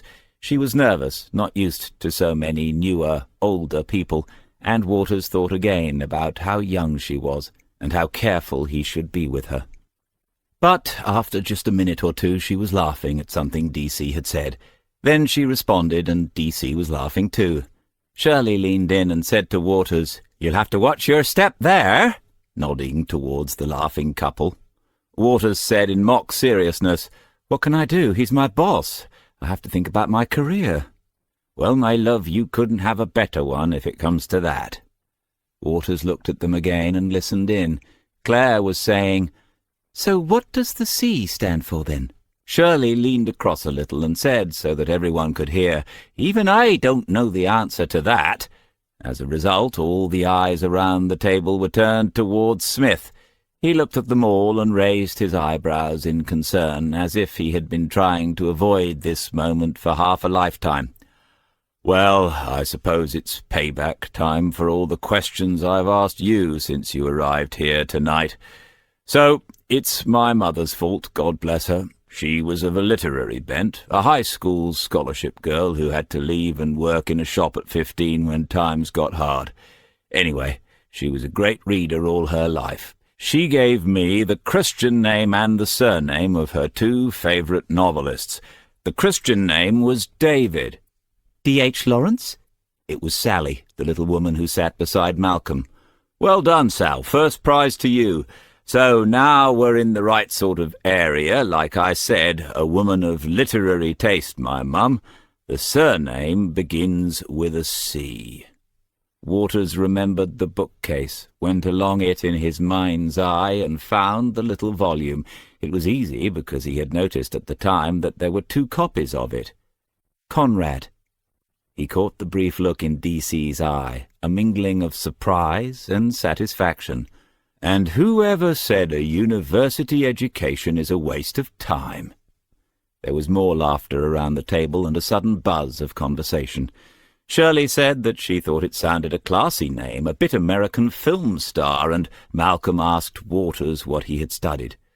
When the conversation moved on, Waters found himself wondering whether those books were DC's mother's after all, whether her son had inherited her taste and read them, or whether they were only keepsakes. And then Smith leaned across and said quietly, "Well, you're better on books than cars. I suppose it might come in useful some day. but you don't need to tell the whole bloody station." Waters said, "It's a great name, a great way to get it, too." Smith considered that for a moment and said, "Perhaps she thought I had a heart of darkness." When the first crash of the drums came, they had forgotten all about the band. Then someone turned down the main lights, and the stage was lit by 2 or 3 small blue spotlights. The conversation in the hall died away in a moment, and Waters realized that this was why they were here, the odd-looking mixture of people around him, because from the opening notes the band was first class. You did not need to be an aficionado to recognize the crispness and the tightness that came only from years of playing together and an intimate knowledge of the infinite permutations that make up the blues. Waters turned to look at Claire. She was staring at the stage. He had no idea whether she had ever heard anything like it before. It seemed unlikely, but then he knew so little about her yet. The thought filled him with a strange excitement that was almost a fear, as if he was the adventurer about to enter the dark and mysterious continent of their future together. Beyond her, he caught another new expression on D.C.'s face. His eyes were half closed, and there was almost a smile on his mouth. A hand came out of the darkness and placed a tumbler with a shot of whiskey in front of D.C., very pale whiskey, a single malt. He didn't know that about him either. D.C. twisted and said a thank you to the departing figure, and then he turned his face back into the music again. The applause after the first number was genuine and sustained. It was obvious that the second would be along when it was ready. On stage the players sipped their beer and talked some more, and in the audience some stood and made their way to the bar, including Smith. Shirley said to Waters, "Well, what do you think? Not your cup of tea?" "No, I liked it. My dad's sort of thing. He'd be in heaven." "David knew your dad, he tells me." "Yes, they worked together." It was true then. D.C. had told her about him. "He's a dear man to us." There was nothing that Waters could say to that. "You know about Sheila and that, I assume?" "Yes, well, something. A bit." "Will you do something for me? Even if it rains all weekend. Tell him you've had a wonderful time, and tell him not to sell the caravan. It still does him good to get down here." Waters looked around. Against the lights behind the bar he could make out D.C. now engaged in conversation with more people, a couple and the woman behind the bar as she placed drinks on a tray ready for him to carry back to their table, even though no one had been asked if they needed one. It seemed that many people here knew him and wanted to speak to him. Waters sensed that D.C. had not been here for some time, and that people wanted to catch up with him. And he sensed, too, that Shirley Salmon was right. It must be good for him to be here, instead of alone in the neat, tidy, but empty home that Waters had visited on the day of Wayne Fletcher's funeral. As Smith returned to the table and handed out the drinks, the band began to play again. In the breaks between numbers they talked amongst themselves around the table. For the first time Waters heard Smith mention his late wife, just in reference to some past event here at the club. Malcolm and Shirley laughed and went to move the conversation on, but Waters saw the glance between them. Claire, unaware of the possible significance of that moment, asked Smith about Sheila, and he answered easily and with a smile as if he had forgotten that she had gone. How she liked to walk on the beach after dark, how she always complained that a weekend was never long enough. After an hour or so the band took a longer break, a good 20 minutes. Claire leaned against him, and Waters wondered how long he should wait before leaving the party and taking her back to the caravan. He didn't want to seem rude, but he couldn't ignore the soft warmth pressed closer and closer to him. Before he found the resolve to go, the singer was back at the mic, and now he would have to wait another 10 minutes or so. "Hello again. Good to see so many people here at Pine Hills. No open mic tonight, so you'll have to put up with us for a bit longer. But we can mix it up a bit so you don't get bored, Shirley." The singer shaded his eyes from the spots and looked out into the audience. In response, she put up a hand and waved to him. "Ah, there she is!" followed by a few cheers. "Quite right. Without Shirley, we'd all be stuck in front of the TV tonight. Shirley! Where is he?" Waters was watching Smith and saw him shrink slightly back into some sort of shadow. When Shirley half stood and pointed down towards him, Smith shook his head and half scowled at her, but already there were cheers of encouragement from the surrounding tables, and the man on the stage was saying into the mic, "Come on, get him up here, everyone! Come on!" As he stood, Smith said something apologetic to the young couple, said that he knew he should have gone home that afternoon after all, but Waters waved him on towards the stage. There was no alternative, as the shouts from the audience had grown in volume and the bass player on stage had begun to strum a single note insistently. Claire turned to him looking worried. "I really don't think he wanted to go, Chris. Neither would I. Is he going to sing?" "I don't know," he shouted over the noise, which had become applause as Smith was seen approaching the stage, but he remembered the guitar at the house, the comment about the music room, the shelves full of books. "God, Chris, how embarrassing if he... I mean, it's not fair. Just so you know, don't you ever make me do anything like that. Like this." He squeezed her hand, but he felt it too, the apprehension. On the stage, the lead guitarist was handing over his instrument to Smith. He helped him with the strap, as if the new musician was a hapless victim of a practical joke, and then he stepped off the stage and left him there alone. The others, the drummer, the bass player, the vocalist, were turned towards Smith, watching and waiting, and the audience grew quiet in anticipation. There was a pause. Smith looked down and took the plectrum once across the open strings. Then he retuned one string, looked up towards the rest of the band, and said something. They turned out towards the audience then, and the drummer began to tap the cymbal. The singer said into the mic, "Old Love," and they began to play. It was a slow, sad number, a hymn to regret and loss. As the singer went through the opening verse, Smith played just chords, but as he completed the verse, the singer raised his right arm, pointing behind him towards the guitarist. And then it began.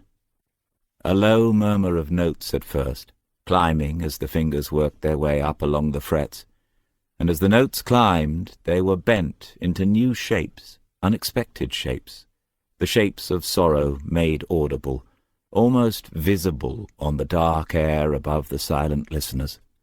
It went on and on, reforming itself, finding in the same few backing chords the same simple framework of the bass and drums, the endless ecstasies of love and the agonies of loneliness. Claire gazed at the stage, open-mouthed and astonished. When Waters looked back again, he hardly recognized the man playing the guitar in the shadows at the back of the stage, eyes closed, a Buddha-like calm on the face. He stared on, looking for Smith, but he could only see a legend. At the end, there was a space, an emptiness, before the applause began. When they stood on the steps of the caravan under a starlit sky, Claire said to him, "What was it called, that first number?" Waters turned to her. She was on the step above him, looking down into his face. He put his hands around her waist and slid them down until they rested on the flare of her hips. Old Love. They could still hear the band across the caravan park, distant, muffled, but the soaring guitar was still there on the night air, playing another number now. She put her fingers into his hair. "I really liked it. But guess what?" "What?" "I'm more interested in new love." She twisted out of his grasp and laughed as she unlocked the door and opened it.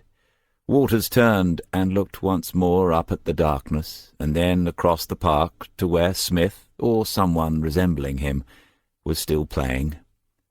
A light came on behind him, and Claire called his name.